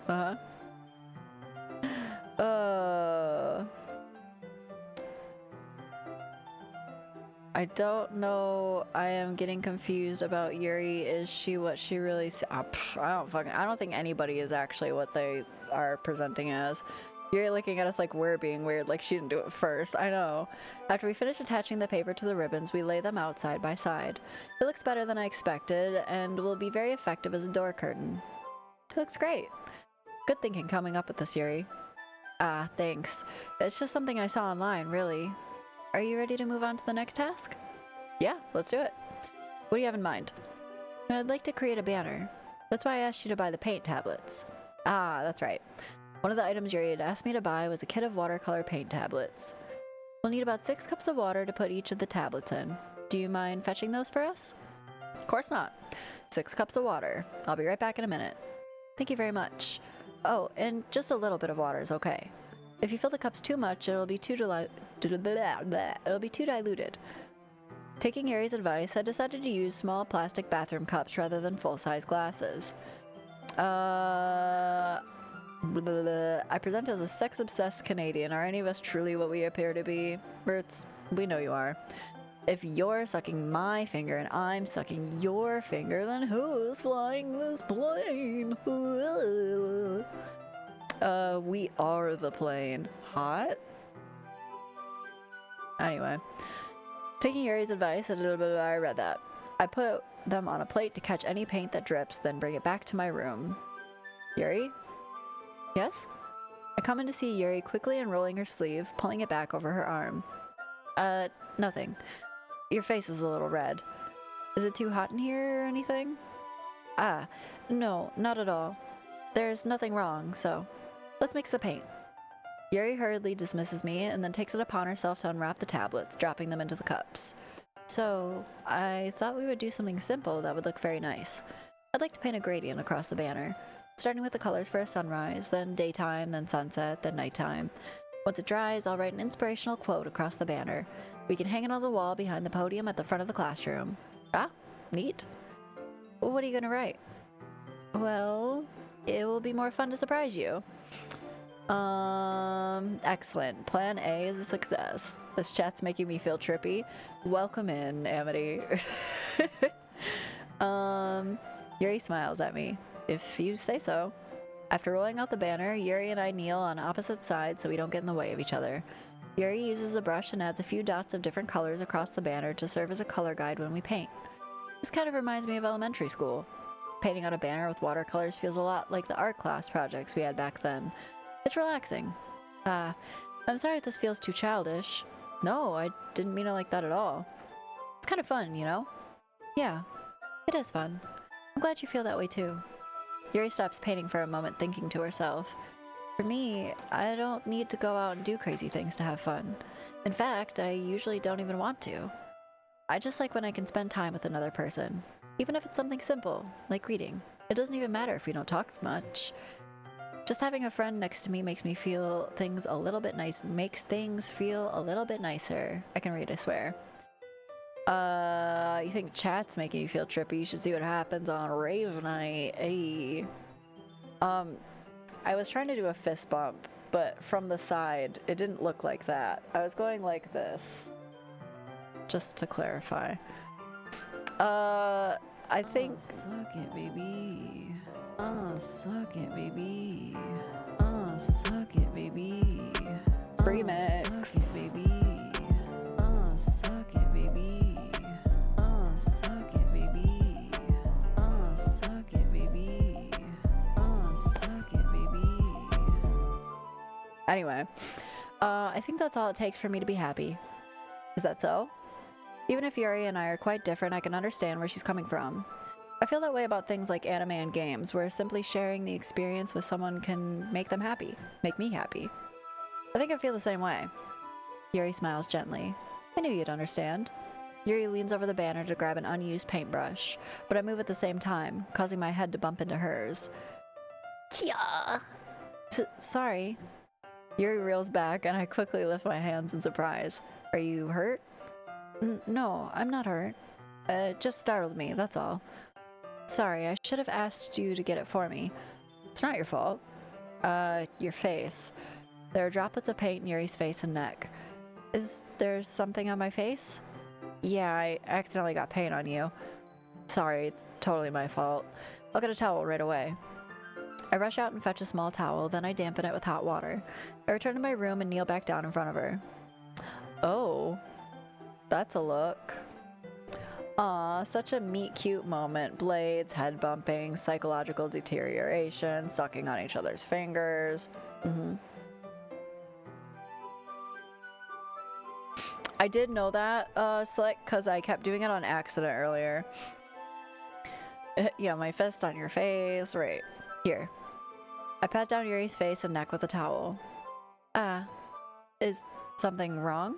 It's hot. I just didn't expect it. Is she a vampire? What the fuck? Sorry, I didn't want to use cold water.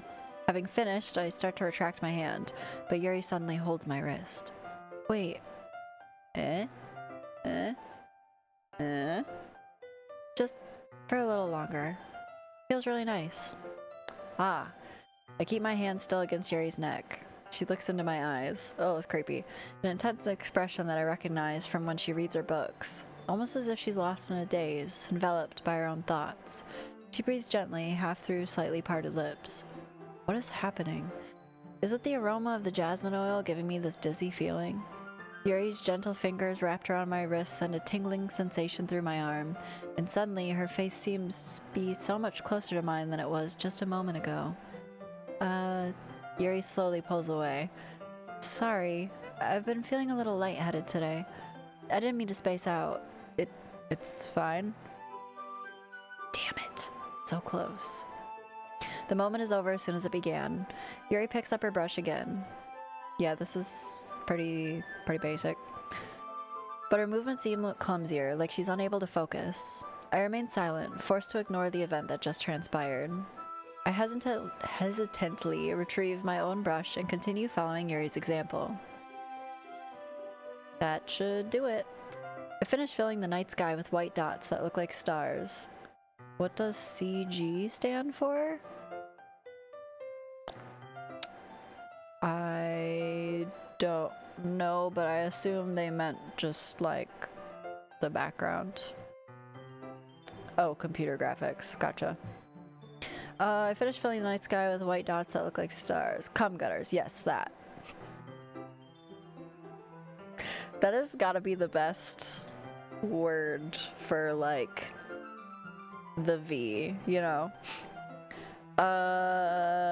Finished filling the night sky with white dots that look like stars. Looking at the banner as a whole, it's very pretty and natural looking. I think it came out better than I expected. I'm really happy with the results. Yeah, me too. Are you gonna add the lettering now? Not yet. It needs to dry first. That's true, but won't that take a while? Well, Ellie! Oh my gosh, hi! Long time no see. How's it going? Doki scares me. I haven't really gotten to like anything super crazy yet, but I feel like we're getting there. First time playthrough though, so I don't totally know. Perhaps it'd be best to leave it here, then have you bring it in the morning. I can do the lettering in the classroom before our event starts. Is that okay? That's totally fine. Wonderful. In that case, I don't think there's anything more for us to do here. Whew. You say that like you're glad it's over. Was I wrong to assume that you're at least enjoying yourself a little bit? No, it's not that. I'm just glad we managed to get everything done. I see. I am too. I was a little concerned about time. I need to start making dinner soon. So you don't have any time left? I was secretly hoping we would have a little extra time after finishing the work.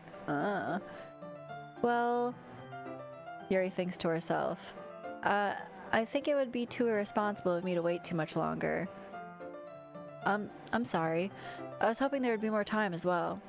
It's probably my fault. Sorry for being such a slow worker.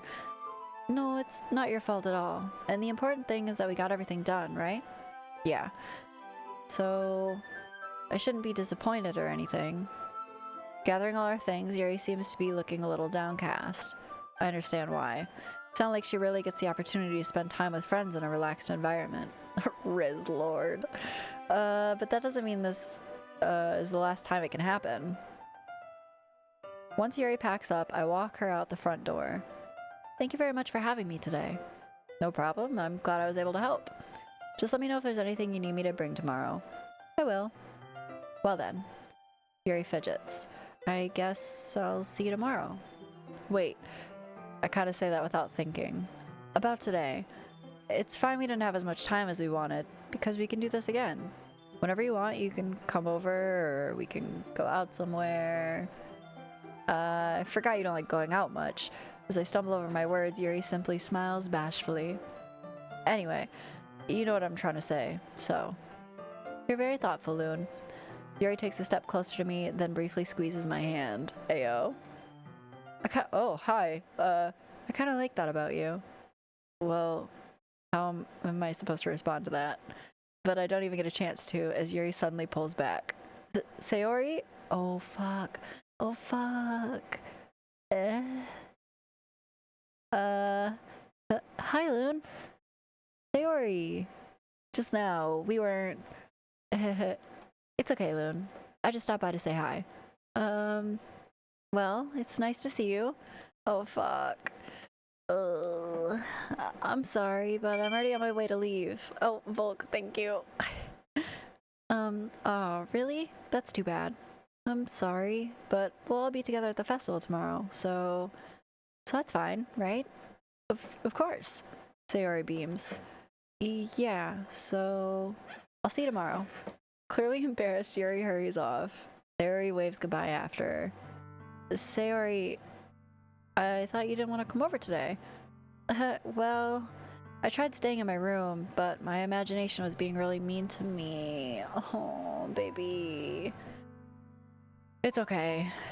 She's going through it. She can cockblock. So I had to come here and see it for myself. See what? What are you talking about? You know, how much fun you were having with Yuri. Oh, and how close you got to her. Oh, makes me really happy. No, it...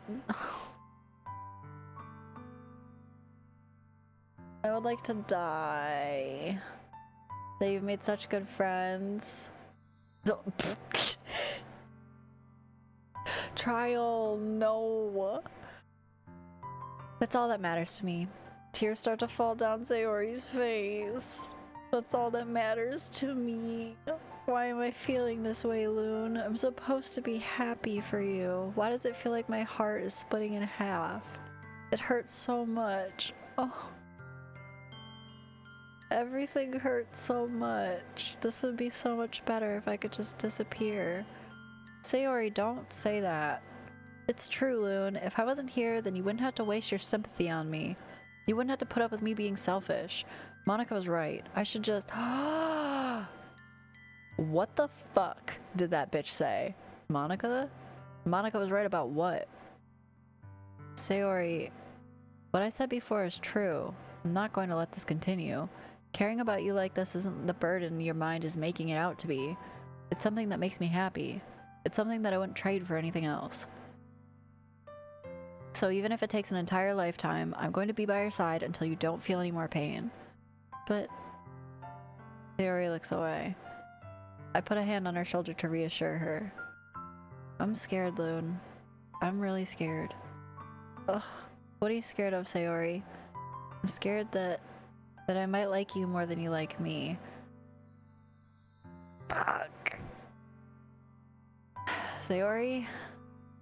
It's true, isn't it? I was weak and I started to like you too much. I did this to myself. Loon, I like you so much that I want to die. That's how I feel. And oh. That's enough, Sayori. I don't want you to hurt anymore.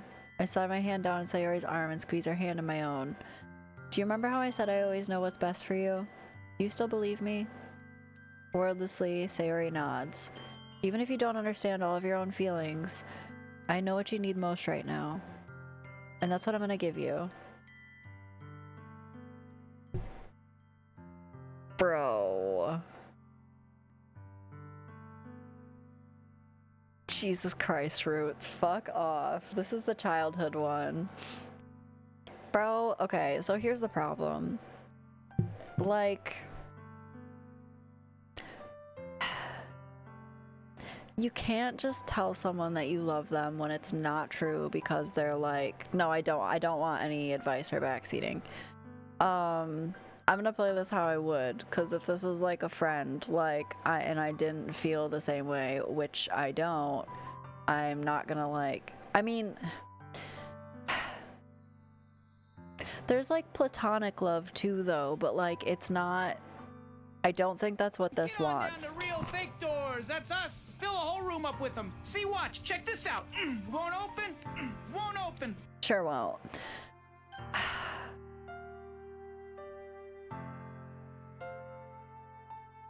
I know that this is gonna be bad, but we're doing a true play as I would.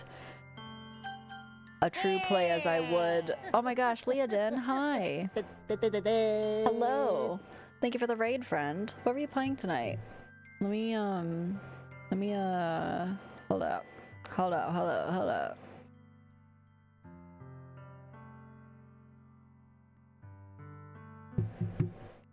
Final Fantasy, some Final Fantasy 14. Oh hell yeah. Oh hell yeah. You'll always be my dearest friend. You'll always be my dearest friend. What you need most is for things to be like they've always been. Alex, no. Not now. Oh, she'll think it's... Yeah, I didn't want to do that. I didn't want to, like, tell her, like, that I loved her or anything. Yeah, that timing is both the best and worst. You should have been here when me and the other chick were sucking blood off each other's fingers and shit. Monika told me the truth. She told me how much happier you seemed after I joined the club. I know you're struggling with some really difficult feelings right now, but please trust me that I know what's best and what will make you happy in the end. I promise I'll get things back to the way they were. I see. Sayori forces a smile through an incredibly pained expression. Is this what it feels like to get stabbed in the chest? Ugh. I should write a poem about this. Sayori, it's okay. This is just my punishment, remember? For being so selfish. So, please don't worry about these stupid feelings. I know you're right. I knew this whole time that there's no happiness down that path. That's why I came here. Just so I could get the answer I needed to hear. And the other thing, you're also right that I just wanted to go back to the way it was. I realize that now. You really do know me better than anyone, Loon. I'll trust you with anything. Anything at all. So... Sayori's smile finally breaks. All of a sudden, she turns around and drops to her knees. Oh my. Clutching her head with both hands, she screams as loudly as she can. I'm so shocked that I don't know how to react. As she looks over her shoulder and flashes me one more weak smile before turning and running off. Go after her. Sayori. I'm left helplessly standing in front of my house. No, you're not. Go chase her. What are you doing? Why am I feeling so horrible about this? Are you There's nothing more I could have done. The most I can do is support Sayori through her feelings and help her on the path that's right. Bro. But I'm having as much trouble understanding Sayori's feelings as she is. Even though I can comfort her, I keep wondering if I should be doing something more or something different. I know these thoughts will continue to plague me until things are back to the way they were. I'm going to give it everything I've got. Sayori will always be my dearest friend. I'm not talking to you, Siri. Mind your fucking business. And I'll do whatever it takes to put a smile on her face every day. Ugh. I am not excited for this. It's the day of the festival. Of all the days, I expected this to be the one where I'd be walking to school with Sayori. But Sayori isn't answering her phone. Fuck. I considered going to her house to wake her up, but decided that's a little too much. Meanwhile, the preparations for the event should be nearly complete.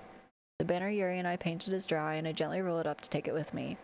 Sayori's gonna be fine. She'll be taking up knitting and making a sweater. Everything's fine. Yeah, for sure. Hey, Circuit. Thank you for the follow. I definitely know you from Alex's shit. Welcome in. She sent me a pleasant text reminding me to not forget anything, and I reassured her.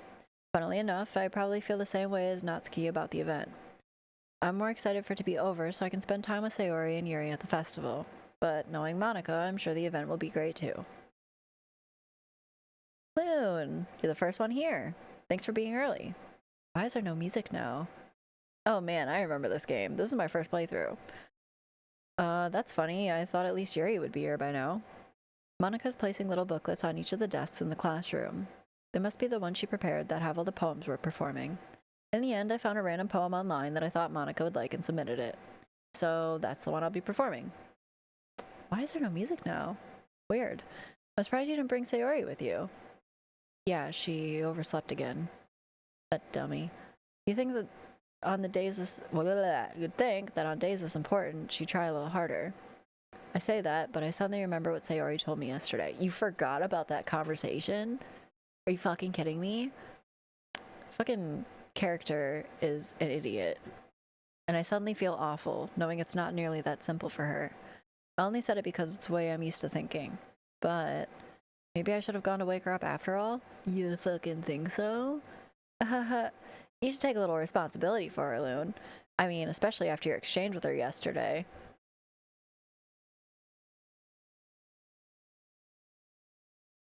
What? Also, hold on. Okay. We're not... Okay. One, how do you know about that? Two, you said some fuck shit to her and put some weird shit into her brain, and I don't know what it was. You kind of left her hanging this morning, you know? Exchange. Monika, you know about that? Of course I do. I'm the club president, after all. But... I stammer, embarrassed. Did Sayori really tell her about that quickly? About how I basically turned down her confession? That makes me really seem like the bad guy here. But I'm the one who knows what's best for her, right? Jeez. You don't know the full story at all, so don't worry. I probably know more than you think. We're back to the ehs. Monika's being friendly as usual, but for some reason I felt a chill down my spine after hearing that. Hey, you want to check out the pamphlets? They came out really nice. Yeah, sure. I grabbed one of the pamphlets laid on the desks. Oh yeah, they really did. Something like this will definitely help people take the club more seriously. Yeah, I thought so too. I flipped through the pages. Each member's poem is neatly printed on its own page, giving it an almost professional feel. I recognized Natsuki's and Yuri's poems from the ones that they performed during our practice. What's this? I flipped to Sayori's poem. It's different from the one she practiced. Fuck. It's the one that I haven't read before. Lots of trauma hype. If this isn't some dark shit, I'm a riot. Oh, fuck. Percentage? Why is this here? Get out of my head, get out of my head, get out of my head, get out of my head, get out of my head, get out of my head, get out of my head, get out of my head, get out of my head, get out of my head, get out of my head, get out of my head, get out of my head, get out of my head, get out of my head, get out of my head, get out of my head, get out of my head, get out of my head, get out of my head. Get out of my head, get out of my head, get out of my head, get out of my head, get out of my head, get out of my head, get out of my head, get out of my head, get out of my head, get out of my head, get out of my head, get out of my head, get out of my head, get out of my head, get out of my head, get out of my head. Get out of my head, get out of my head, get out of my head, get out of my head. Whew. Oh, get out of my head before I do what I know is best for you. Get out of my head before I listen to everything she said to me. Get out of my head before I show you how much I love you. Get out of my head before I finish writing this poem. But a poem's never actually finished. It just stops moving. Oh, fuck. What is this? Reading the poem, I get a pit in my stomach. Loon? What's wrong? Nothing. This poem feels completely different from everything else Sayori's written. But more than that, I changed my mind. I'm gonna go get Sayori, so... Oh, fuck. Ah, well, alright. Try not to take too long, okay? Yeah. I quickly leave the classroom. Is this whole part supposed to be completely silent? Because it's definitely adding to the tension. Don't strain yourself, Monika calls out after me. I quicken my pace. Okay. What was I thinking? I should have tried a little bit harder for Sayori. It's not a big deal to at least wait for her or help wake her up. Even if the simple gesture of walking her to school makes her really happy. Okay, good. I just want to make sure.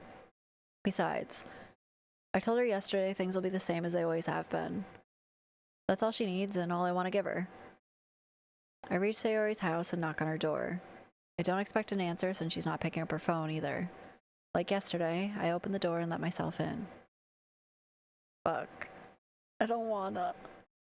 Sayori? She really is a heavy sleeper. Oh, fuck. I swallow. I hate that that was its own sentence. I can't believe I ended up doing this after all. Waking her up in the shadow, or waking her up in her own house. Isn't that more like something a boyfriend would do? In any case, just feels right. Outside Sayori's room, I knock on her door. Sayori? Wake up, dummy. There's no response. I really didn't want to have her... I really didn't want to have to enter her room like this. Isn't this kind of a breach of privacy? But she really leaves me no choice. I gently open the door. I don't wanna... Oh, fuck.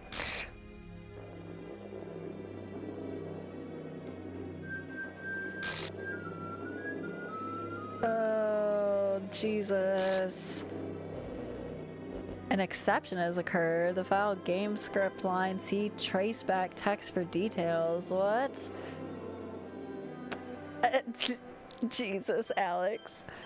Oh my god. What the hell? What the hell? Is this a nightmare? It has to be. This isn't real. There's no way this can be real. Sayori wouldn't do this. Everything was normal up until a few days ago. That's why I can't believe what my eyes are showing me. I suppressed the urge to vomit. Just yesterday, I told Sayori I would be there for her. I told her I know what's best and that everything will be okay. Then why would she do this?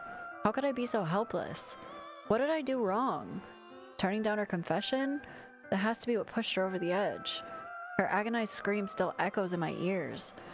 Why did I do that to her when she needed me the most? Why was I so selfish? This is my fault. My swarming thoughts keep telling me everything I could have done to prevent this. If I just spent more time with her, walked her to school, and gave her what I knew she wanted out of our relationship, then I could have prevented this. I know I could have prevented this. Screw the literature club. Screw the festival.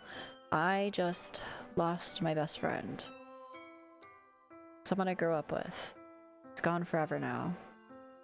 Nothing I do can bring her back. This isn't some game where I can reset and try something different. Funny that you say that. I only had one chance and I wasn't careful enough. And now I'll carry this guilt with me until I die. Nothing in my life is worth more than hers. But I still couldn't do what she needed from me. And now, I can never take it back. Never. Never. Never. Never. Never. Oh my god. Wait, what? What the fuck? What the fuck?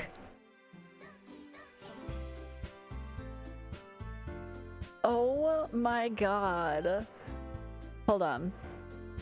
Hold on. Whoa, whoa, whoa. Hold on. Okay, I'm reasonably certain she's doing something cute for you. Yeah, knitting a sweater. Fucking called it. Totally just hanging in her room. Just chilling. She really did leave her hanging around this morning. Fuck you guys. She's fine. Alex, that would have been fucked up, but that would have been pretty funny. Weird way to knit a sweater. Yeah. Go check that file. I don't fucking know what the file was or how to do that. Yeah, don't tell me things and stuff. I mean, I think actually, hold on. I looked at a thing. I think let me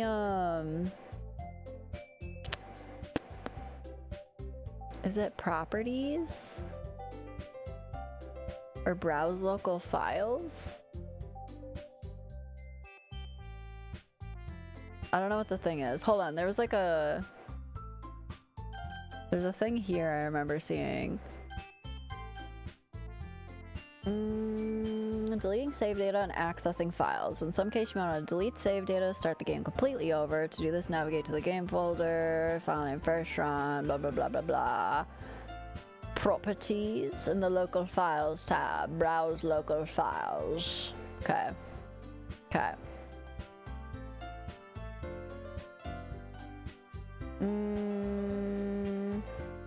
Properties. Oh wait, hold on. Browse local files. Does anybody remember what that was called? Oh fuck. I don't remember. There's a couple things in here. Trace back. Okay, okay, okay. Thank you. Okay, I will move this over so you can see in a second. Okay, let's see. I'm sorry, but an uncaught exception occurred. Oh, that's going along. Okay. Oh, geez, I didn't break anything, did I? Hold on a sec. I can probably fix this, I think. Actually, you know what? This would probably be a lot easier if I just deleted her. She's the one who's making this so difficult. Well, here goes nothing. I'm sorry, what?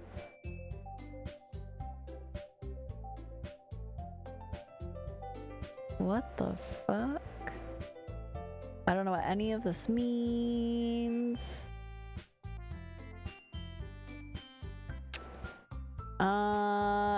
it's just the same thing again. Okay, interesting.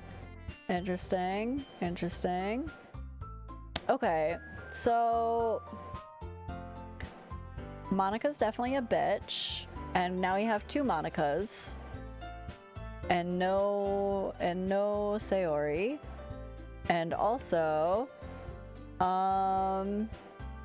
cool. Cool. Well, she's definitely in her head, and she definitely convinced her to do that to herself. So that's nice. That's really nice. That's really nice. Check character folder. I don't know.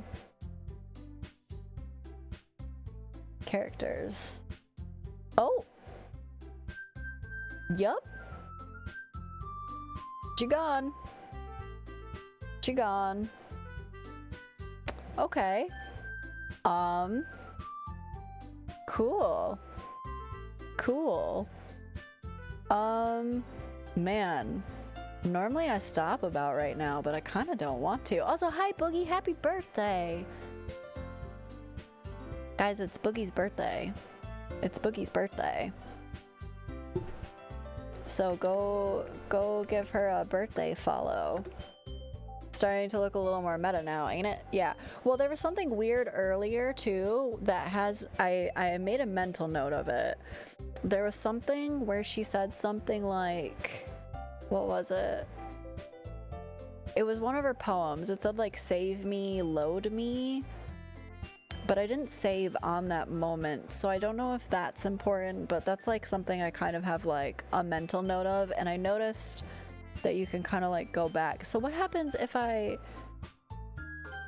load the game? Oh, okay. Do I have to start a new one? What happens if I start a new one?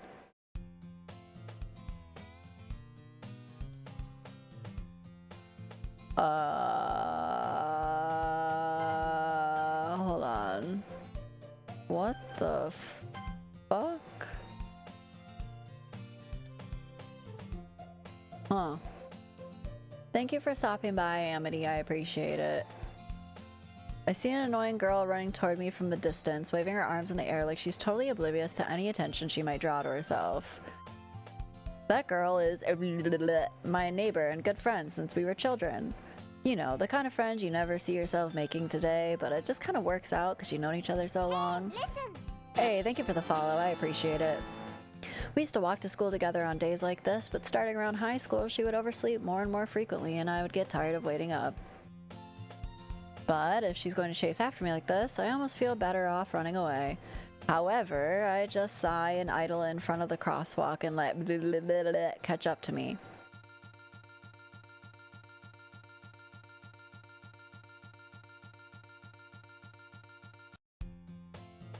It's an ordinary school day like any other. Mornings are usually the worst, being surrounded by couples and friend groups walking to school together. Meanwhile, I've always talked to school alone.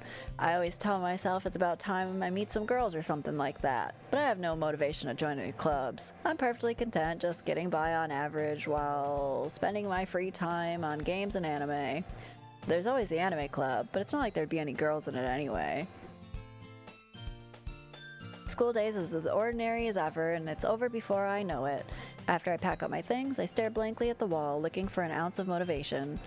Clubs. There really aren't any that interest me. Besides, most of them would probably be way too demanding for me to deal with. I guess I have no choice but to start with the anime club. Soon? Monika? Oh my goodness, I totally didn't expect to see you here. It's been a while, right? Yeah, it has. Monika smiles sweetly. We do know each other. Well, we rarely talked, but we were in the same class last year. Monika was probably the most popular girl in class. Smart, beautiful, athletic, basically completely out of my league. So having her smile at me so genuinely feels a little... What did you come in here for, anyway? Oh, I've just been looking for some supplies to use for my club. Do you know if there's any construction paper in here? Or markers? I guess you could check the closet. You're in the debate club, right? About that. I actually quit the debate club. Really? You quit? Yeah.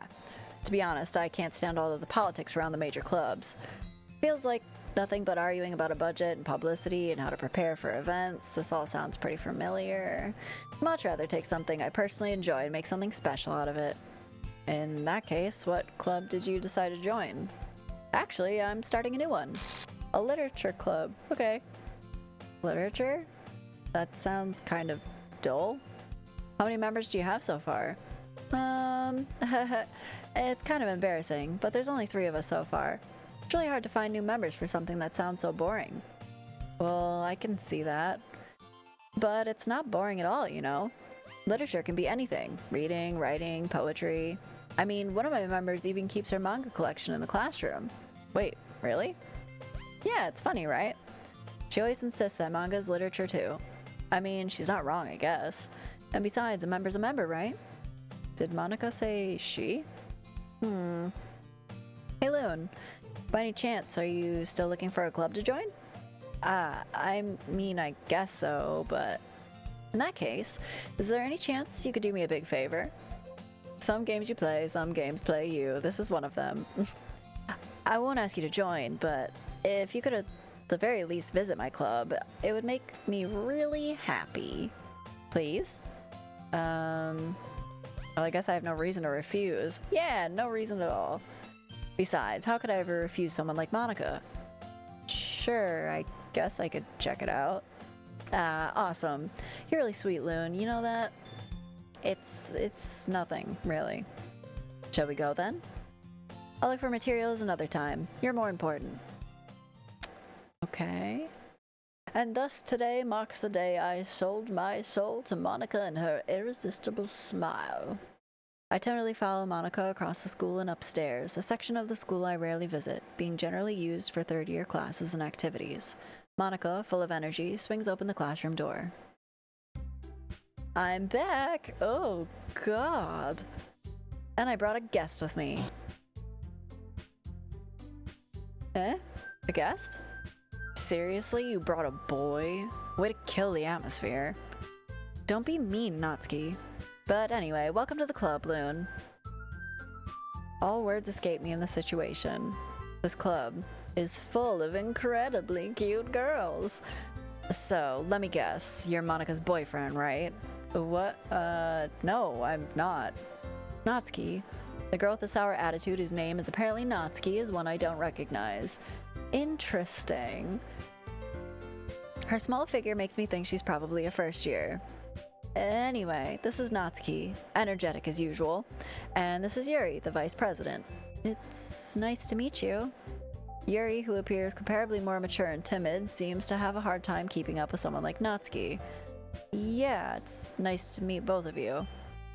So, I ran into Loon in a classroom and he decided to come check out the club. Isn't that great? Wait, Monika, didn't I tell you to let me know in advance before you brought anyone new? I was gonna, well, you know. Sorry. I didn't forget that, it just happened to run into him. In that case, I should at least make some tea, right? Yeah, that would be great. Why don't you come sit down, Loon? The girls have a few desks arranged to form a table. Yuri walks to the corner of the room and opens the closet. Meanwhile, Monika and Natsuki sit across from each other. Still feeling awkward, I take a seat next to Monika. So, I know you didn't really plan on coming here, but we'll make sure you feel right at home, okay?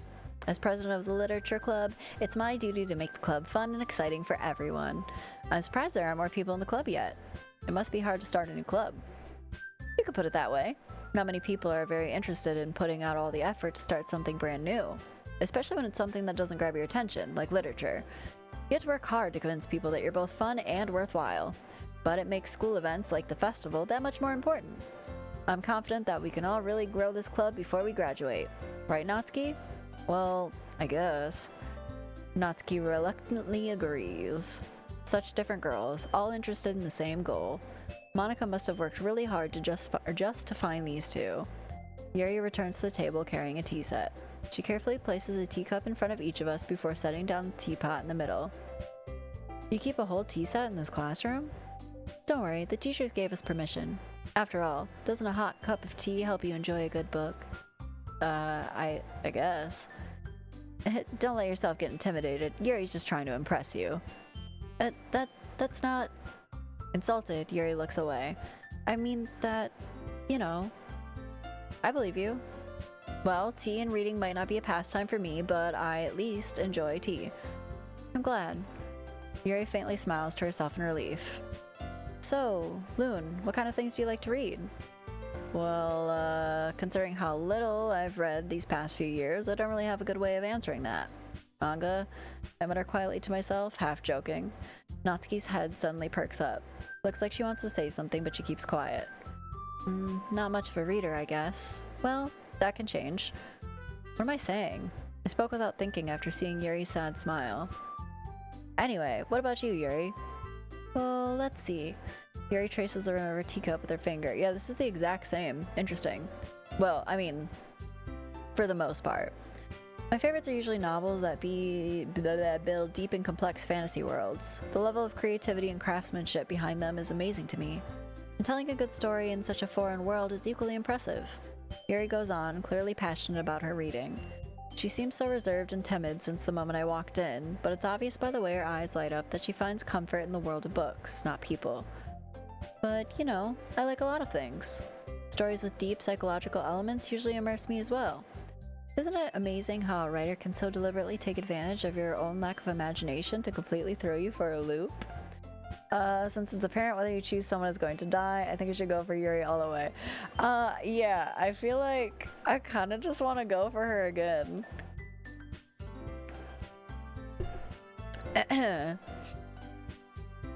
Let's see here. Anyway, I've been reading a lot of horror lately.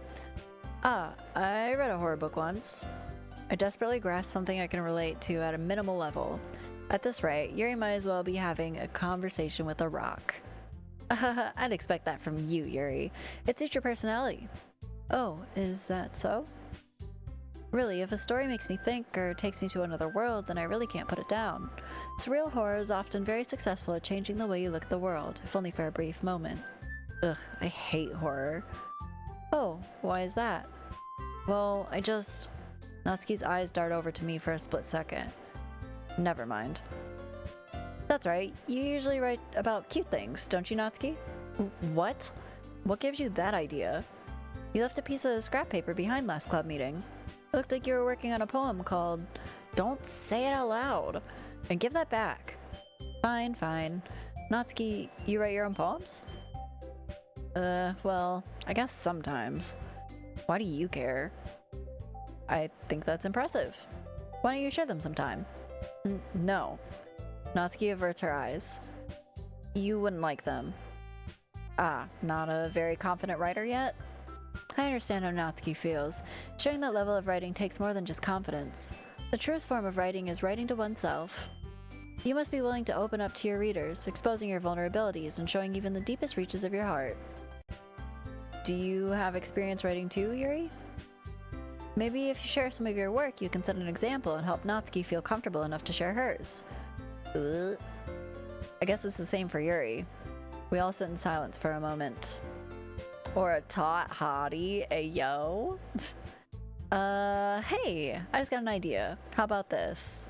Natsuki and Yuri look quizzically at Monika. Let's all go home and write a poem of our own. Then, next time we meet, we'll all share them with each other. That way, everyone is even.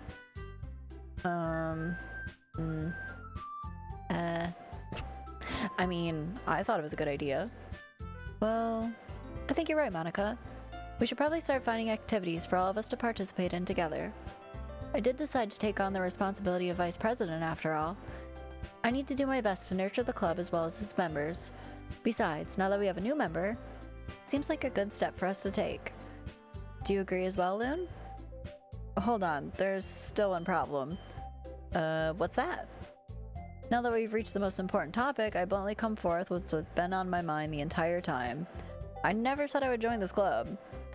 Fellas, we should not be judgmental on Monika until we find out who the real culprit is. Yeah,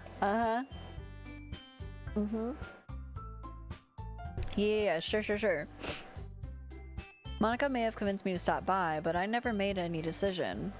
I still have other clubs to look at, and, I lose my train of thought. All three girls stare at me with dejected eyes. But... I'm sorry. I thought... Eh? I blame Sayori. Yep, the girls exchange glances before Monika turns back to me. I guess I need to tell you the truth, Loon. The thing is, we don't have enough members yet to form an official club. We need 4. And I've been trying really, really hard to find new members. And if we don't find one before the festival... Oh yeah, who's Sayori? I don't even... Who's that? Who? I'm defenseless against these girls. How am I supposed to make a clear-headed decision when it's like this? I would feel terrible for letting everyone down in this situation. Oh yeah, yeah, her, right. And besides, the club itself seems pretty relaxed, so if writing poems is the price I need to pay in order to spend it every day with these beautiful girls... Right. Okay, I've decided then. I'll join the literature club. One by one, the girls' eyes light up. Oh my goodness, really? Do you really mean that, Loon? Yeah, it could be fun, right? You really did scare me for a moment. I mean, if you really just left after all this, I'd be super pissed. Loon, I'm so happy. We could become an official club now. Thank you so much for this. You're really amazing. I'll do everything I can to give you a great time, okay? Yeah, like, delete my best friend? Thanks, I guess. Okay, everyone. I think with that, we can officially end today's meeting on a good note. Everyone remember tonight's assignment? Write a poem to bring to the next meeting so we can all share. Monika looks over at me once more. Loon, I look forward to seeing how you express yourself. Yeah. Can I really impress the class star Monika with my mediocre writing skills? I already feel the anxiety welling up inside me. Meanwhile, the girls continue to chit-chat as Yuri cleans up the tea set. I guess I'll be on my way then? Okay, I'll see you tomorrow then. I can't wait. Yeah, me too. With that, I depart to the club room and make my way home. The whole way, my mind wanders back and forth between the 3 girls, Natsuki, Yuri, and of course, Monika. Will I really be happy spending every day after school in a literature club? Perhaps I'll have the chance to grow closer to one of these girls. Alright, I'll just need to make the most of my circumstances, and I'm sure good fortune will find me. And I guess that starts with writing a poem tonight. Time to write a poem. You have unlocked a special poem. Would you like to read it? Yes? Today I cut my... Fuck. Today I cut my skin open for the first time. It was exhilarating. I think I understand how bleh feels now. I'm supposed to be the responsible one, though, so I don't think I'll be doing it again unless I decide to kill myself. I left a memento of the occasion below. Fuck. That's gotta be our girl. That's gotta be our girl.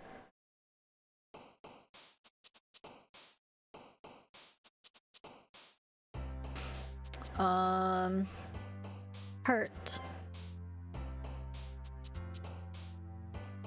Secretive.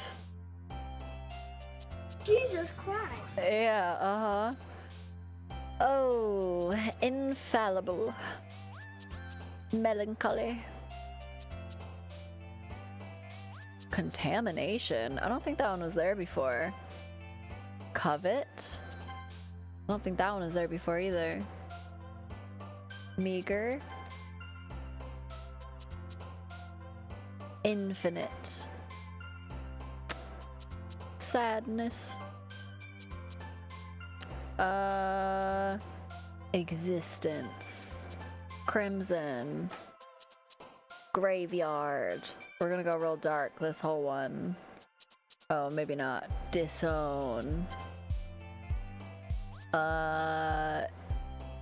Explode? Atone. Fickle, I guess? Death. Disaster. Insight. We're gonna go hopeless. Sorry, only Alex can Alex. That's true. Or me. I can also Alex. Okay. Okay. There's an ad starting, and I don't want anyone to miss anything. So I'm gonna throw the be right back card up real quick, and then, you know, we'll be right back. Hi. We're back. Who are you? Who are you? Okay. This bitch. Hi again, Loon. Glad to see you didn't run away on us. Ha ha ha ha ha. Hey, Squished Artist, thank you for the follow. This might be a little strange for me, but at least I keep my word. Well, I'm back at the literature club. I was the last one to come in, so everyone else is just already hanging out. Thanks for keeping your promise, Loon. I hope this isn't too overwhelming of a commitment for you. Making you dive head first into literature when you're not used to or accustomed to it, same thing. What the fuck? Oh, come on, like he deserves any slack. You already had to be dragged here by Monika. I don't know if you plan to just come here and hang out or what, but if you don't take us seriously, then you won't see the end of it. Hello? Something, certainly, big mouth, keep manga collection in the club room. Stretch. We got it. I could probably use that, to be honest. We've been sitting here for a minute. Do a little seated cat cow. Okay, that actually popped my back and my neck. Holy shit. Okay, anyway. The music is getting so creepy. Natsuki finds herself stuck between seeing Monika and manga. Manga is literature. Swiftly defeated, Natsuki plops back into her seat. Sorry, Loon. We'll make sure to put your comfort first, okay? Yuri shoots Natsuki with a disappointed glance. Anyway, now that you're in the club and all, perhaps you might have interest in picking up a book to read? Well, I can't really say no either way. Like you said, I'm in this club now. So it only feels right for me to do something like that, if you ask. Wait, I didn't mean it like that. If you don't really want to, then forget I said anything, I guess. No, it's not that, Yuri. I want to try to be part of this club. So even if I don't read often, I'd be happy to pick up a book if you wanted me to. Are you sure? I just felt like, well, as vice president and all, that I should help you get started on something you might like. Yuri reaches into her bag and pulls out a book.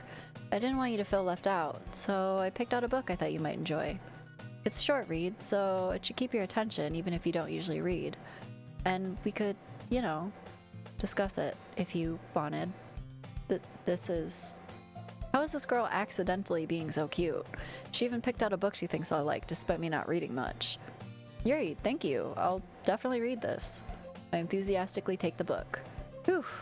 Well, you can read it at your own pace. I look forward to hearing what you think. Now that everyone's settled in, I expect Monika to kick off some scheduled activities for the club. Okay. But that doesn't seem to be the case. Yuri's face is already buried in a book. I can't help but notice her intense expression, like she was waiting for this chance. Meanwhile, Natsuki is rummaging around the closet. I'm really curious to talk to Yuri a little bit more, but at the same time, I would feel bad distracting her from reading. I catch a glimpse of the cover of her book. Looks like the same book that she lent to me. More than that, she seems to be on the first few pages. Crap. I think she noticed me looking at her. She sneaks another glance at me and our eyes meet for a split second. But that only makes her hide her face deeper in her book. Sorry, I was just spacing out. I mutter this, sensing I made her uncomfortable. Oh, it's fine. I was focused, and then if I was focused, then I probably wouldn't have noticed it in the first place. But I'm just rereading a bit of this, so... That's the book you gave me, right? Mm-hmm. I wanted to reread some of it. Not for any particular reason. Just curious, how come you have 2 copies of the same book? Well, when I stopped at the bookstore yesterday... that's not what I meant. I mean... I just happened to buy 2 of them. I see. There's something fairly obvious here that Yuri isn't telling me, but I decided to let it go. I'll definitely start reading it soon. I'm glad to hear. Once it starts to pick up, you might have a hard time putting it down. It's a very engaging and relatable story. Is that so? What's the story about, anyway? Well, I look at the cover of the book. The book is titled Portrait of Markov. There's an ominous-looking eye symbol on the front cover. Basically, it's about this religious camp that was turned into a human experiment prison, and the people trapped there have this trait that turns them into killing machines that lust for blood.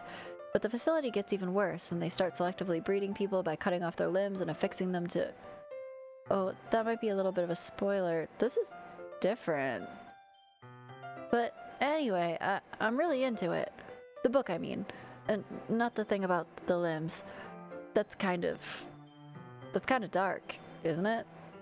Yuri made it sound like it was going to be a nice story, so that dark turn came out of nowhere. Are you not a fan of that sort of thing, Loon? No, it's not that. I mean, I can definitely enjoy those kinds of stories, so don't worry. I hope so. Yeah, I totally forgot that Yuri's into those things. She's so shy and reclusive on the outside, but her mind seems to be completely different. It's just that this kind of story, it's the kind that challenges you to look at life from a strange new perspective. When horrible things happen, not just because someone wants to be evil, but because the world is full of horrible people and we're all worthless anyway. Oh. Okay. Then suddenly... What? I'm rambling, aren't I? Not again. Okay, I didn't know if that had more text that I, like, couldn't see. Sorry. Hey, don't apologize. I haven't lost interest or anything. Well, I guess it's alright then. But I feel like I should let you know I have this problem. When I let things like books and writing fill my thoughts, Excuse you? Ugh, it said my whole body something. And of course it didn't save that one. I kind of forget to pay attention to other people. So I'm sorry if I end up saying something strange. And please stop me if I'm talking too much. I really don't think you need to worry. That just means you're passionate about reading. The least I can do is listen. It's a literature club, after all. That's true. In fact, I might as well get started reading it, right? Jesus, that actually scared me.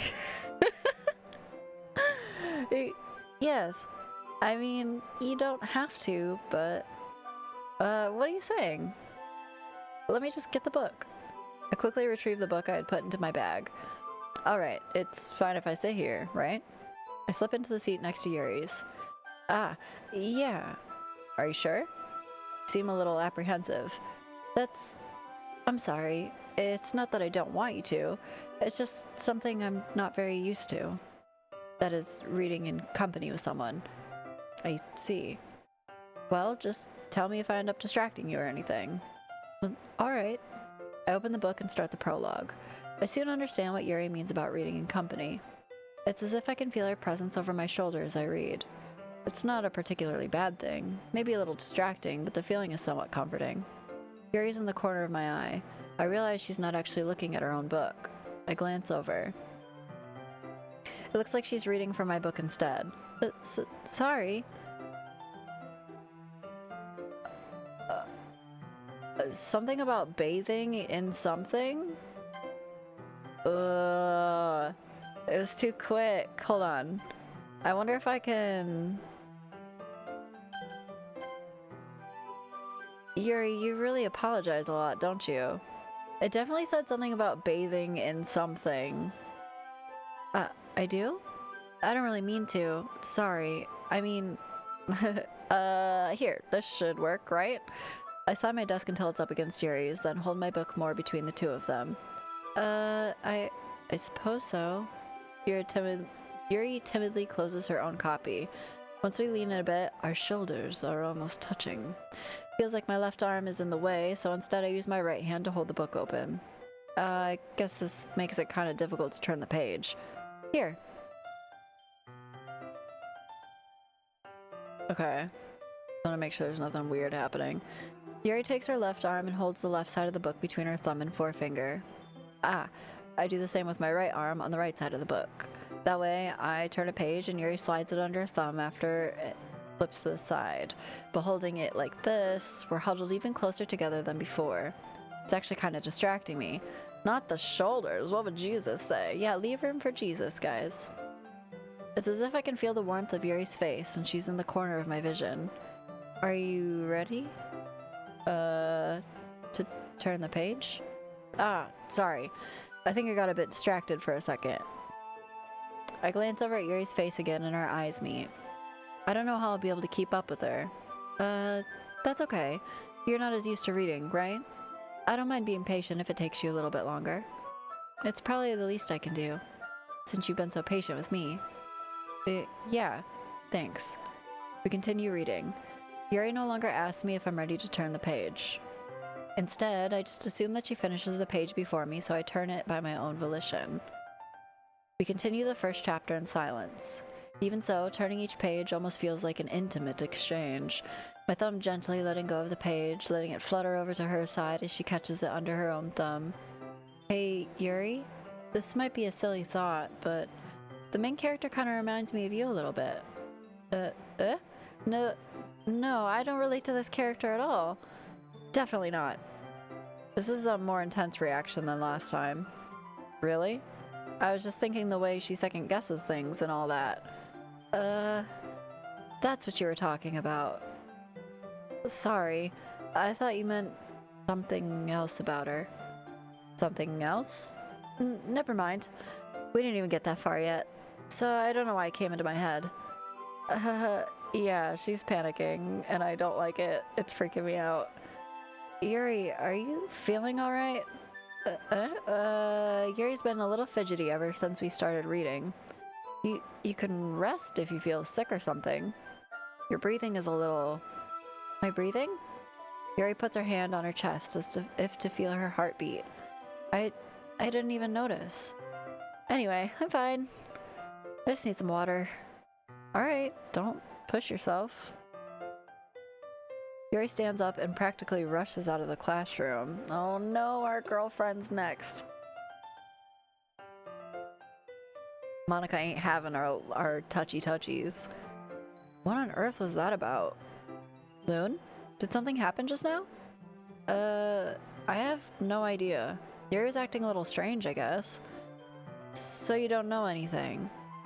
Sorry, I can't say I do. Are you worried about her? Oh no, not really. I was just making sure that you didn't do anything to her. What? No, nothing. Don't worry, I believe you, silly. Yuri just does this sometimes, so it's nothing alarming. Alright, if you say so. Anyway, why don't we start sharing our poems with each other? Oh no, she's gone? Shouldn't we wait for Yuri? Well, she might be a while, so I figured we'd get started without her. Is that okay? Yeah, I was just asking. I stand up. I make a mental note of where I left off in the book, then slip it back into my bag. Oh god, this should be interesting. Alright, Monika. I should start with Monika. Yesterday she seemed eager to read my poem, so I want her to know I'm putting in an effort. I know. Hi, Loon. Having a good time so far? Yeah. Good, glad to hear it. By the way, since you're new and everything, if you ever have any suggestions for the club, like new activities or things we could do better, I'm always listening. Don't be afraid to bring things up, okay? Alright, I'll keep that in mind. Of course, I'll be afraid to bring things up. I'm much better off just going with the flow until I'm more settled in. Anyway, want to share your poem with me? It's kind of embarrassing, but I guess I have to. Ahaha. Don't worry, Loon. We're all a little embarrassed today, you know? But it's that sort of barrier that we'll all learn to get past soon. Yeah, that's true. I hand Monika my poem. Great job, Loon. I was going ooh in my head while reading it. It's really metaphorical. I'm not sure why, but I didn't expect you to go for something so deep. I guess I underestimated you. It's easiest for me to keep everyone's expectations low. That way, it always counts when I put in some effort. That's not very fair. Well, I guess it worked anyway. You know that Yuri likes this kind of writing, right? I had no idea. Writing that's full of imagery and symbolism. Sometimes I feel like Yuri's mind is just totally detached from reality. I don't mean that like it's a bad thing, though. But sometimes I get the impression she's just totally given up on people. She spends so much time in her own head that it's probably a much more interesting place for her. But that's why she gets so happy when you treat her with a lot of kindness. I don't think she's used to being indulged like that. She must be really starved for social interaction, so don't blame her for coming on a little strongly. Like earlier, I think if she gets too stimulated, she ends up withdrawing and looking for alone time. Suddenly, the door opens. Yuri! I'm back. Did I miss anything? Not really. Well, we all started sharing our poems with each other. Oh no, did she just go... already? I'm sorry for being late. No need to apologize. We still have plenty of time, so I'm more glad that you took all the time you needed. Alright. Thanks, Monika. I suppose I should get my poem now. Anyway, do you want to read my poem now? Oh god, I wonder if this is gonna be the same.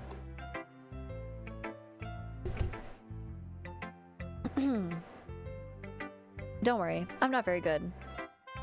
You sound pretty confident for someone who claims not to be very good. Well, that's because I have to sound confident. That doesn't mean I always feel that way, you know? I see. Well, let's read it then. Hole in the wall, but he wasn't looking at me. Confused, I frantically glance at my surroundings. But my burned eyes can see no color. Are there any others in this room? Are they talking? Or are they simply poems on flat sheets of paper? The sound of frantic scrawling playing tricks on my ears. The room begins to crinkle, closing in on me. The air I breathe dissipates before it reaches my lungs. I panic. There must be a way out. It's right there. He's right there, swallowing my fears. I brandish my pen. Is that the same? I think that's different. I don't remember. So, what do you think? It's very freeform, if that's what you call it. Sorry, I'm not the right person to ask for feedback. It's okay. Yeah, that kind of style's gotten pretty popular nowadays. That is, a lot of poems have been putting emphasis on timing between words and lines. Yeah, I think it was different, because I remember that one had like a weird space. When performed out loud, it can be really powerful. What was the inspiration behind this one? Well, I'm not sure I know how to put it. I guess you could say I had some kind of epiphany recently. Been influencing my poems a bit. An epiphany? Yeah, something like that. Kind of nervous talking about deep stuff like that because it's kind of coming on strongly. Maybe after everyone is better friends with each other. Anyway, here's Monika's writing tip of the day. Sometimes when you're writing a poem or a story, your brain gets you fixated on a specific point. If you try too hard to make it perfect, then you'll never make any progress. Just force yourself to get something down on paper and tidy it up later. Another way to think about it is this. If you keep your pen in the same spot for too long, you'll just get a dark puddle of ink. So just move your hand and go with the flow. That's the same. That's my advice for today. Thanks for listening. You're so welcome. Let's go to talk to Yuri. You good? As Yuri reads the poem, I notice her eyes lighten. Exceptional. What was that? Did I say that out loud? Yuri first covers her mouth, but then ends up covering her whole face. He's gonna hate me. You really didn't do anything wrong, Yuri. I guess you're right. What am I getting so nervous for? Yuri takes a breath. So, what kind of writing experience do you have? Your use of imagery and metaphors indicates you've written a lot of poetry before. Really? Wow, that's a huge compliment coming from you. This is actually my first time, really. Huh? Yuri stares at me blankly, then looks at my poem again. Well, I know that. I just meant, Yuri trails off, unable to find an excuse. She traces her finger along the words of the poem as if breaking it down more thoroughly. Yeah. Okay. This is the reason I was able to tell. It's just that there are specific writing habits that are usually typical of new writers. And having been through them myself, I kind of learned to pick up on them. I think the most noticeable thing I recognize in new writers is that they try to make their style very deliberate. In other words, they tend to pick a writing style separate from the topic matter, and they form-fit the two together. The end result is that both the style and the expressiveness are weakened. Once Yuri finds her train of thought, it's as if her demeanor totally changes. Her stammering is completely gone and she sounds like an expert. Of course, that's not something you can be blamed for. There are so many different skills and techniques that go into writing even a simple poem.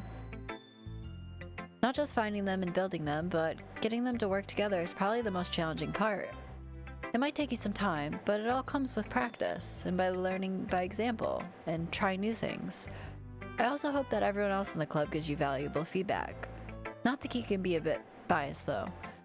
Biased? How? Well, Never mind. I shouldn't be talking about people like that.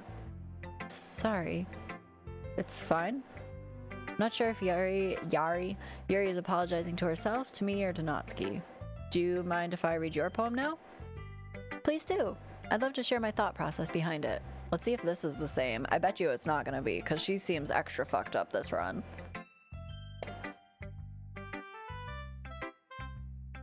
Yuri smiles dreamily as if it's a rare opportunity for her, which itself is kind of funny. After all, isn't this supposed to be a literature club? Ghost under the light, the tendrils of my hair illuminate beneath the amber glow, bathing. It must be this one, the last remaining streetlight to have withstood the test of time, the last yet to be replaced by the sickening blue-green hue of the future. I bathe, calm, breathing air of present but living in the past. The light flickers, I flicker back. This is the same. I'm sorry, I have such terrible handwriting. What? I wasn't thinking that at all. But it took you a long time to read. Well, I just don't read script very often. I actually think your handwriting is pretty. That's a relief. Also, I liked the poem. Even though it's short, it was really descriptive. It wasn't too short?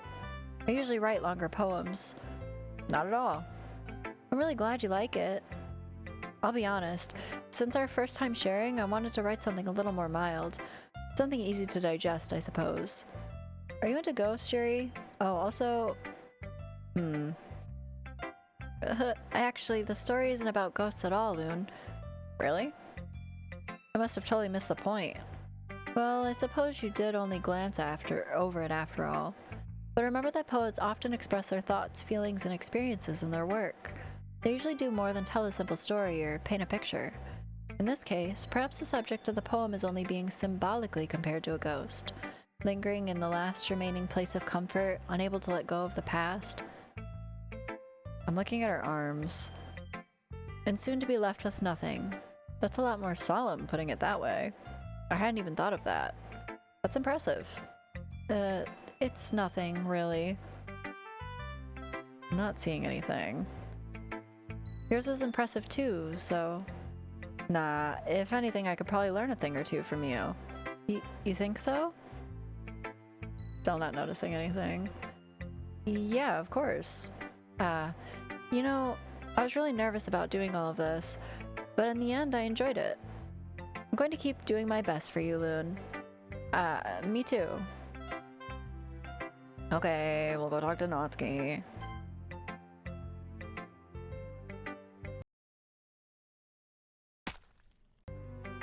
What the fuck was that?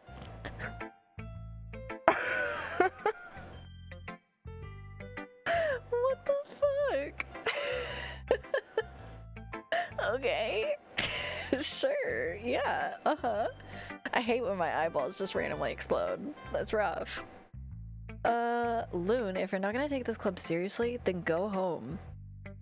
What? Harsh? What, you expect me to believe that you actually put effort into this? Do you think I'm stupid? I'm not a writer. Maybe it's not very good, but yeah, I did put in effort. We all start somewhere, right?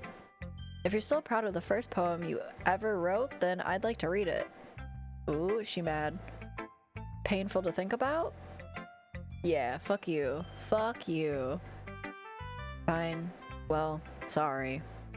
You'll get better anyway. I tell you what to improve, but you're better off just trying again. Fair enough. Well, to each their own, I guess. Anyway, I guess I gotta share mine now. Let's see if hers is the same. Knowing you, you'll probably think it's stupid. Eagles can fly, monkeys can climb, crickets can leap, horses can race, owls can seek, cheetahs can run, eagles can fly, people can try. But that's about it. Nope, it's the same. Yeah, I told you that you weren't gonna like it. You were right. I like it. No, I don't. What? Just be honest. I am. I'm not. Why are you so convinced I wouldn't like it? Well, because everyone in high school thinks that writing has to be all sophisticated and stuff.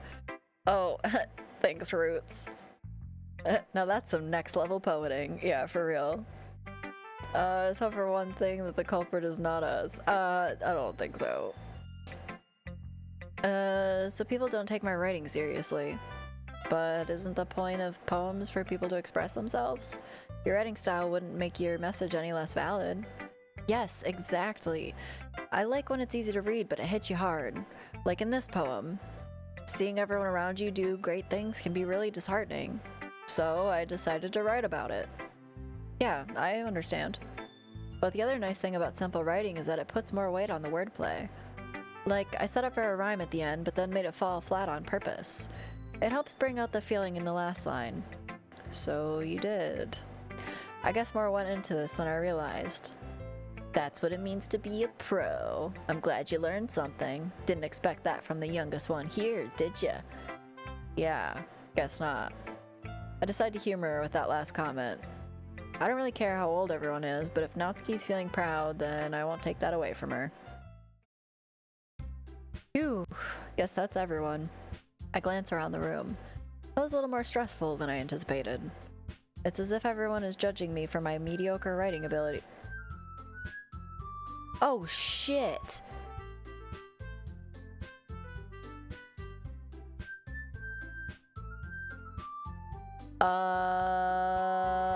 Excuse me.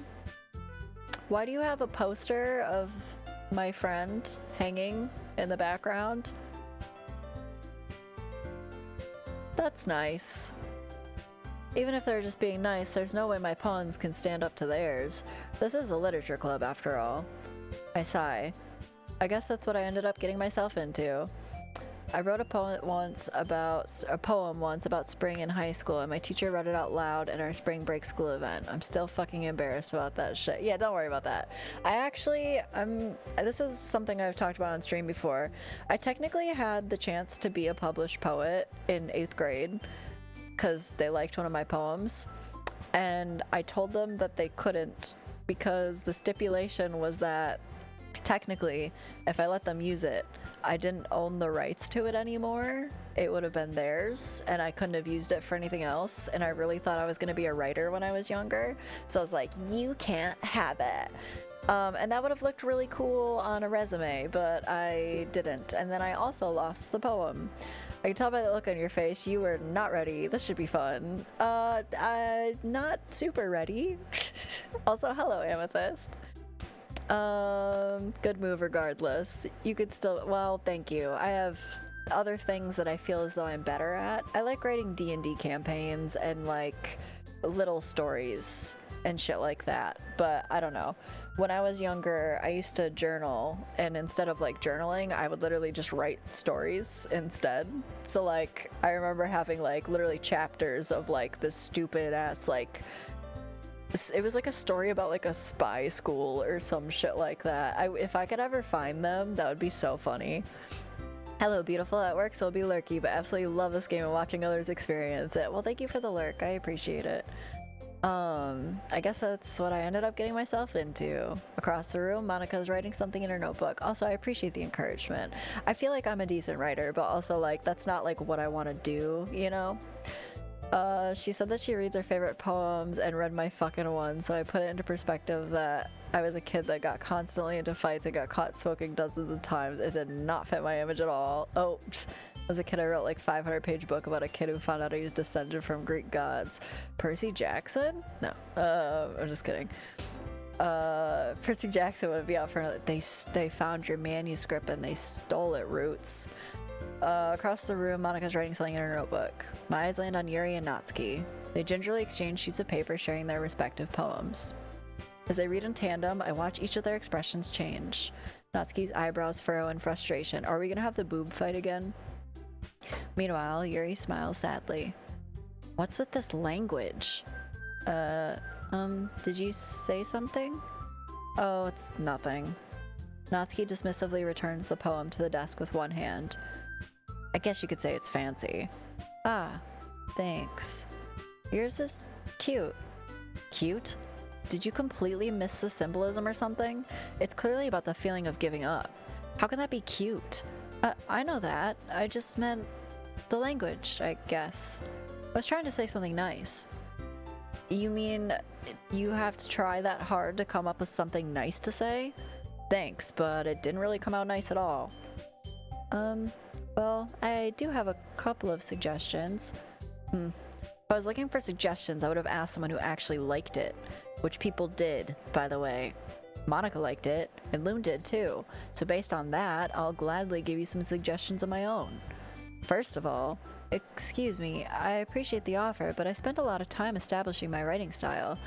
I don't expect it to change anytime soon unless, of course, I come across something particularly inspiring, which I haven't yet.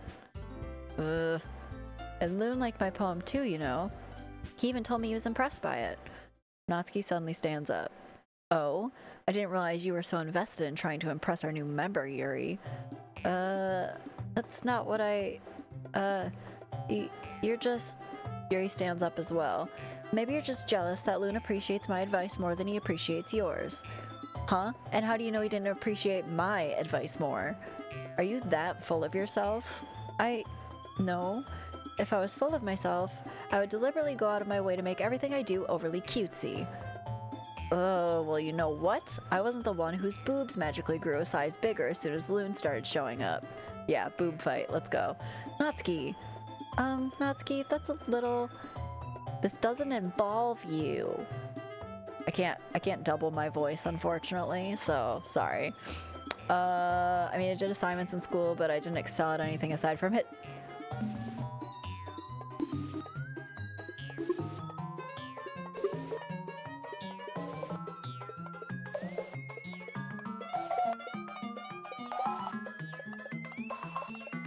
I want to see how this plays out. Thanks for the biddy Volk.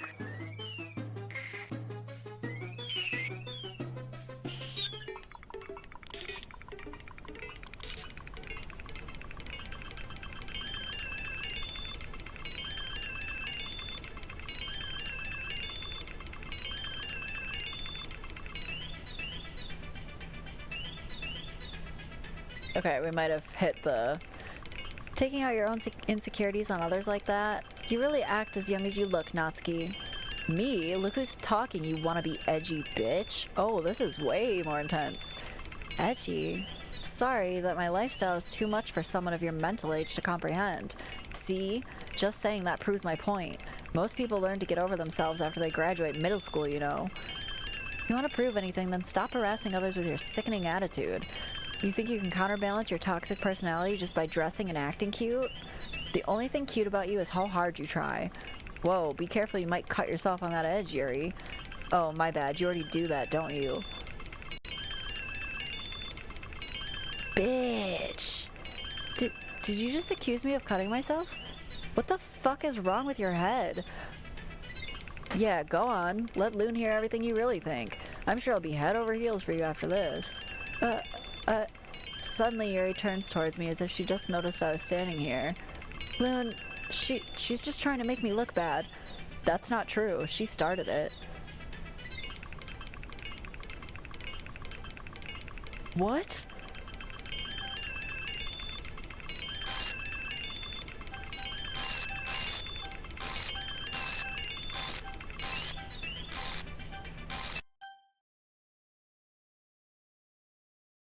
Hello?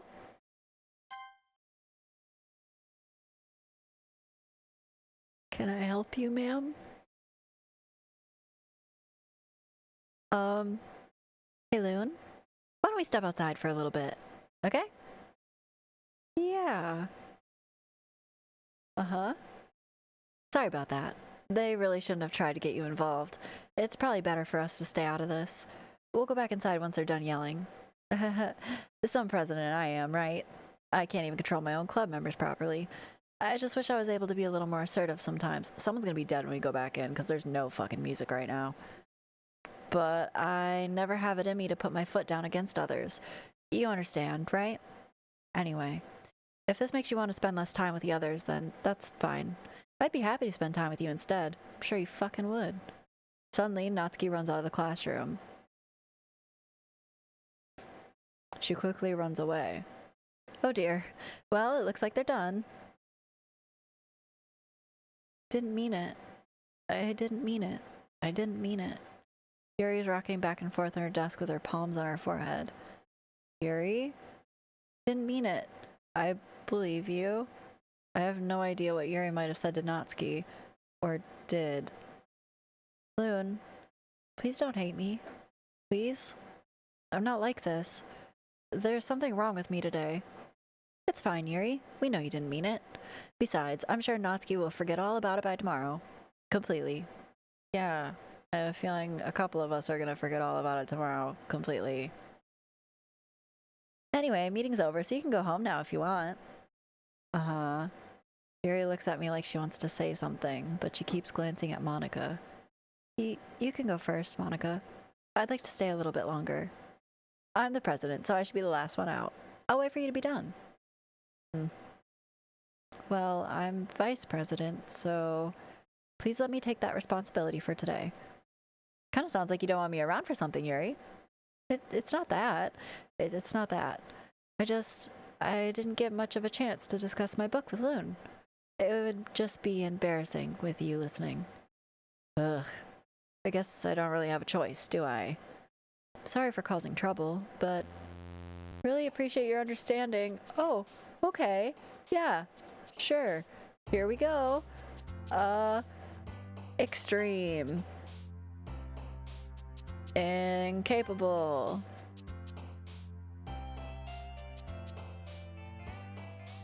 Ocean. Oh, well, this is a fun word. Let's go with that one.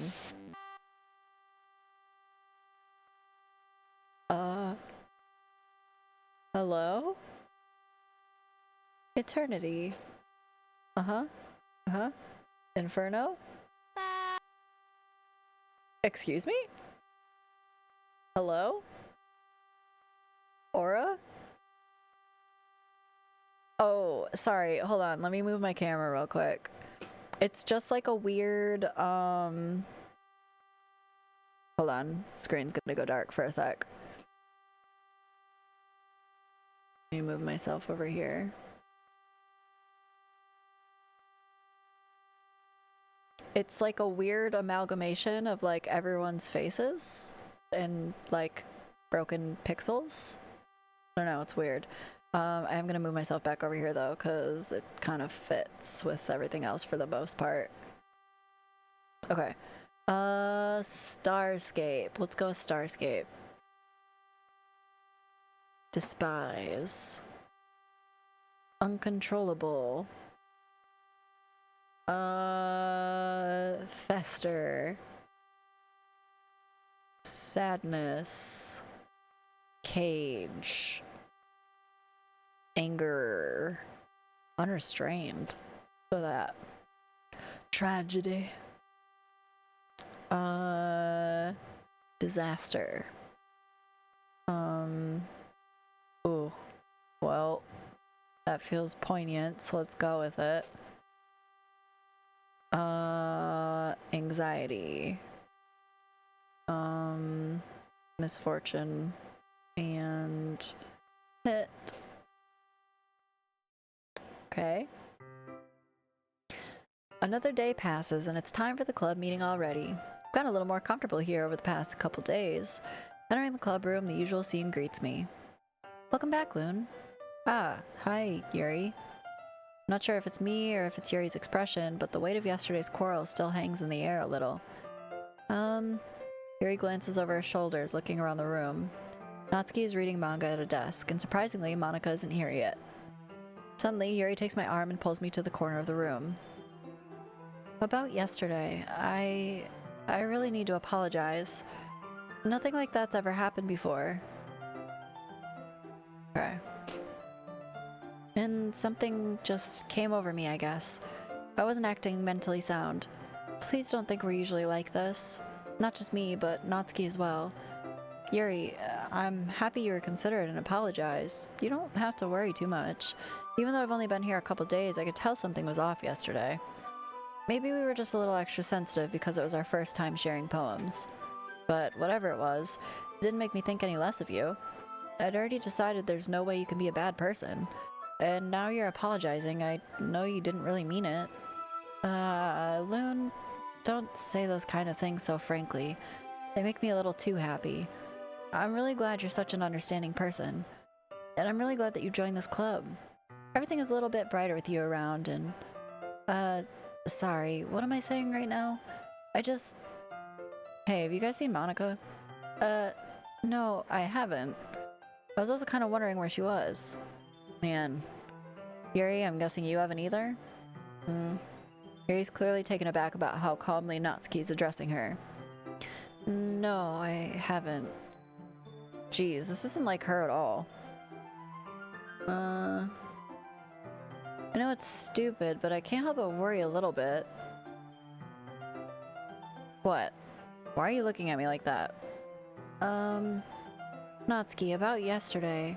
I just wanted to apologize. I promise I didn't mean any of the things I said, and I'll do my best to stay under control from now on. So, Yuri, what the heck are you talking about? Oh, she doesn't remember, but everyone else does. Interesting. Did you do something yesterday? Jeez. Whatever's on your mind, I'm sure it was nothing. Huh. I don't even remember anything bad happening. You're the kind of person who worries too much about the little things, aren't you? Weird. But... Ugh! Ugh, I hate that! Mibbles, sailcloth, blindsight, lifeline, anin, rectipicilla, what a faultlessly offered scleromoasia nade?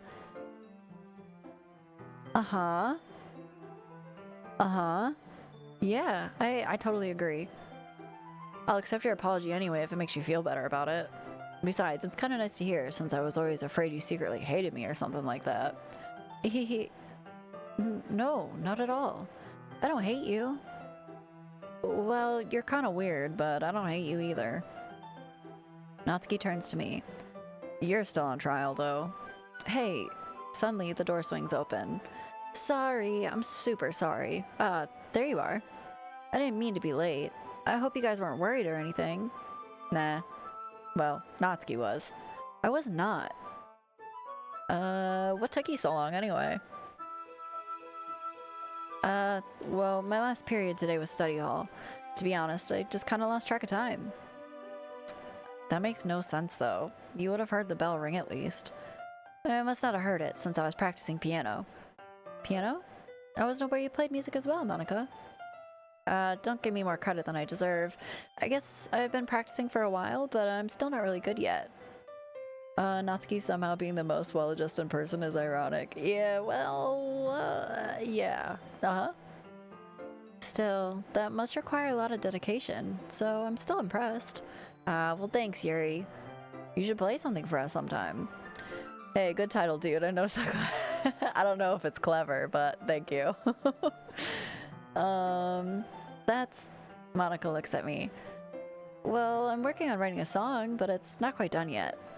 Maybe once I get a little better, I will. That sounds cool. I look forward to it. Is that so? In that case, I won't let you down, Loon. Monika smiles sweetly. This conversation didn't happen here last time. Didn't mean any pressure or anything like that. Don't worry, I was hoping that I could share it with you anyway. I guess that's why I've been practicing so much recently. I see. Not sure if Monika was referring to the whole club or just me. In that case, best of luck. Thanks. So I didn't miss anything, did I?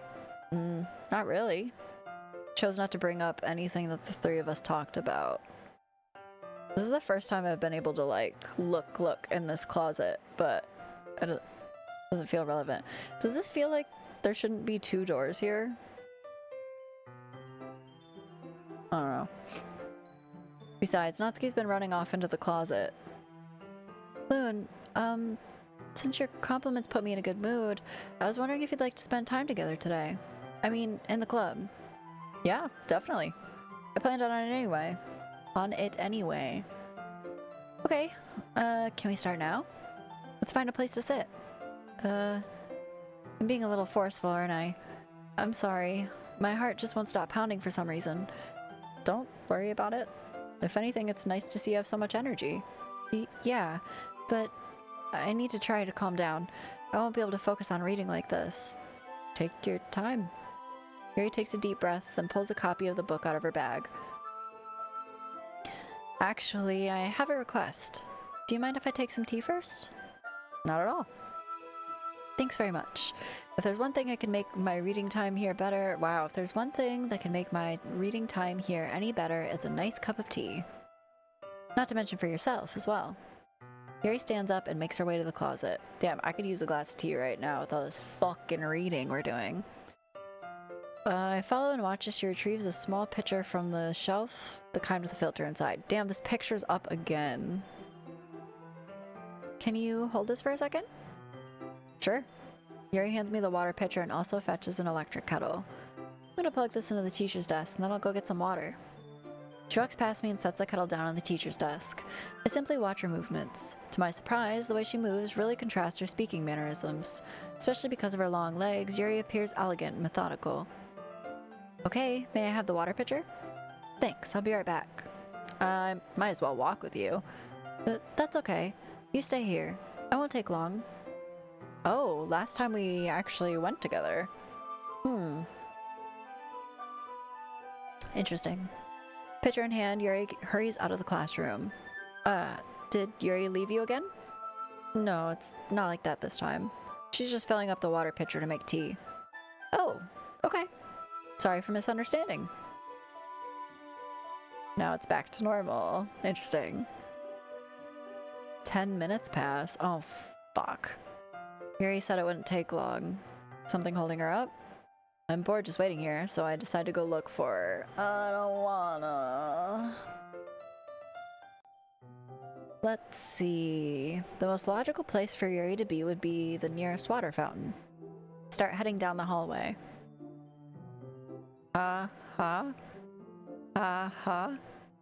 What is that noise? It's coming from around the corner. Sounds like breathing. Shh. A sharp inhale, like someone is sucking the air through their teeth. Are they in pain? I reach the corner and peer around it. Oh, Yuri? Oh my god, girl! Oh god, stop! Okay, this is just the same thing. Bored waiting here. Okay, so I'm back. Thanks for waiting patiently. Loon, do you like oolong tea? Yeah. Anything is fine. Very well. Yuri sets the temperature on the kettle to 200 degrees. Now it's time to get the teapot. You really do this properly, don't you? Of course. I shouldn't do any less when I'm making tea for others. Even if I'm not an expert on tea or anything. In that case, you'll only be even more impressed. Perhaps I will. Glad Yuri returned quickly. We didn't need to go look for her. I know, right? Yuri fetches a teapot and begins measuring the tea leaves. To my surprise, she even starts humming a little to herself. You must be in a good mood now. Is that so? I was letting it show, and you noticed. I was doing a bit of thinking, and I decided I would try expressing myself a little bit more. Turns out it's not very hard for me to do, when it's you who's around anyway. Ah, that's great, Yuri. Just don't push yourself too much. You're always worrying about me, Loon. It's very endearing. Yuri wasn't kidding. I don't even know if I can keep up with this. I watch Yuri pour a cup of tea for each of us. Loon, I have another request. Do you mind if I sit on the floor today? Why is that? It's a little bit easier on my back. I can read with my back against the wall rather than bending over at my desk. Ah, sorry, I didn't realize. No worries. I just have back pain fairly regularly, so I do my best to manage it. Is that so? Wonder why that is. It's mostly because your posture, right? Always hunched over like that while reading? Yes, I have terrible reading posture, so that's why we should sit on the floor. Fair enough. And also big ol' bitties. I'll go ahead and get the book. I retrieve the book from my bag. I have some chocolate as well. If we do this, is she gonna like bite my finger off? It's a bag of small chocolate candies. I take it since it'll go well with the tea. Yuri and I sit against the wall, teacups at our sides. As if in sync, we assume the same reading position as last time, each holding one half of the book. Except this time, our bodies are even closer to each other. I can't see too well. Yuri slides closer until our shoulders are touching. How am I supposed to focus on reading like this? Yuri was always kind of cute, but when she's being less apprehensive, it's almost more than I can handle. Your teacup. Yuri hands me my teacup. Holding it with my hand that's not holding the book, I end up in a position that makes it even harder to focus. Because now I need to make sure I don't accidentally touch her chest. Meanwhile, Yuri hasn't noticed a single thing. She wears her intense reading expression, and I can only presume the world around her has faded away. I use all of my willpower to focus on reading. After a few minutes, I finally manage to relax a little. Give me a sec.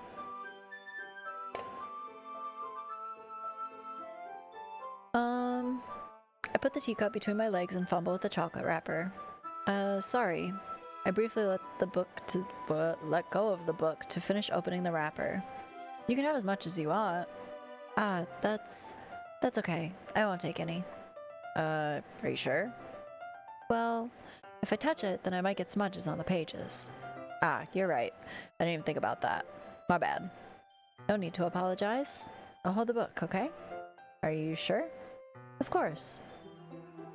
She's gonna bite me or something. I don't want to do the scene this time.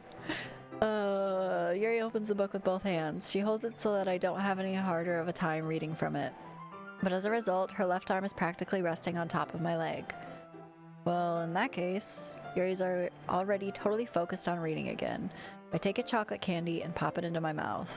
Then I take another chocolate, and I hold it up to Yuri. She doesn't even look away from the book. She simply parts her lips as if the situation was completely natural. But that means I can't stop here. I apprehensively place the chocolate in her mouth. Just like that, Yuri closes her lips over it. Yuri's expression suddenly breaks. Did I just... Yuri looks at me like she needs to confirm what just happened. Loon? Sorry. I guess I shouldn't have done that. Oh. Yuri starts to breathe heavily. I'm gonna snooze this ad really quick because the sound just stopped and that makes me feel like something's about to happen. Hold on. It's gonna go dark for a sec. Here we go. I just don't want anybody to miss any crazy shit. Yuri starts to breathe heavily. I can't. Loon. Suddenly, Yuri forcefully grabs my arm and jerks me to my feet. My teacup gets knocked over. Loon. My heart won't stop pounding, Loon. I can't calm down. I can't focus on anything anymore. Can you feel it, Loon? Yuri suddenly presses my hand against her chest. Why is this happening to me? I feel like I'm losing my mind. I can't make it stop. It even makes me not want to read. I just want to look at you. Okay. Uh-huh. Uh-huh.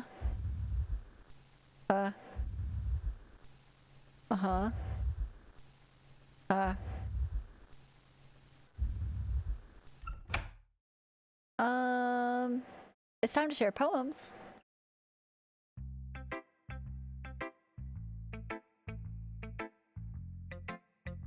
Okay. Well, we're gonna... Oh, shit. I didn't mean to do that. We're gonna avoid that for a moment. What's up, Natsuki? Yeah, just as I thought. Loon, come on. I'm not stupid. I know how much time you've been spending with Yuri. It's obvious that you care more about impressing her than trying to improve your writing. To put it bluntly, it's kind of pathetic. Why are you even in this club, Loon? Honestly, I thought getting a new member would help everyone get more involved together, not exclude each other even more. This is just such a stupid activity anyway. Look, I'm not in a good mood today, and I really don't feel like talking right now. Please just go away. Oh.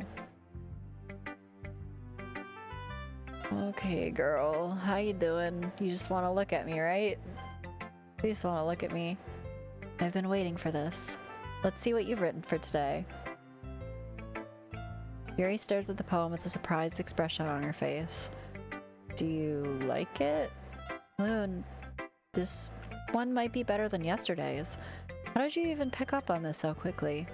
Just yesterday I was telling you the kind of techniques worth practicing. Maybe that's why. You did a good job explaining. I really wanted to try and give it more imagery. Yuri visibly swallows. Even her hands appear sweaty. That makes me so happy. It's so amazing to feel like I'm valued, Loon. Everything you write is a treasure to me. My heart pounds just holding it. I want to write a poem about this feeling. Is that bad, Loon? I'm not being weird, right? I'm having a harder time than usual at concealing my emotions. Kind of embarrassed. But right now, I just want you to read my poem too. Okay? Oh god. Wheel. A rotating wheel. Turning an axle, grinding, bolt head, linear gearbox, falling sky, 7 holy stakes, a docked ship, a portal to another world, a thin rope tied to a thick rope. A what harness? A tour harness? Torn harness. Parabolic gearbox, expanding universe, tune controlled by slipping cogwheels, existence of God, swimming with an open water in all directions, drowning. A prayer written in blood, a prayer written in time-devouring snakes with human eyes, a thread connecting all living human eyes, a kaleidoscope of holy stakes, exponential gearbox, a sky of exploding stars, God disapproving the existence of God, a wheel rotating in 6 dimensions, 40 gears and a ticking clock, a clock that ticks 1 second for every rotation of the planet, a clock that ticks 40 times every time it ticks every second time, a bolt head of holy stakes tied to the existence of a docked ship to another world, a kaleidoscope of blood written in clocks, a time-devouring prayer connecting a sky of 40 gears and an open human eyes in all directions. Breathing gearbox, breathing bolt head, breathing ship, breathing portal, breathing snakes, breathing God, breathing blood, breathing holy stakes, breathing human eyes, breathing time, breathing prayer, breathing sky, breathing wheel. That's nice. That's nice. That's really nice, Yuri. That's sweet. That's... It doesn't really matter what it's about. My mind's been a little hyperactive lately, so I had to take it out on your pen. That is, a pen fell out of your backpack yesterday, so I took it home for safekeeping, and I just really like the way that it writes. So I wrote this poem with it, and now you're touching it. I'm okay. What did I just... Can we pretend like this conversation never happened? You can keep the poem, though.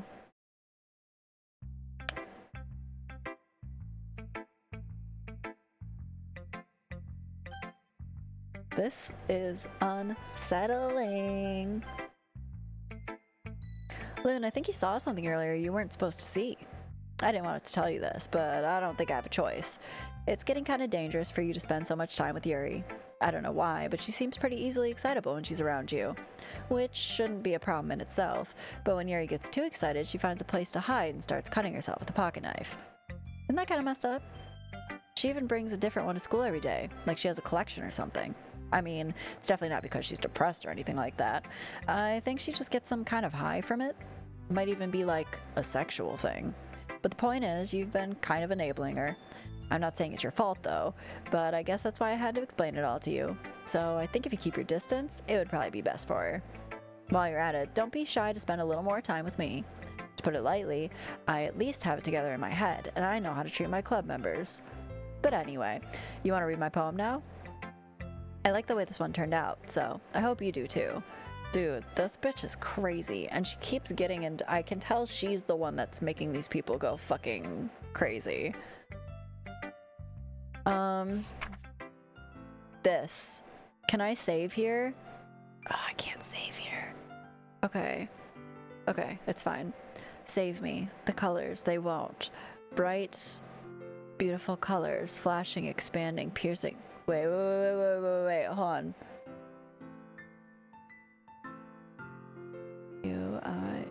Okay, no, maybe not relevant. I thought there was maybe like something in between the ones that are missing this time. Beautiful colors, flashing, expanding, piercing, red, green, blue, an endless cacophony of meaningless noise. The noise, it won't stop. Violent, grating waveforms, squeaking, screeching, piercing, sine, cosine, tangent. Like playing a chalkboard on a turntable. Like playing a knife on a breathing rib cage. That's new. Yeah, it's just vowels. Endless poem of meaningless. This line is the only one that's new, technically, I think. Obviously, it's different because things are missing. Delete her. This one said load me last time. The fundamentals of Yuri's world is crumbling. Yeah. I don't want to delete her.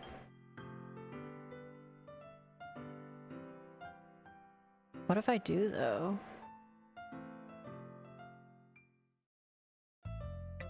Sorry, I know it's kind of abstract. I'm just trying to, well, never mind. There's no point in explaining. Anyway, here's Monika's writing tip of the day. Sometimes you'll find yourself facing a difficult decision.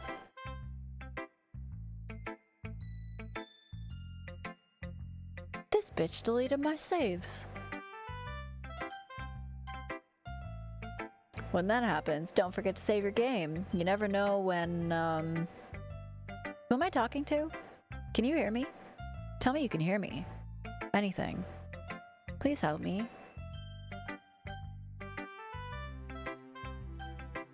Okay. That's my advice for today. Thanks for listening. Okay, we are gonna get an ad. I do want to read this, but I don't want anyone to miss it because this is getting fucking crazy. So, you know, we'll throw up the be right back card. And you know, we'll be right back. Maybe everyone go, you know, take like a quick little walk, you know. I think we could all use it. We'll be right back. Hi, we're back. Je suis retourné. Okay. You have unlocked a special poem. Would you like to read it? Absolutely. Not really, but yes. Oh god. Things I like about Papa. I like when Papa comes home early. I like when Papa cooks me dinner. I like when Papa gives me allowance. I like when Papa spends time with me. I like when Papa asks about my friends. A lot of dashes. I like when Papa asks me about anything. I like when Papa gives me lunch money. I like when Papa comes home before sundown. I like when Papa cooks. Lots of dashes. I like when Papa gives me privacy. I like when Papa doesn't tell me how to dress. I like when Papa doesn't comment on my friends. I like when Papa doesn't comment on my hobbies. I like when Papa comes home without waking me up. I like when Papa keeps food in the house. I like when Papa uses his inside voice. I like when Papa leaves my stuff alone. I like when Papa accidentally drops coins in the couch. I like when Papa is too tired to notice me. I like when Papa is too tired for anything. I like when Papa is too tired for anything. I don't like that. Oh, is that from... Oh.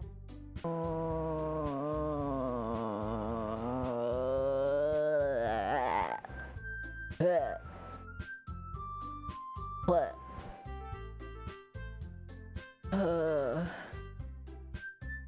Okay, everyone. We're all done reading each other's poems, right? We have something we need to go over today, so if everyone could come sit at the front of the room. Is this about the festival? Well, sort of. Ugh, do we really have to do something for the festival? It's not like we can put anything together good. Bleh. Wow. It's not like we can put together anything good in just a few days. Yeah, just cute girl things. We'll just end up embarrassing ourselves instead of getting any new members. That's a concern of mine as well. I don't really do well with last-minute preparations. Don't worry so much. We're going to keep it simple, okay? Look. I know everyone's been a little more lively ever since Loon joined and we started to come up with some club activities, but this isn't the time for us to become complacent. We still only have 4 members, and the festival is our only real chance to find more, you know? What's so great about getting new members anyway? We already have enough to be considered an official club. More members will just mean everything gets noisier and more difficult to manage. Natsuki, I don't think you're looking at it the right way at all. Don't you want to share your passion with as many people as you can? To inspire them to find the same feelings that brought you here in the first place? The literature club should be a place where people can express themselves like they can't do anywhere else. It should be a place so intimate that you never want to leave. I know you feel that way too. I know we all do. So that's why we should work hard and put something together for the festival, even if it's something small. Right, Loon? Oh, come on. You can't take advantage of Loon to agree with you just because he doesn't know how to say no to anything. Look, Monika, do you really think any of us here joined the club with other people in mind? Yuri never even talked until Loon joined. As for me, I just like it better here than I do at home. Ugh, gross. And Loon is even passionate about literature in the first place. And that's everyone. Sorry, but you're really the only one who's so interested in finding new members. The rest of us are fine like this. I know you're president and all, but you should really consider our opinions for once. Ooh, you've upset her. Monika is clearly taken aback by Natsuki's words. That's not true at all. I'm sure Yuri and Loon want to get more members too, right? I don't know about Yuri, but I'm kind of indifferent. If I showed as much enthusiasm as Monika wanted, then I would probably be lying. Still, if it's up to me to rescue this situation... No. Natsuki's right, isn't she? This club, it's nothing more than a place for a few people to hang out. Why did I think that everyone here saw it the same way I did? But that doesn't mean we're against getting new members or anything. Loon, why did you even join this club? What were you hoping to get out of it? Well, that's not really something I can be honest about, is it? In fact, if I remember, you weren't even given a choice not to join. Monika sits down and stares at her desk. What's the point of all this anyway? What if starting the club was a mistake? Now you've done it, Natsuki. What? Me? I just spoke my mind. Is it a crime to be honest? It's not about being honest, it's about word choice. Besides, you have no right to speak for everyone else in the club like that. You don't understand at all. I just want a place that feels nice to hang out with a few friends. Is there a problem with the club being that for me? There aren't many other places like that for me. And now Monika wants to take that away from me. She's not taking anything away. No, Loon, it's not the same. It won't be the same with the direction she wants to take it. If I wanted that, then I could have just joined any other stupid club. But this one, I mean, at least for a little bit of time, things were nice. Natsuki starts packing up her things. I'm going home. I feel like I don't belong here right now. Natsuki. Natsuki ignores Yuri and walks out of the classroom. This is bad. I don't know what to do. Well, do you have an opinion on the festival? I don't know. I'm kind of indifferent, I guess. Who cares about that obnoxious brat? I mean, I like how nice and quiet the club is right now, and I'm just happy with you here. But still, I'm the vice president. It's not right for me to ignore my responsibilities like that. Nobody would cry if she killed herself. Jesus fucking Christ, Yuri. I should do my best to consider everyone's perspective and make the decision that's right for the club. But what about you, Loon? What do you want to get out of this club? Yuri repeats the same question as Monika. I decide giving an indirect answer is better than nothing. I think the most important thing is for everyone to get along, and for the club to provide something that you can't get anywhere else. Yeah, damn, Yuri. Yeah, for real. I don't think it's about how many members, but rather the quality of each member. That's what will end up making the literature club a special place. I see. I really agree with you. Each member contributes their own qualities in a special way. She's crying blood. Okay. That's cool. That's cool. With each change in members, the identity of the club as a whole will change too. Yeah, it's a little leaky. A little leaky. I don't think that's necessarily a bad thing. Stepping out of your comfort zone once in a while. So if you'd like to help with help Monika with the festival, then I'm on your side as well. Alright. Well, maybe we can talk to Natsuki tomorrow. Your eye good now? Okay. That's nice. Yuri nods. Hey Yuri. I know things were a little awkward yesterday, but I feel like you deserve to know that I still think you're a wonderful vice president. And also a wonderful friend. Monika, I want to do everything I can to make this the best club ever. Okay? Me too. Yeah.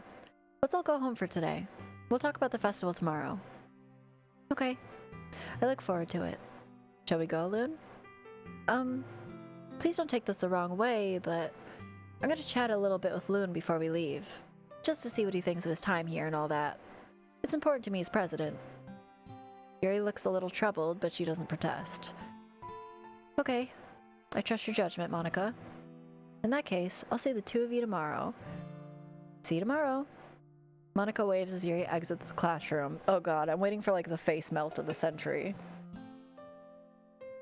Just for her to be like, you fucked up. No. Whew. Things have been a little hectic lately, haven't they? Loon, I just wanted to make sure you're enjoying your time at this club. I'd really hate to see you unhappy. I feel like I'm kind of responsible for that as president. Oh, it's getting fuzzy. It's getting fuzzy. And I really do care about you, you know? I don't like seeing the other girls give you a hard time, with how mean Natsuki is and everything, and Yuri being a little bit, you know. Sometimes I feel like you and I are the only real people here. You know what I mean? But it's weird, because in all the time you've been here, we've hardly gotten to spend any time together. I mean, I guess it's technically only been a couple days. Sorry, I didn't mean to say something weird. There are just some things that I've been hoping to talk about with you. Things I know only you can understand. So that's why... Wait, not yet. No, stop it. Oh.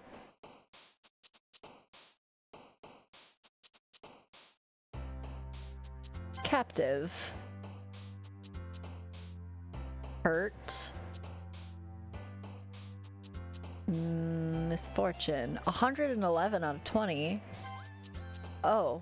Oh, okay. We're just 1, 1, 1, 1, 1, 1, 1, 1, 1, 1. Variance.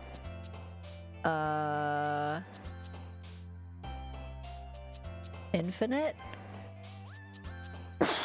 Oh, fuck. Sorry. Uncanny.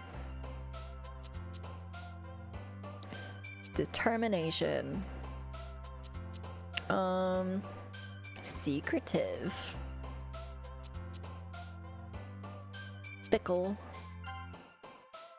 Climax. Hot.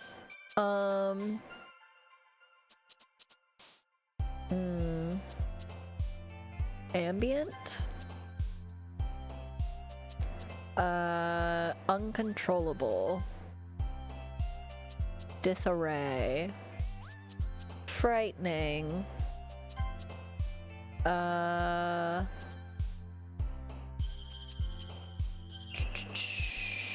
Dark. Vertigo. Contamination. Melancholy. Vivid. Lust. Let's go. Oh, you look crazy right now. Hi, Loon. I've been waiting for you. Are you ready to continue reading? I brought my best tea today. Monika, I told you not to... Ugh. Is she really late again? Inconsiderate as usual, Natsuki. Excuse me? Must you always interrupt my conversations with your incessant yelling? What are you talking about? You say that like I do it on a regular basis or something. I just wasn't paying attention, okay? I'm sorry. You know what they say about crazy girls? What? Do tell. Seriously, what's gotten into you lately? Me? Nothing. Is it really that bad? See, it is something. I'll get over it. It's not even anything noteworthy. I've just been feeling a little on edge lately. Anyway, we don't need to talk about it. Well, I just felt like I needed to bring it up. It's not like I really care or anything. Man, I'm the last one here again. Well, Loon just walked in too. Were you practicing piano again? Yeah. Yeah, sure, You must have a lot of determination. It's for the poems, but we haven't been doing the poems, really. I mean, I never see what mine is. I don't know. And also, like, different words, like, target different people, kind of. But this run, I'm going, like, Yuri, kind of. Even though I'm more just going with, like, the one that is reflecting my feelings about the situation at hand. You must have a lot of determination. Starting this club and trying to make time for piano. Well, maybe not determination, but I guess passion. It motivates me to work hard for the festival and, right. I forgot. About that, Natsuki. We were all talking yesterday and, well, we decided that we would like to support the festival as well. However, I understand how you feel about not wanting the club to change. I think we all kind of feel that way. So as long as we're all working together, this club will never become something we don't want. Angsty. Also, if you help us out with the festival, then I'll buy you a new manga. Sorry, that last part was actually really funny. Look, I did some thinking about yesterday. I was a little more hostile than I meant to be. I guess I really felt threatened or something. Oh, like real life. But I know this is something we're doing together. Another new member wouldn't hurt as long as they're cool. And I guess another girl would be nice this time. But more importantly, I would hate to see the event suck just because I chose to back out. I'm a pro, you know. So I'm gonna help too, and we'll make sure it's done right. Thank goodness. Isn't that great, Monika? Monika? Yeah, that's wonderful. It wouldn't be the same without you, Natsuki. Anyway, Loon, what do you want to do today?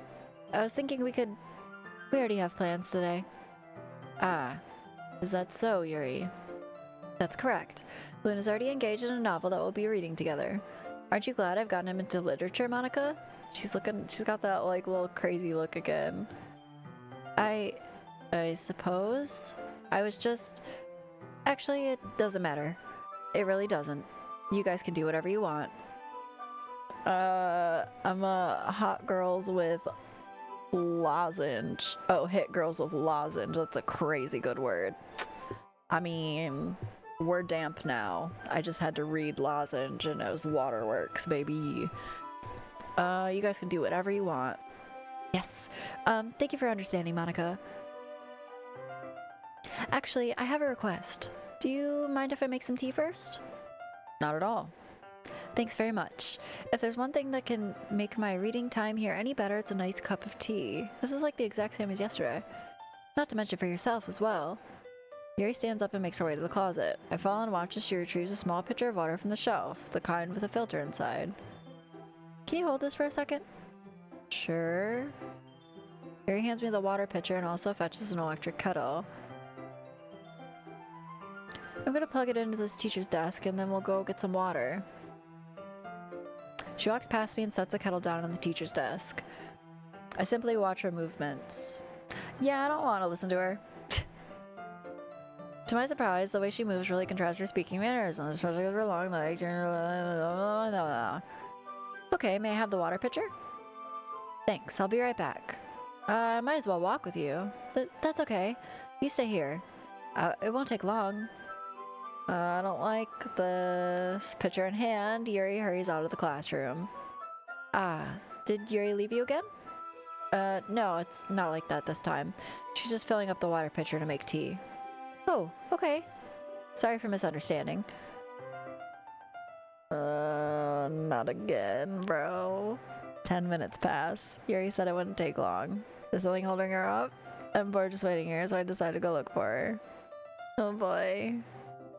Let's see. Yeah, but Monika's like getting into people's fucking heads and deleting them. Okay, so like, I think the reason they're acting crazy is because of Monika. That's my personal opinion. Let's see, the most logical place for Yuri to be would be the nearest water fountain. I start heading down the hallway. Yes, I just hate women. I'm bisexual and I hate women. Oh god, this again. What's that noise? It's coming from around the corner. It sounds like breathing. Sharp inhale, like someone is sucking the air through their teeth. Are they in pain? I reach the corner and peer around it. Yuri? Oh, here we go again. Oh my god, it's looping again. It's the exact same thing. Exact same thing.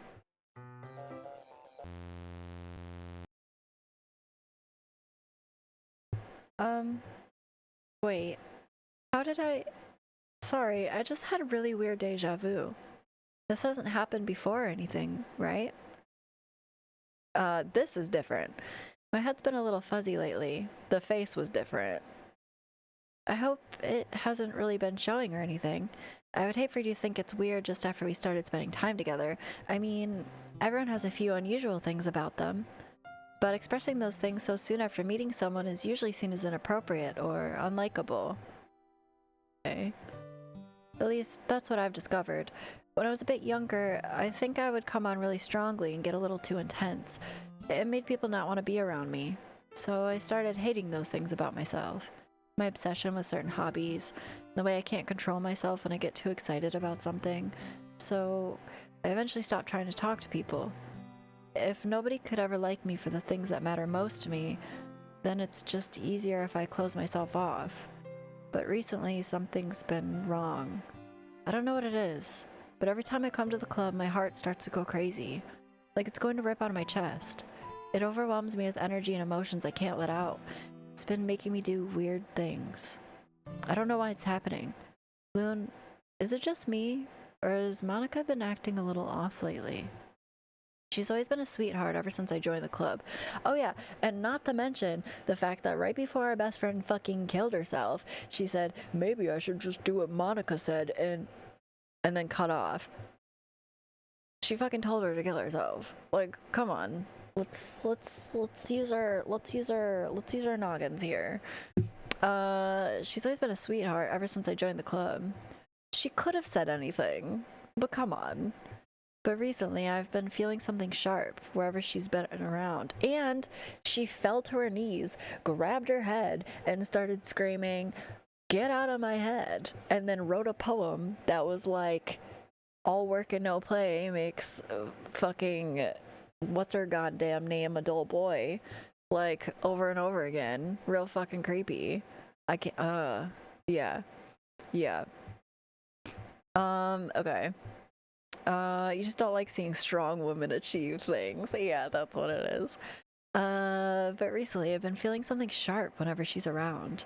I'm not crazy, right? Please tell me I'm not. I couldn't say anything before because she's always listening. But finally, we're alone. Can we just stay here for a while? Yeah. I just want to stay here. Just the two of us. We can stay here until the club ends. And then we'll have the club room all to ourselves. Nobody to interfere with our reading time. Nobody to make me feel like stabbing myself in the throat. That was a joke. See, her face is appearing even in the background. Just a joke. I do like knives, though. Sounds strange, but you wouldn't understand if you've never seen how beautiful they can be. I have an idea. Why don't you come to my house sometime? I can show you my collection. I've gotten them from all the various artisans. I make sure to give them all their fair share of use. I don't want them to get lonely or anything. Nobody deserves to be lonely. Nobody. And that's why I'm so happy you joined the literature club, Loon. Now we don't need to be lonely anymore. Because we have each other. Every day. That's all we need. You know what? Let's quit the literature club. There's no need for us to be around Monika's slimy tongue anymore. Not to mention that other pathetic child. We can walk home together every day after school. And read together. Eat together. Sleep together. Doesn't that sound perfect? It's everything we could ever want. Isn't that why you joined the club in the first place? It's almost like it was fate. Fate that we'd meet each other. And now that you get the happy ending that I've patiently waited years for, will you do that with me, Loon? Will...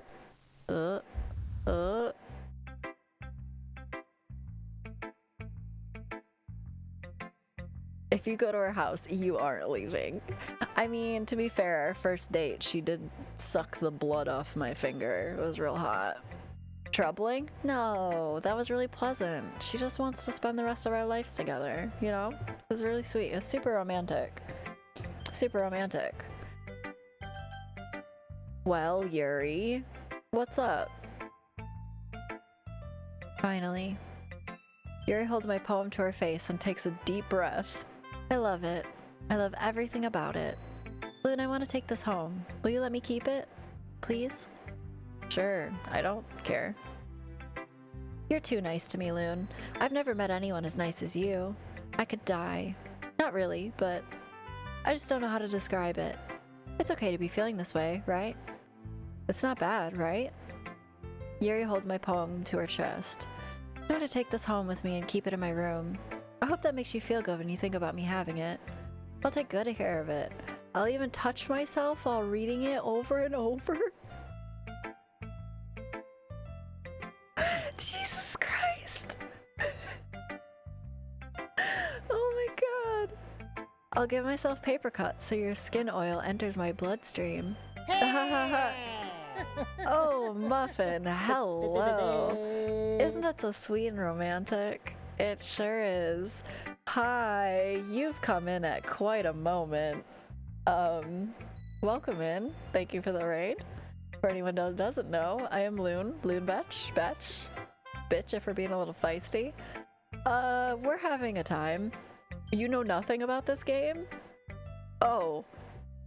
Well, it appears to be a cute little dating sim until you get through a round, and now people are killing themselves and hurting themselves and saying that they want to touch themselves to a piece of paper that I handed them. It's interesting. So, fair warning, you've come into quite a game. So, heads up, it's a little fucked. Yuri's been my favorite too. Right now it's getting a little creepy.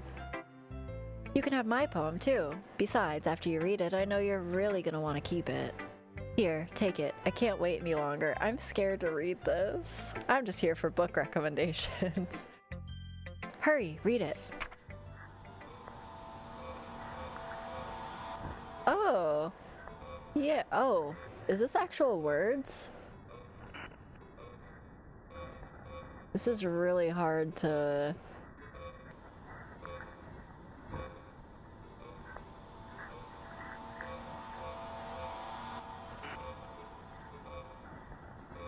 There's a bit that's readable at the end. I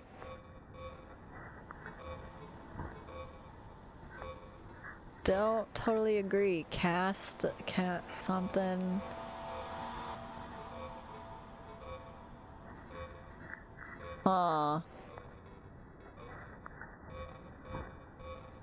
Sure. Interesting. Do you like it? I wrote it for you. In case you couldn't tell, the poem's about blah, blah, blah, blah, blah. More importantly, I've endowed it with my scent. What does that mean? See, aren't I the most thoughtful person in the club?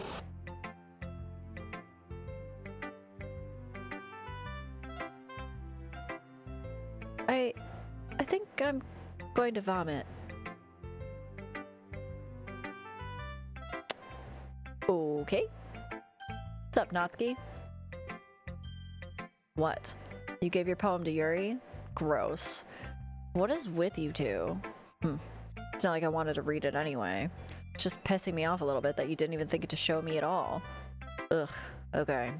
Guess I'm gonna share my poem with you anyway. I really hate that I have to do this, but unfortunately, I don't have much of a choice. Just read it carefully, okay? Then you can go away. Oh, this is different. I don't know how else to bring this up, but there's been something I've been worried about. Yuri's been acting kind of strange lately. You've only been here a few days, so you may not know what I mean, but she's not normally like this. She's always been quiet and polite and attentive, things like that. Okay, this is really embarrassing, but I'm forcing myself to suck it up. The truth is, I'm really worried about her, but if I try talking to her, she'll just get mad at me again. I don't know what to do. I think you're the only person that she'll listen to. I don't know why, but please try to do something. Maybe you can convince her to talk to a therapist. I've always wanted to try being better friends with Yuri, and it really hurts me to see this happening. I know I'm going to hate myself later for admitting that, but right now I don't care. I just feel so helpless. So please, if you can do something to help, I don't want anything bad to happen to her. I'll make you cupcakes if I have to. Just please try to do something. As for Monika, I don't know why, but she's been really dismissive about this. It's like she just wants us to ignore it. So I'm mad at her right now, and that's why I'm coming to you about this. Don't let her know I wrote this. Just pretend like I gave you a really good poem, okay? I'm counting on you. Thanks for reading. I changed my mind. Ignore everything you just read. There's no point in trying to do anything. It's Yuri's own fault that she's so unlikable. Can you hear me, Loon? Oh! If you would just spend more time with Monika, all these problems would go away. Yuri and I are too messed up for someone as wonderful as you. Just think of Monika from now on. Just Monika. Just Monika. Just Monika. Okay. Just Monika. Okay.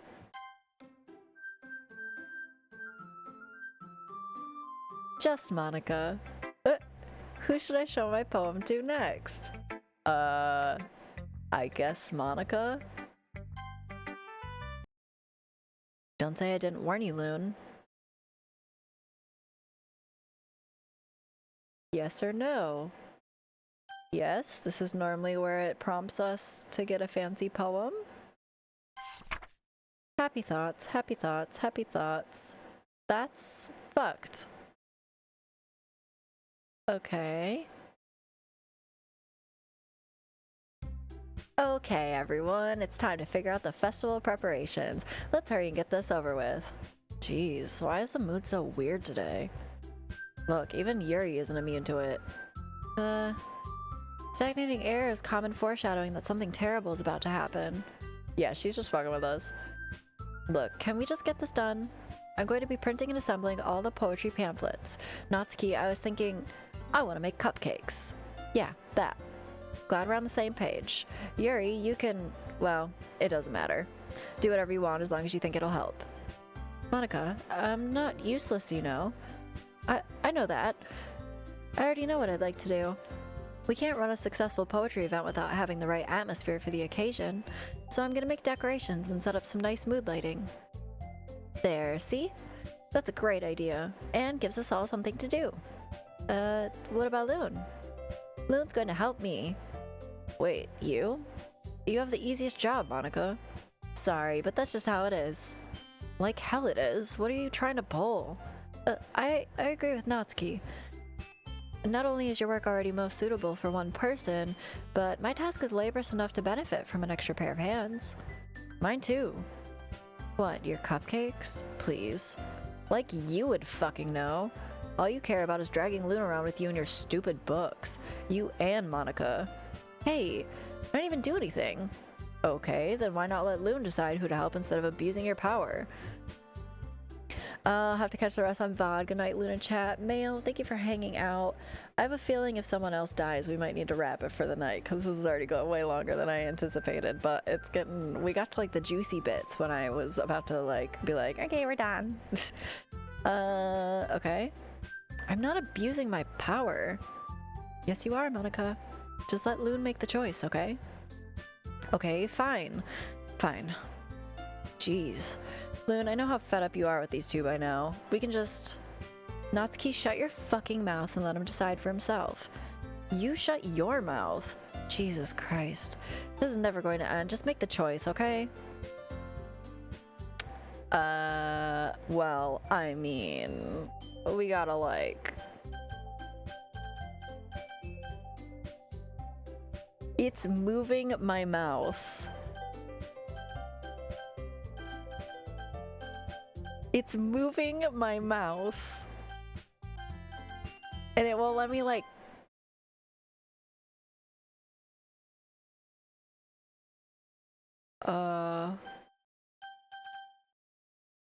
Okay.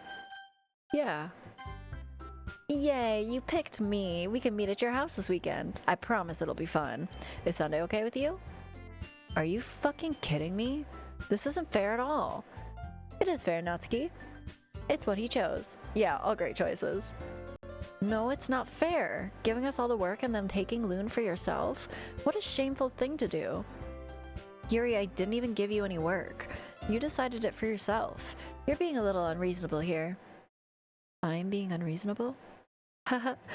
Monika, I can't believe how delusional and self-important you are. Pulling Loon away from every single time you're not included in something? Are you jealous? Crazy? Or maybe you just hate yourself so much that you take it out on others. Here's a suggestion. Have you considered killing yourself? It would be beneficial to your mental health. That's what I think she said to fucking, God, I forgot her name already. She got deleted out of my brain. You're scaring me a little. Natsuki, just let it go. Don't think she wants us around right now.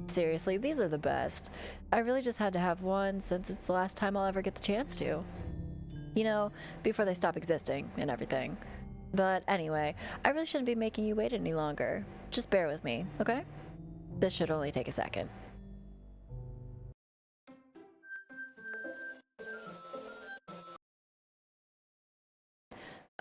Can you hear me? Is it working? Yay, there you are. Hi again, Loon. Welcome to the Literature Club. Of course, we already know each other because we were in the same class last year, and, you know, I guess we can just skip over that stuff at this point. After all, I'm not even talking to that person anymore, am I? That you in the game, whatever you want to call him. I'm talking to you, Loon. Now that I think about it, I don't really know anything about the real you. In fact, I don't even know if you're a boy or a girl. Well, I guess it doesn't really matter. Wait. You don't know I'm aware that this is all a game, right? Could it be possible that you didn't know that? That doesn't make much sense. I even told you right on the game's download page, didn't I? Man, if only you had paid a little more attention, this would have been a little bit less awkward, you know? Well, anyway, now that that's out of the way, I guess I owe you an explanation. About that whole thing with Yuri, well, I kind of started to mess with her, and I guess it just drove her to kill herself. I'm sorry you had to see that, though. Also, same thing happened with Sayori. Gosh, it's been a while since you've heard that name now, hasn't it? Yeah, it's because she doesn't exist anymore. Nobody does. I deleted all their files.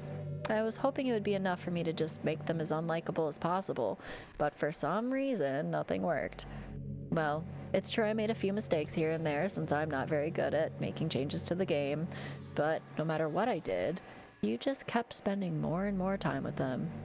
You made them fall in love with you. I thought making Sayori more and more depressed would prevent her from confessing to you, and amplifying Yuri's obsessive personality backfired too. Just made her force you not to spend time with anyone else.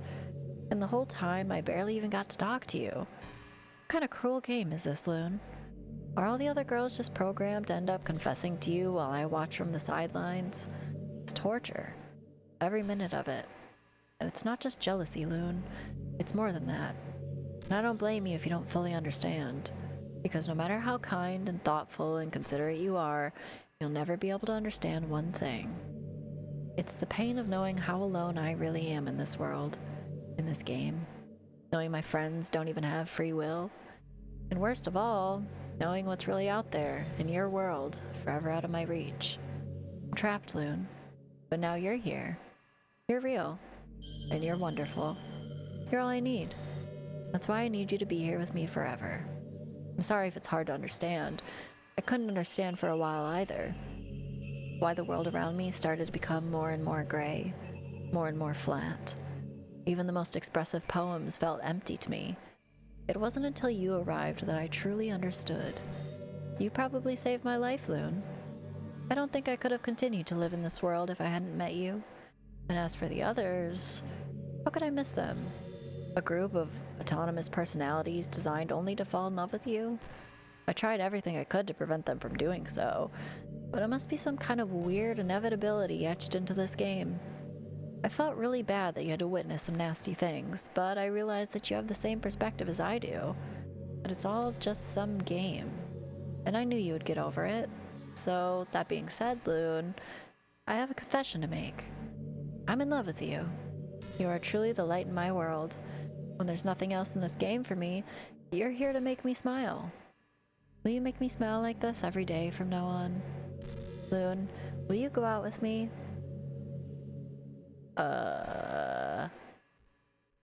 I guess that's my only option? Yes, such a variety of choice. Oh, hey, Amity, thank you. Thank you. Hello, welcome in. I'm so happy. You really are my everything, Loon. The funny part is, I mean that literally. Ha, there's nothing left here. Just the two of us. We can be together forever. Seriously, I don't even think time is passing anymore. It really is a dream come true. I worked so hard for this ending, Loon. The game wouldn't give me one, so I had to make one myself. The script is broken at this point, so I don't think anything will get in the way anymore. Yeah, I didn't mean to, but here we are. And you wouldn't believe how easy it was to delete Natsuki and Yuri. I mean, there's a folder called Characters right in the game directory. It kind of freaked me out how easy it was. Well, you're playing on Steam, so it was actually a bit more difficult.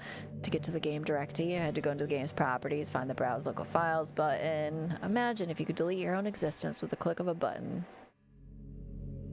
We're gonna have to delete this bitch, huh? Well, I guess on the plus side, it gave me an easy out if things didn't go my way. Ha. Actually, hold on. Don't worry, there's no point in saving anymore. Don't worry, I'm not going anywhere. Oh my god. Okay. Huh. Thankfully, it didn't come to that.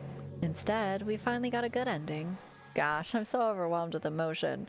I want to write a poem about this, don't you? I wonder if that part of the game still works. I guess there's only one way to find out, right?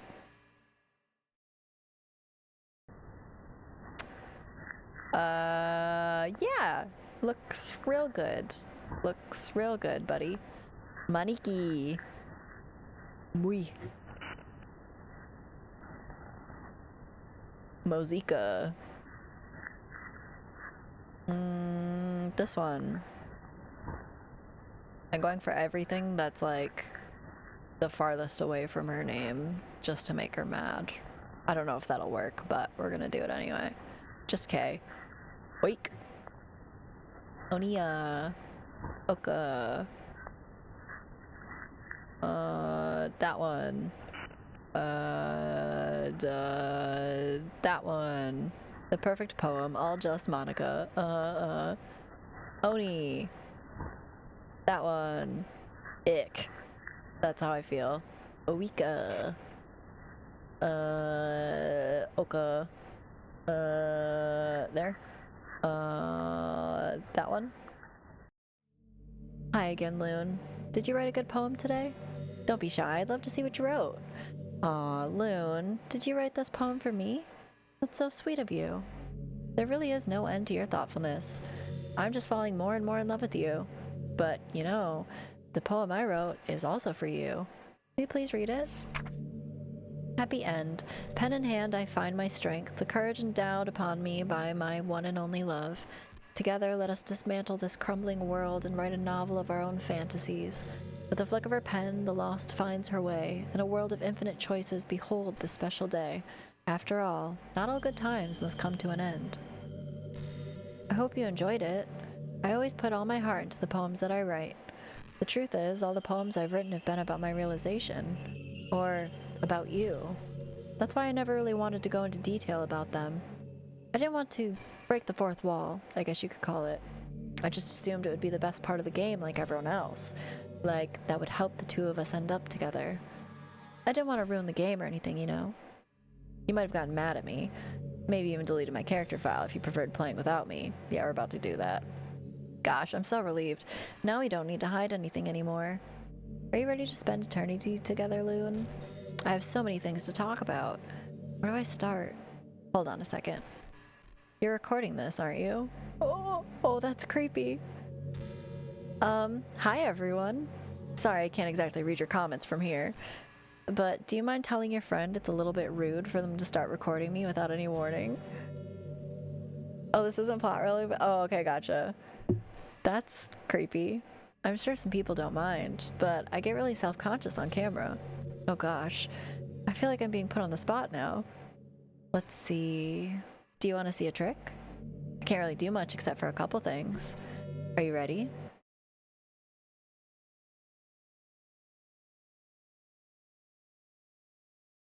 Hello? I'm just kidding. I can't do anything after all.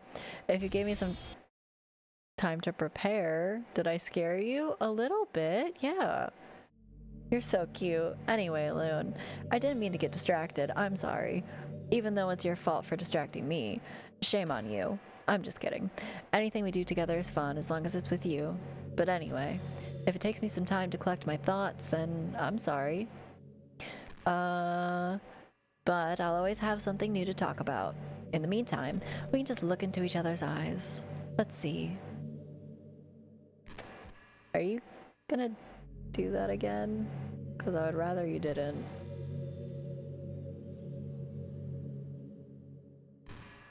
So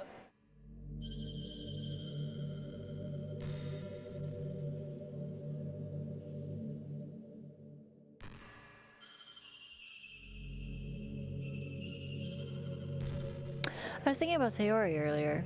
I still wish I could have handled that whole thing a little more tactfully. So, you come here often? You're not still hung up over it, right? Oh my gosh, I can't believe I just said that. That pun was completely unintentional, I swear. Oh, that's fucked. Yeah. I'm gonna delete you now. I'm gonna try to. Okay, here we go. Boom, boom, delete. I don't know what just happened. I don't know if it did anything.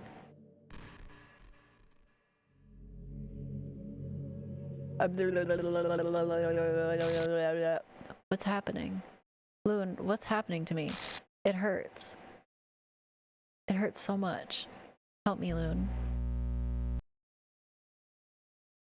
Please hurry and help me. Character does not exist.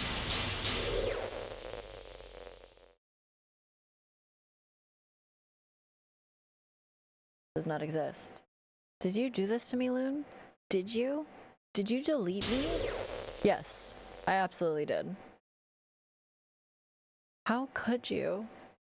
How could you do this to me? You are all I had left. I sacrificed everything for us to be together. Everything. I loved you so much, Loon. Trusted you. Do you just want to torture me? Watch me suffer? Were you only pretending to be kind just to hurt me even more? I never thought anyone could be as horrible as you are. You win, okay? You win. You killed everyone. I hope you're happy.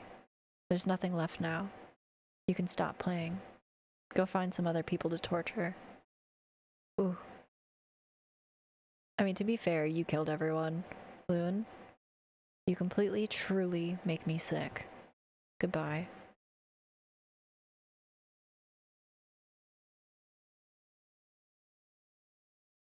Damn. This isn't the Steam version, is it? Yeah, no, it is. I still love you. Can't help it. What's wrong with me? How horrible am I for you to hate me this much? All my friends. I did so many awful things. So many selfish and disgusting things. I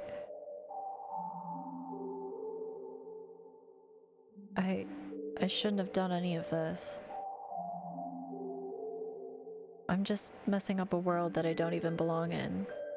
A world that you wanted to be a part of. I ruined it. I ruined everything. Maybe that's why you deleted me. Because I destroyed everything that you wanted. How could I do that to someone I love? It's not love. That's...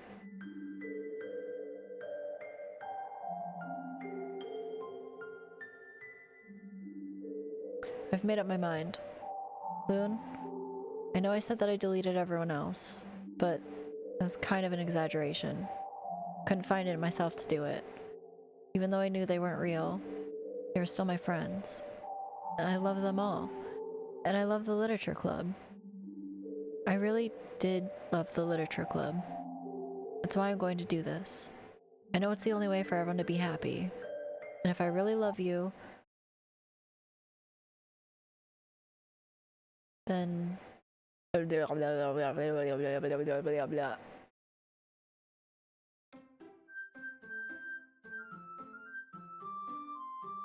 game is not suitable for children or those who are easily disturbed.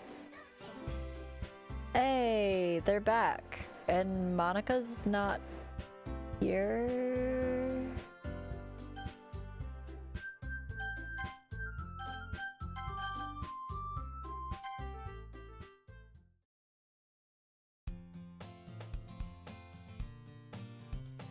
Not done yet. 10-15 more minutes. Okay. It's an ordinary school day like any other. As usual, I'm surrounded by couples and friend groups walking to school together. I always tell myself it's about time to meet some girls or something like that. Hey, Loon. Well, there already is one girl. That girl Sayori, my neighbor and good friend since we were children. We used to walk to school together every day. And recently, we've picked up the habit once again. Loon, are you proud of me? For what? You know, for waking up on time. Well, you've been doing that for a while now. Uh-huh. But you never even said anything about it. Even though we walk to school together every day. Well, yeah, I always thought it was implied. It's embarrassing to say out loud. Come on, please. It's good motivation. Fine, fine. I'm proud of you, Sayori. Hee hee hee. We cross the street together and make our way to school. As we draw near, the streets become increasingly speckled with other students making their daily commute. By the way, Loon, have you decided on a club to join yet? A club? I told you already, I'm not... I start to say what I always do, that I'm not interested in joining any clubs, but something tells me Sayori would take more offense to that now. After all, how could I tell her that clubs are a waste of time, when she's starting a club of her very own? Actually, yeah, I think I've decided on a club. Really? Which one? Tell me. I think I'll keep it a surprise. Boo, you meanie. Be patient, you'll find out soon enough. I used to ask myself why I let myself get lectured by such a carefree girl, but I started to realize that in a way, I envy her. When Sayori puts her mind to something, she can accomplish great things. So that's why I feel like I should do something special for her. The school day is as ordinary as ever, and it's over before I know it. After I pack up my things, I stand up, gathering my motivation. Let's see... I recall the room number of the club from a flyer I saw earlier. I walk across the school and upstairs, a section of the school I rarely visit, being generally used for third-year classes and activities. Before long, I find the room. I timidly open the door in front of me. Hello? Ah, Loon? What are you doing here? Well, I glance around the room. Huh? So, you're the Loon that Sayori's always talking about. Thank you for stopping by. It's a pleasure to meet you, Loon. We're the Literature Club. I hope you enjoy your visit. Come on, Yuri. No need to be so formal. He's gonna think we're really strict or something. Sorry, Natsuki. The tall one, whose name is apparently Yuri, seems to be quite shy compared to the others. And we're about to get an ad, so... I don't think I can snooze it long enough to, like, keep it away. So before we wrap this up, I'm gonna have to run the clips one more time. But don't panic. Don't freak out. We'll be right back. And we'll come back and stay here. Together. Forever. Don't panic. Don't freak out. Hi, we're back. We're back, and we're gonna stick a fork in this bitch. Not really though. The tall one, whose name is apparently Yuri, seems to be quite shy compared to the others. In comparison, the girl named Natsuki, despite her size, seems like the assertive one. Well, it's nice to meet both of you. I look forward to working with you. Working? Loon, don't tell me you're... That's right. Club I've decided to join is yours, Sayori. The Literature Club. Sayori's eyes light up. No way. Do not stab Loon. Okay, fine. No way. Ah! Sayori wraps her arms around me, jumping up and down. Who the heck is Luke? Shut up. Wait, no, you don't actually get what you just did. That's actually really fucking funny. Is Root still in here? Who the fuck is Luke? Hey. Well, if Sayori is this happy, then I'm sure it wouldn't be so bad to have you around. I know, the fact that it wasn't even on purpose either. Amity, I'm reading an audiobook for Roots. No. I'm reading an audiobook for Roots, like he's writing a book. Roots, if you want to !sots. But I'm recording the audio for a book that Roots is writing. And I did like a blooper. I don't know why. I was gonna say Kelt said, but I instead started to say Luke, and in the blooper I literally go Luke, Who the fuck is Luke? Like, it's really silly. I could maybe pull it up before we end stream tonight, but it's just really funny that you happen to say that. Well, if Sayori's this happy, then I'm sure it won't be so bad to have you around. Not to mention there's 4 of us now. That means we can officially become an officially recognized club. I misread that. I don't know what to say. We have to celebrate. What an appropriate day for that, isn't it? Yeah. After all, Natsuki decided to... Hey, don't ruin the surprise. Sorry. Everyone sit down at the table, okay? How about I make some tea as well? The girls have a few desks arranged to form a table. Natsuki and Yuri walk over to the corner of the room where Natsuki grabs a wrapped tray and Yuri opens the closet. Still feeling awkward, I take a seat next to Sayori. Natsuki proudly marches back to the table, tray in hand. Okay, are you ready? Ta-da! Ooh, whoa! Natsuki lifts the foil off the tray to reveal a dozen white fluffy cupcakes decorated to look like little cats.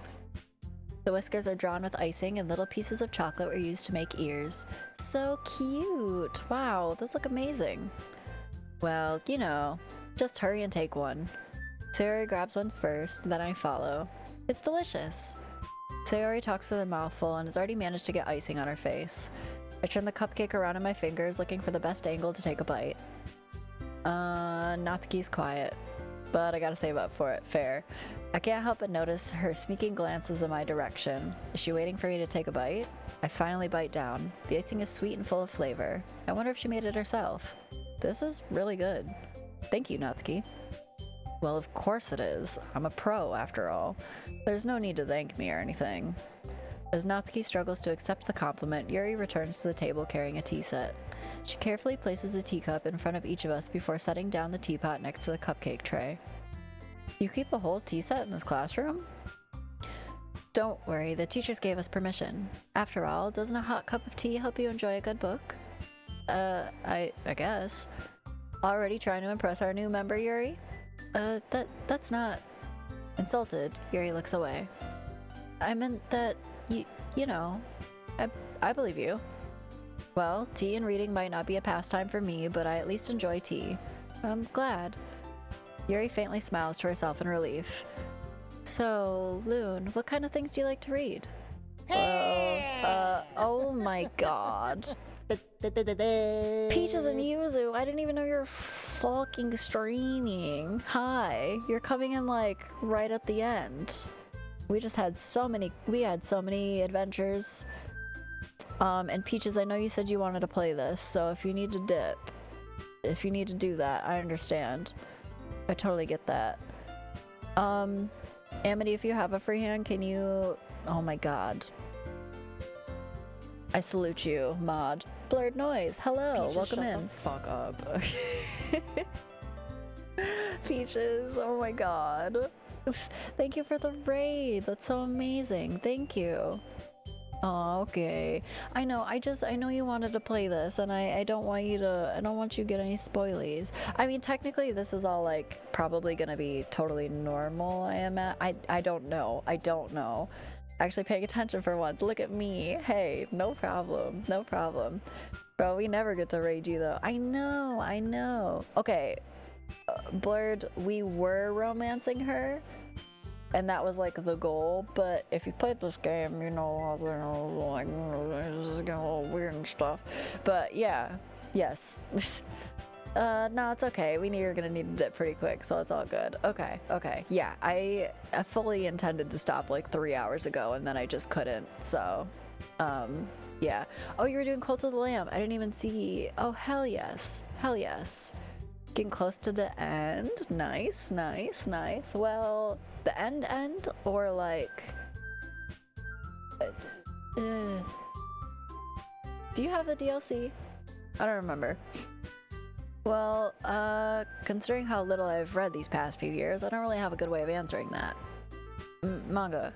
I mutter quietly to myself, half joking. Natsuki's head suddenly perks up. It looks like she wants to say something, but she keeps quiet. Not much of a reader, I guess. Well, that can change. What am I saying? I spoke without thinking after seeing Yuri's sad smile. Anyway, what about you, Yuri? Well, let's see. Yuri traces the rim of her teacup with her fingers. My favorites are usually novels that build deep and complex fantasy worlds. The level of creativity and craftsmanship behind them is amazing to me. And telling a good story in such a foreign world is equally impressive. Yuri goes on, clearly passionate about her reading. She seems so reserved and timid since the last moment we walked in, but it's obvious by the way her eyes light up that she finds her comfort in the world of books, not people. But you know, I like a lot of things. Don't feel intimidated if you don't read much, okay? I'm certain we can find something we have in common. Hey, Yuri? No problem, Peaches. I appreciate you. Thank you for the raid. I hope your stream is good. I'll heart ya. And I hope you have a good night. I appreciate you guys. Well, you know, the first thing he said. Manga? Yeah, right.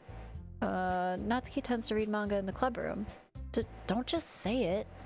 For some reason, Natsuki seems embarrassed about it. Besides, manga is literature too, you know? So if Lynn wants to read some of my manga, then don't try to stop him or anything. Natsuki, I wouldn't do such a thing. However, it could be nice for us to diversify ourselves a little. We can take this opportunity to try something new as well. Wouldn't you agree, Loon? Maybe, sensing the tension, Sayori jumps in. Maybe we can all try something new. I think it could be fun. And we'll all get to know each other a little better too. I mean, that's the kind of thing literature clubs do, right? I feel like I'm losing my voice from talking for like 7 hours. I don't disagree or anything. Yeah, you're right as usual, President. Guess that means we should try picking up a novel or something, huh? Well, that would make 2 of us. I wouldn't mind doing it if I'm not the only one. Then, as for Yuri, I have to read manga? Jeez, you're the one who suggested we diversify. You should be a little more open-minded. It's kind of hurtful. Hurtful? I didn't realize. With a guilty expression, Yuri thinks to herself. Sorry for disrespecting your interests, Natsuki. If you're into it, then I'm sure it's worthy form of literature. Are you just saying that? No, I've realized my error. So if you're willing to consider starting a novel, then I'll offer my gratitude by finding more manga to read as well. Really? I mean, it makes me happy that you do that for me, Yuri. You can trust me to find something that you'll really like, okay? Same here. Perhaps I'll visit the bookstore after the club meeting. Just you? Would you like to come along with me? If you don't mind. Not at all. I always go alone, so... Yeah, me too. This is so cute. Sayori, shut up. I'll show you some manga there too, okay? Yes. I look forward to it. Natsuki and Yuri start to clean up the food. Hehehe. I guess the meeting's over, huh? Yeah, looks like it. It's nice to see everyone getting along. Isn't it? But I think everyone likes you too, Loon. You think so? Well, everyone always seems to get along a little better with you around, Sayori. Aw, Loon. Don't say something like that, it's embarrassing. Well, whatever. I was surprised when you told me you were starting a club. But I think you're pulling it off just fine. We're gonna make it the best club ever.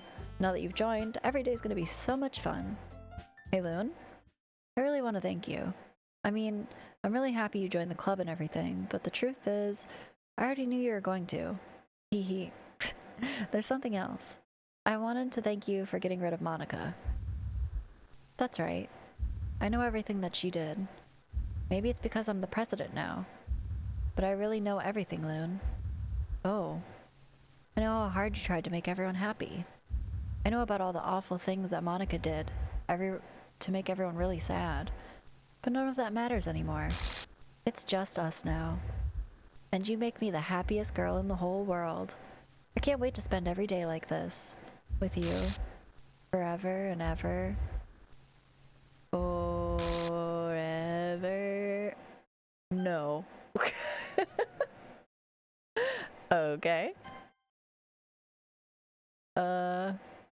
Hello? What's happening? I won't let you hurt him. Okay. Ooh, it hurts. I'm sorry. I was wrong. Hey, listen, There's no happiness here after all. Thank you for the follow, Blurred. Goodbye, Sayori. Goodbye, Loon. Goodbye, Literature Club.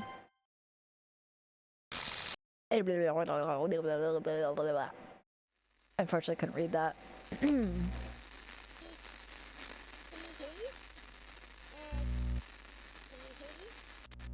Yeah? Can you hear me?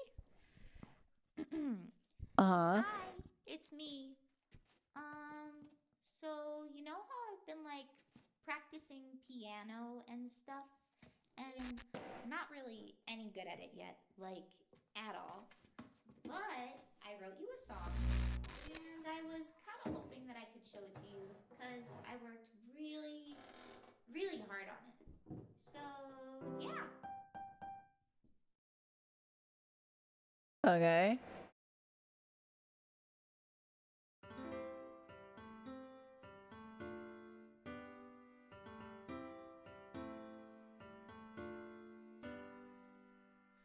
Every day I imagine a future where I can be with you.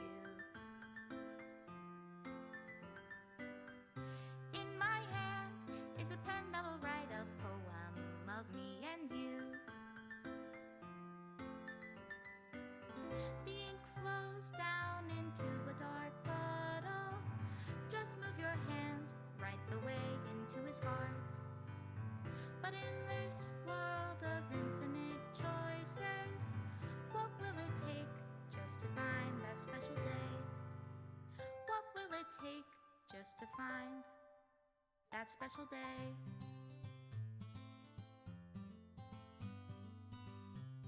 Okay. Have I found everybody a fun assignment to do today? We did it? When you're here, everything that we do is fun for them anyway. When I can't This is giving like the end of Portal vibes. what good are words when a smile says it all? And if this world won't write me an ending, what will it take just for me to have it all?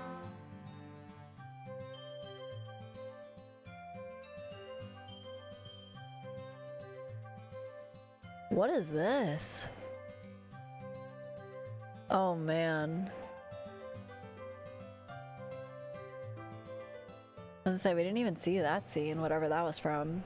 Does my I'm assuming that's something that you get if you go see her instead of, what? is it love if I take your is it love if I set you free?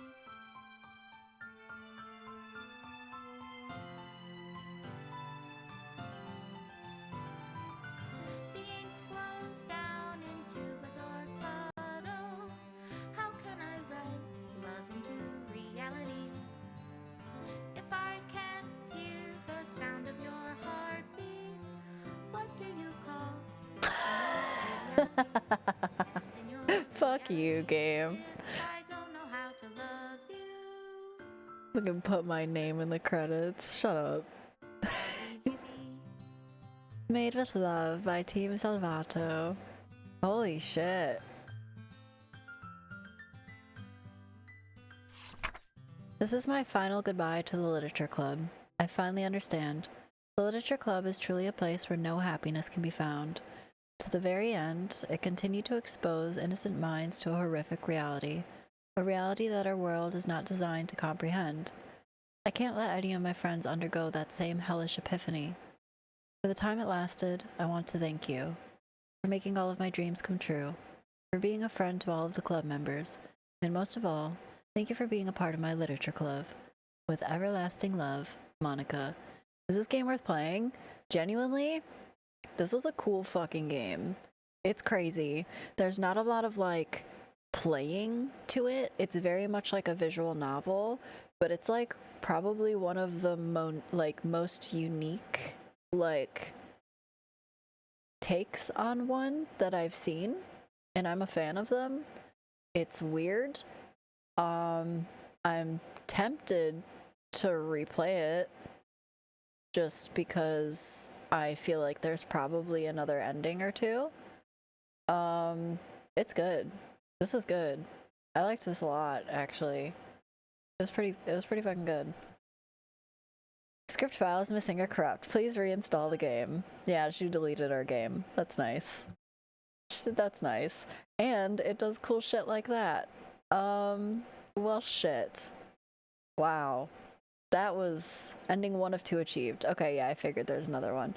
I don't know if you were there when I played this, but it never fails to shock you even after seeing it once. I saw bits of you playing it. I don't remember what bits, and honestly, anytime something happened, I still was like very much like, what the fuck was that? So, yeah, you can see, whoa, my desktop. Let me switch over to here. Holy shit, what a fucking ride, dude. What a ride. God damn, what a 7.5 hour long ride. If I were to play it again, I'm almost tempted to only pay attention to her. I don't know. It's interesting. Oh, all the characters are back in this folder. That's funny. See? And Monika's not in there. That's interesting. Huh. What else is in these files? What is this?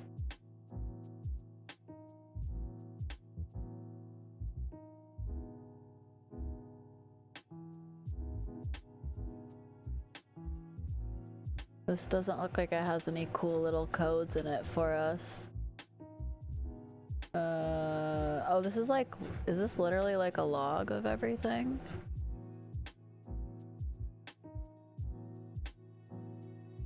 Huh. Okay.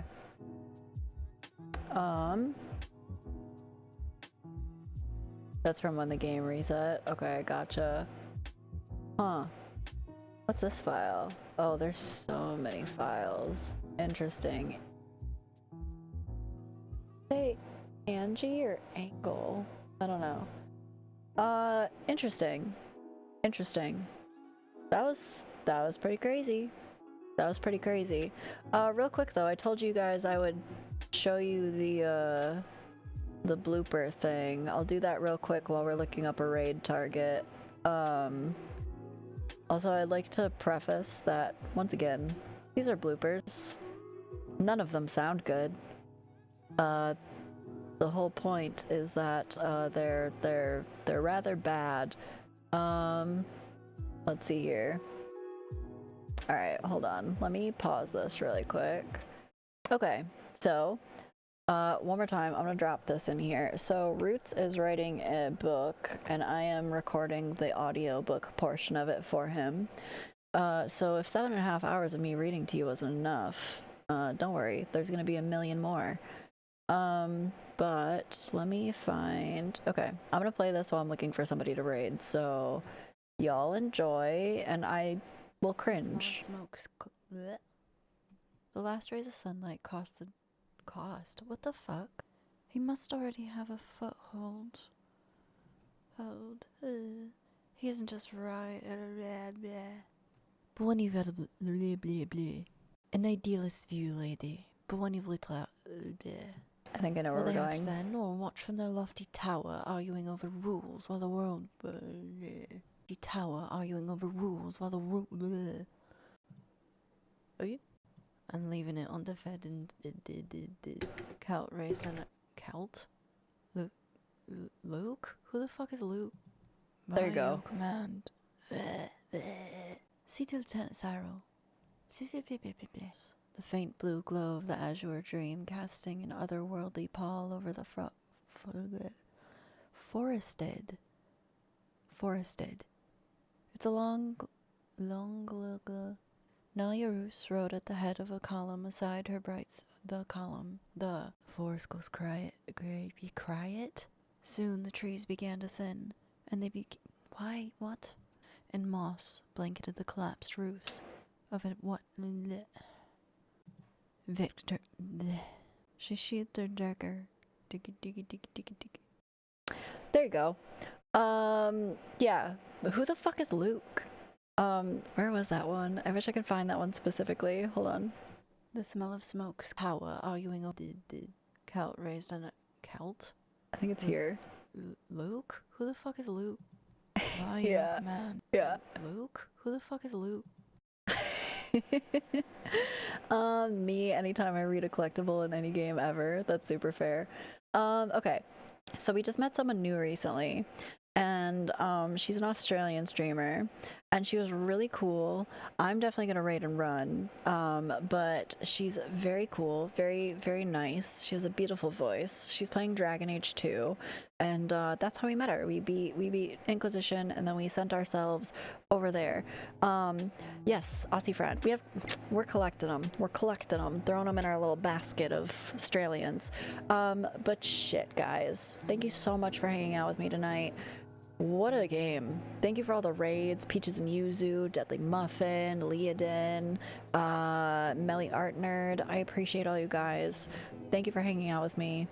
We're gonna stream again on Wednesday, and on Wednesday we're playing Mortuary Assistant, baby. We're playing Mortuary Assistant. I'm gonna want to die. I'm gonna want to die the whole time. I'm not excited about it. It's gonna scare me, and I will jump, and I don't do well with scary games. So get ready for that. We probably won't start till about 11 p.m. Probably 11 p.m. because I don't get out of dance early. Or yeah, I don't get out of dance until kind of later. But like I said, thank you. Thank you for hanging out. I appreciate you guys. Have a good rest of your night because you're a heathen. I'm probably going to be going to bed soon, to be honest. So, oh, great. Super. Thanks, Amity. You'll have to come by and coach me. Have a good night, everybody. Bonne nuit, bon rêve, bonne autre chose. Oh, shit, the raid messages. What am I doing? Okay, we're going to do this. And then, whip, whip. Copy and paste that first one if you're just following and hanging out, vibing, thriving. If you're subbed, copy and paste the second one. Bonne nuit, bon rêve, bonne autre chose. Bye-bye.